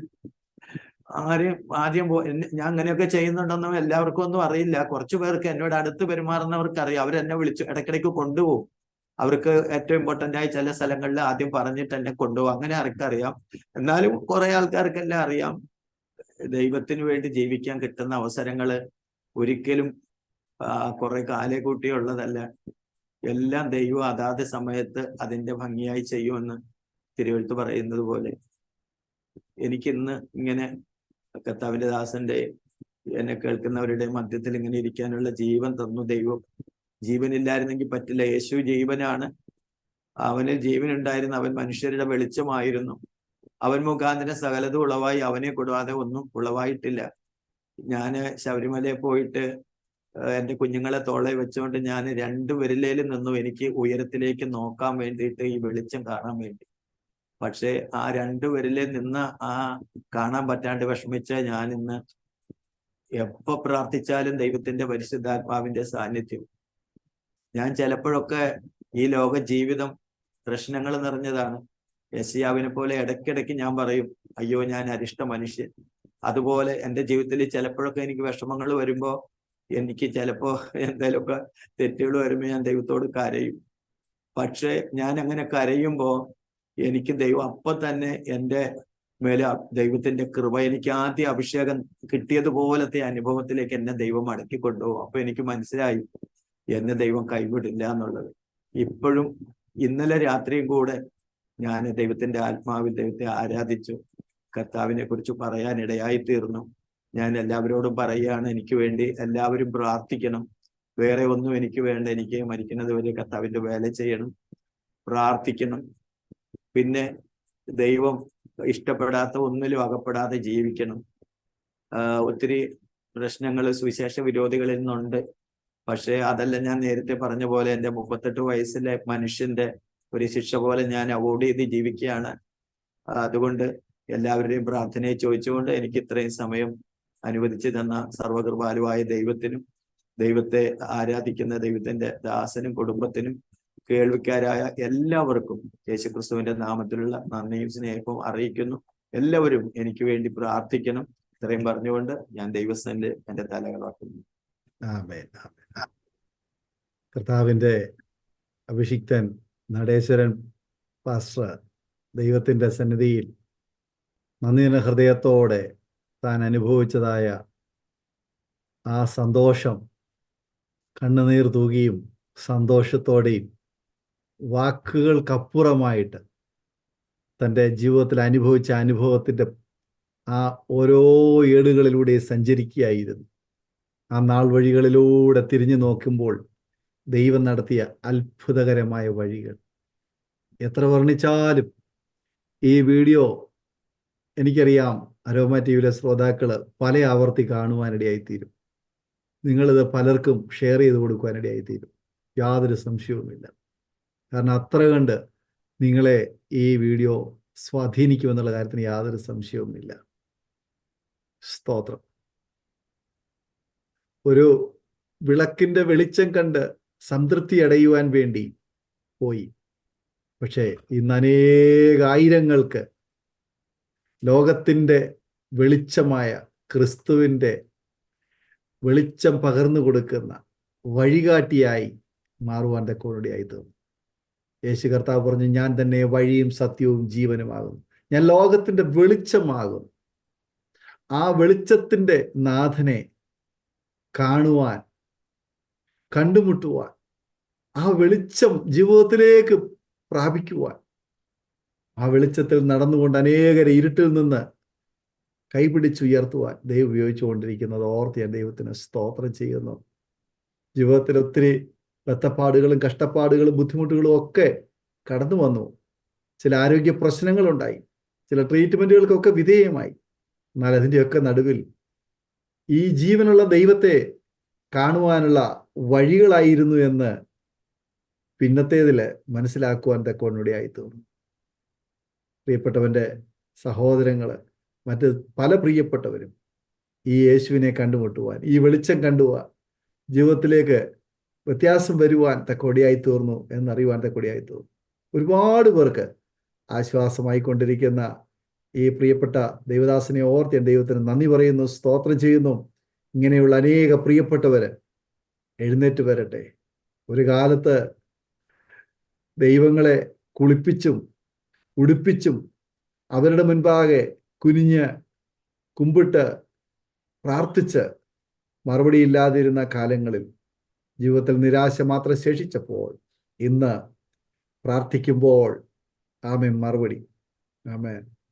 നമ്മെ കഴുകി നമ്മെ ശുദ്ധീകരിച്ച് നമ്മെ വിശുദ്ധന്മാരാക്കി നിർത്തുന്ന ദൈവത്തിൻ്റെ വചനം, കർത്താവായ യേശുക്രിസ്തുവിൻ്റെ രക്തം, ദൈവത്തിൻ്റെ പരിശുദ്ധാത്മാവ് നമ്മെ കഴുകുക, നമ്മെ കുളിപ്പിക്കുക, നമ്മെ ശുദ്ധീകരിക്കുക, നമ്മെ വെടിപ്പുള്ളവരാക്കി തീർക്കുക, നമ്മെ തന്നെ ഒരു വെളിച്ചമായി, ഒരു പ്രകാശമായി ഈ ഇരുട്ടിൻ്റെ പാപത്തിൻ്റെ അന്ധകാരത്തിൽ കിടക്കുന്ന പ്രിയപ്പെട്ടവരുടെ മുൻപാകെ നിർത്തുക. ആ നല്ല അനുഭവങ്ങൾക്കായി ഞാൻ ദൈവത്തിന് സ്തോത്രം ചെയ്യുന്നു. ഈ ഭൂമിയിൽ നമുക്ക് താൽക്കാലികമായി കുറച്ച് നാൾ ഇതുപോലെയുള്ള സാഹചര്യങ്ങളിലൂടെയൊക്കെ കടന്നു പോകുമെങ്കിലും അതിനപ്പുറമായി ശ്രേഷ്ഠമായ ഒരു നിത്യത, ഒരു സന്തോഷം, ഒരു സ്വർഗം ദൈവം നമുക്ക് ഒരുക്കിയിട്ടുണ്ടല്ലോ. ആ പ്രത്യാശയ്ക്കായിട്ട് ജീവിക്കുവാൻ കർത്താവിൻ്റെ ദാസനെയും കുടുംബത്തെയും ഞങ്ങളെ ശ്രമിക്കുന്ന ഓരോ പ്രിയപ്പെട്ടവരെയും ദൈവം സഹായിക്കട്ടെ എന്ന് ഞങ്ങളും ആഗ്രഹിക്കുന്നു, പ്രാർത്ഥിക്കുന്നു. ഞങ്ങൾ നിങ്ങൾക്ക് വേണ്ടി പ്രാർത്ഥിക്കാം. നിങ്ങൾ ആര് തന്നെ ആയിരുന്നാലും, ഏത് സാഹചര്യത്തിലായിരിക്കുന്ന വ്യക്തിയായിരുന്നാലും, നിങ്ങളെ സൗഖ്യമാക്കുവാൻ, നിങ്ങളെ വിടുവിക്കുവാൻ, നിങ്ങളെ രക്ഷിക്കുവാൻ ഈ പ്രിയപ്പെട്ടവനെ പുറത്തു കൊണ്ടുവന്നതുപോലെ നിങ്ങളെയും പുറത്തു കൊണ്ടുവരുവാൻ ദൈവത്തിന് കഴിയും. ഇതൊരു മതത്തിൻ്റെ പ്രചാരണമല്ല. ഈ വെളിച്ചം അനേക പ്രിയപ്പെട്ടവരുടെ കണ്ണ് തുറക്കുവാൻ, നിങ്ങളുടെ ജീവിതത്തിന് വിടുതലുണ്ടാകുവാൻ മുഖാന്തരമായി തീരേണ്ടതിന് വേണ്ടി ഞങ്ങൾ നിങ്ങൾക്ക് വേണ്ടി പ്രാർത്ഥിക്കും. നിശ്ചയമായിട്ടും ഞങ്ങൾ നിങ്ങൾക്ക് വേണ്ടി പ്രാർത്ഥിക്കുമ്പോൾ നിങ്ങൾ ഏറ്റുപറയൂ, യേശുവേ, ഞാനിതാ അങ്ങയുടെ മുൻപാകെ എന്നെ തന്നെ സമർപ്പിക്കുന്നു എന്ന് നിങ്ങൾക്ക് പ്രാർത്ഥിക്കാം. എല്ലാ കണ്ണുകളും അടച്ച് നാം ഒരുമിച്ച് സ്തോത്രം ചെയ്ത് പ്രാർത്ഥിക്കുമ്പോൾ കർത്താവിൻ്റെ ദാസൻ നാടേശ്വരൻ അവറുകൾ അരോമ ടി വിയിലെ ശ്രോതാക്കൾക്ക് വേണ്ടിയിട്ട് ഒരു വാക്കിൽ ചുരുക്കം വാചകങ്ങൾ പ്രാർത്ഥിച്ചു. സ്തോത്രം, സ്തോത്രം. മഹാപരിശുദ്ധനും കാരുണ്യവാനുമായ ഞങ്ങളുടെ സ്വർഗീയ പിതാവേ, ഈ വൈകിയ സമയം ഞങ്ങൾക്ക് വേണ്ടി അവിടുന്ന് ഒരുക്കി തന്നു. അതേ അവിടുത്തെ ശിഷ്യന്മാരോടത്ത് അവിടുന്ന് വസിച്ചതുപോലെ ഈ രാത്രി ഞങ്ങളുടെ മധ്യത്തിൽ അവിടുന്നുണ്ട്. അവര് പിരിയാതെ നിന്നു. അവിടുത്തെ ഐഹിക ജീവിതകാലത്തും പുനരുദ്ധാനത്തിന് ശേഷവും ശിഷ്യന്മാരെ സ്നേഹിച്ച് വീണ്ടും 40 രാവും 40 പകലും പ്രത്യക്ഷനായി അവരെ ഉറപ്പിച്ചു. അവിടുന്ന് അവരെ അറിയിച്ചതുപോലെ, ഞാൻ നിങ്ങളോട് സംസാരിക്കുന്ന വചനങ്ങൾ ആത്മാവും ജീവനുമാകുന്നു. ജീവിപ്പിക്കുന്നത് ആത്മാവാകുന്നു, മാംസം ഒന്നിനും ഉപകരിക്കുന്നില്ല. അതേ കർത്താവേ, ലോകത്തിന് വെളിച്ചമായി, അതേ അവനിൽ ഇരുട്ടൊട്ടുമില്ല എന്നുള്ള ദൂത് യോഹന്നാൻ വെളിപ്പെടുത്തിയതുപോലെ ഞങ്ങൾക്ക് ഇന്ന് രാത്രി ഒരുമിച്ച് കൂടി ഞങ്ങളുടെ വെളിച്ചത്തിന്റെ സാക്ഷിയാകുവാൻ സ്വർഗത്തിലെ ദൈവം ഞങ്ങൾക്ക് ഒരുക്കി തന്ന ആ പിതാവിന്റെ സ്നേഹത്തിനായി സ്തോത്രം. പുത്രനിലൂടെ ഞങ്ങളെ കൂട്ടിച്ചേർത്തതിനായി സ്തോത്രം. ഇന്ന് ഞങ്ങൾ ദൈവമേ അങ്ങയുടെ മക്കളാണ്. ഒരു കാലത്ത് ഞങ്ങൾ നായ്ക്കുട്ടികളെ പോലെ ഉടയവന്റെ മേശമേൽ നിന്ന് വീഴുന്ന കഷ്ണം തിന്നു. അതിലും മറച്ചു വെക്കുവാനൊന്നുമില്ല. എന്നാൽ ഇന്ന് ഞങ്ങൾ അങ്ങയുടെ മക്കളായി തീർന്നു. അതേ ദൈവത്തിന്റെ വചനം പറയുന്നു, ആമേൻ, ആകാശത്തിലെ സൈന്യങ്ങളെയും ആമേൻ സൂര്യനെയും ചന്ദ്രനെയും ഞാൻ ജാതികൾക്ക് കൊടുത്തു, നിങ്ങളോ ഇന്നുള്ളതുപോലെ എന്റെ സ്വന്തം ദൈവ ജനമാണെന്ന് പറഞ്ഞു. അതേ പിന്നത്തേതിൽ ശിമെയോൻ മുഖാന്തരം യേശുവിന്റെ 8-ാം നാളിൽ പരിച്ഛേദന നടക്കുന്ന സമയത്ത് ജാതികൾക്ക് വെളിപ്പെടാനുള്ള പ്രകാശവും നിന്റെ ജനമായ ഇസ്രായേലിന്റെ മഹത്വവും സകല ജനത്തിനും ഉണ്ടാകാനുള്ള രക്ഷയും അതേ തന്റെ നാവിലൂടെ പ്രഖ്യാപിച്ച് ലോകത്തെ സ്നേഹിക്കുന്നതിന്റെ തെളിവ് ഞങ്ങൾക്ക് തന്നു. ജാതികൾക്ക് വെളിച്ചമില്ലായിരുന്നു, അവരന്ധകാരത്തിന്റെ അരിഷ്ടതയിലായിരുന്നെന്നാൽ സ്വർഗത്തിൽ നിന്ന് വെളിച്ചമായി വന്ന യേശു ക്രിസ്തുവിലൂടെ ഞങ്ങൾക്ക് തന്ന വെളിച്ചത്തിനായി സ്തോത്രം. ഇന്ന് രാത്രി ഞങ്ങൾ എല്ലാവരും കൂടി വന്നിരിക്കുന്നത് ഒരേ ഉദ്ദേശം, ഞങ്ങളുടെ ദൈവം ഉയരണം, ഞങ്ങളുടെ യേശു ഉയരണം, അതേ യേശു വളരണം, ഞങ്ങൾ കുറയണം. അതിനായി സമർപ്പിക്കുന്നു. എന്നെ കേട്ടിരിക്കുന്ന എല്ലാവരെയും എന്റെ കർത്താവിന്റെ കരങ്ങളിൽ ഏൽപ്പിക്കുന്നു. ഏതെങ്കിലും തരത്തിൽ ഭാരത്തിലോ ദുഃഖത്തിലോ പ്രയാസത്തിലോ ആത്മീയ ജീവിതത്തിന്റെ ഏതെങ്കിലും തരത്തിലോ ആയിരിക്കുന്നെങ്കിൽ ഈ രാത്രി എന്റെ ദൈവം ഇറങ്ങി പ്രവർത്തിക്കണമേ. ഓരോ വ്യക്തികളെയും അവരുടെ വ്യക്തിപരമായും കുടുംബപരമായും സാമൂഹ്യപരവുമായ ആത്മീകപരവുമായ എല്ലാ ആവശ്യത്തിന്റെ മേലും സ്വർഗത്തിലെ ദൈവം ഇന്ന് രാത്രി അനുഗ്രഹിച്ചതിനായി സ്തോത്രം. ഞങ്ങളുടെ ദൈവം, ഞാൻ നിനക്ക് എന്ത് ചെയ്തു തരണമെന്ന് ചോദിച്ചപ്പോൾ എനിക്ക് കാഴ്ച വേണമെന്ന് കുരുടൻ പറഞ്ഞു. വേറെ പലതും ചോദിക്കാമായിരുന്നു. ഞങ്ങൾക്ക് കാഴ്ച വേണം കർത്താവേ. പൗലോസ് പ്രാർത്ഥിച്ചതുപോലെ അവനെ കുറിച്ചുള്ള പരിജ്ഞാനത്തിൽ ജ്ഞാനത്തിന്റെയും വെളിപ്പാടിന്റെയും ആത്മാവിനെ പ്രാപിക്കുവാൻ എല്ലാവരെയും ദൈവം സഹായിക്കണേ. കർത്താവിന്റെ ദാസനെയും കുടുംബത്തെയും ഒരിക്കൽ കൂടെ അനുഗ്രഹിച്ചു പ്രാർത്ഥിക്കുന്നു. എന്റെ ദൈവത്തിന് വേണ്ടി ശക്തമായി ഉപയോഗിക്കണമേ. തന്നിലൂടെ ദൈവമേ ലോകത്തിന്റെ വിവിധ ഭാഗങ്ങളിൽ കർത്താവിന്റെ സാക്ഷ്യം കേൾക്കുന്ന എല്ലാവരെയും അനുഗ്രഹിച്ചു പ്രാർത്ഥിക്കുന്നു. അവരുടെ എല്ലാ വിഷയങ്ങളുടെ മേലും പ്രവർത്തിക്കണമേ. ഓരോ വ്യക്തികളെയും കുടുംബമായി തലമുറകളായി ദൈവം കാത്തു പരിപാലിക്കണമേ. ഞങ്ങളുടെ അരുമനാഥന്റെ പ്രത്യക്ഷതയിൽ ഞങ്ങൾ ഇന്ന് കേൾക്കുന്നവരും മാത്രമല്ല, ഞങ്ങളിലൂടെ ഇനി കേൾക്കുന്നവരും ആ മഹാപ്രത്യക്ഷയുടെ ഭാഗമാകുവാൻ ഞങ്ങളെ കൊണ്ട് അവിടുന്ന് പ്രവർത്തിപ്പിക്കണമെന്ന് പ്രാർത്ഥിക്കുന്നു. അവിടെ ഞങ്ങളോട് കരുണ കാണിച്ചതിനായി സ്തോത്രം. ഈ രാത്രിയിൽ ഞങ്ങളുടെ പ്രാർത്ഥന കേട്ടതിനായി സ്തോത്രം. ഒരുമിച്ച് അനുഗ്രഹിച്ചതിനായി സ്തോത്രം. ഏഴയ്ക്ക് കർത്താവേ, അങ്ങയുടെ പ്രിയപ്പെട്ടവരുടെ മുമ്പിൽ വെളിപ്പെടാൻ ദൈവം തന്ന കൃപയ്ക്കായി സ്തോത്രം. യേശു ക്രിസ്തുവിൻ നാമത്തിൽ തന്നെ ആമേൻ, ആമേൻ, ആമേൻ, ആമേൻ. താങ്ക് യു കർത്താവിന്റെ ദാസൻ നടേശൻ അവറുകൾ. ഇത്രത്തോളം സമയം അരോമ ടി വിയിലെ പ്രേക്ഷകരോടൊപ്പം അനുഗ്രഹിക്കപ്പെട്ട ജീവിതാനുഭവവും ദൈവം നടത്തിയ വഴികളെക്കുറിച്ച് പങ്കുവയ്ക്കുവാൻ സമയം ചെലവഴിച്ചതിന് കർത്താവിന്റെ ദാസനുള്ള നന്ദി, സ്നേഹം അറിയിക്കുന്നു. ദൈവം ധാരാളമായി അനുഗ്രഹിക്കുമാറാകട്ടെ, ശക്തമായി വീണ്ടും ഉപയോഗിക്കുമാറാകട്ടെ. അതുപോലെ തന്നെ ഈ സാക്ഷ്യം കേട്ടുകൊണ്ടിരിക്കുന്ന പ്രിയപ്പെട്ടവരോട് ഞങ്ങൾക്ക് പറയാനുള്ളത്, ഈ സാക്ഷ്യം, ഈ കർത്താവിന്റെ ദാസന്റെ ജീവിതാനുഭവങ്ങൾ അനുഗ്രഹമായി തീർന്നുവെങ്കിൽ തീർച്ചയായിട്ടും നിങ്ങളുടെ സുഹൃത്തുക്കൾ കൂടി ഷെയർ ചെയ്ത് കൊടുക്കുക. അവരും കേൾക്കട്ടെ, കാണട്ടെ, അനുഗ്രഹിക്കപ്പെടട്ടെ. ദൈവനാമത്തിലൂടെ മഹിമപ്പെടുവാൻ കൂടിയായിത്തീരും. അതുപോലെ തന്നെ നിങ്ങൾക്കൊരു പ്രാർത്ഥനാ വിഷയമുണ്ടെങ്കിൽ ഞങ്ങൾക്ക് നിങ്ങളെ ബന്ധപ്പെടാവുന്നതാണ്. സ്ക്രീനിൽ കാണുന്ന നമ്പറിൽ വാട്സപ്പിൽ നിങ്ങളുടെ മെസ്സേജ് അയയ്ക്കുക, ഫോൺ ചെയ്യുക. കർത്താവ് നമ്മെ അനുഗ്രഹിക്കട്ടെ. ഞങ്ങൾ നിങ്ങൾക്ക് വേണ്ടി പ്രാർത്ഥിക്കുന്നതായിരിക്കും. അടുത്ത അനുഗ്രഹിക്കപ്പെട്ട ഒരു വീഡിയോയുമായി കാണുന്നത് വരെ എല്ലാവർക്കും good bye. God bless you all. ഓർമ്മയുടെ മനോരഥത്തിൽ മായാത്ത ഓർമ്മയ്ക്കായി അരോമ മാട്രിമോണിയിൽ നിന്നും ജീവിത പങ്കാളിയെ കണ്ടെത്തൂ. നിങ്ങൾ ഒരു ക്രിസ്തീയ ജീവിത പങ്കാളിയെ അന്വേഷിക്കുകയാണോ? അതോ മക്കൾക്ക് അനുയോജ്യമായ ഒരു തക്ക തുണയ്ക്ക് വേണ്ടി പ്രാർത്ഥിക്കുന്ന വ്യക്തിയാണോ? എങ്കിൽ അരോമ മാട്രിമോണി നിങ്ങൾക്ക് വേണ്ടിയാണ്. ഇന്നു തന്നെ സൗജന്യമായി രജിസ്റ്റർ ചെയ്യൂ. അരോമ മാട്രിമോണിയുടെ പ്രത്യേകതകൾ: രജിസ്ട്രേഷൻ തികച്ചും സൗജന്യം. ലോകത്തെവിടെയുമുള്ള അനുയോജ്യമായ ക്രിസ്തീയ ജീവിത പങ്കാളിയെ തിരഞ്ഞെടുക്കാം. വിവാഹം നടക്കുന്നതുവരെ സർവീസ് ലഭിക്കുന്നു. ഏറ്റവും ചെറിയ പാക്കേജുകളും തിരഞ്ഞെടുക്കാം. അരോമ മാട്രിമോണി നിങ്ങൾക്കായി ഒരുക്കുന്നു വിവാഹം പരമാനന്ദം. Email aroma matrimony2020@gmail.com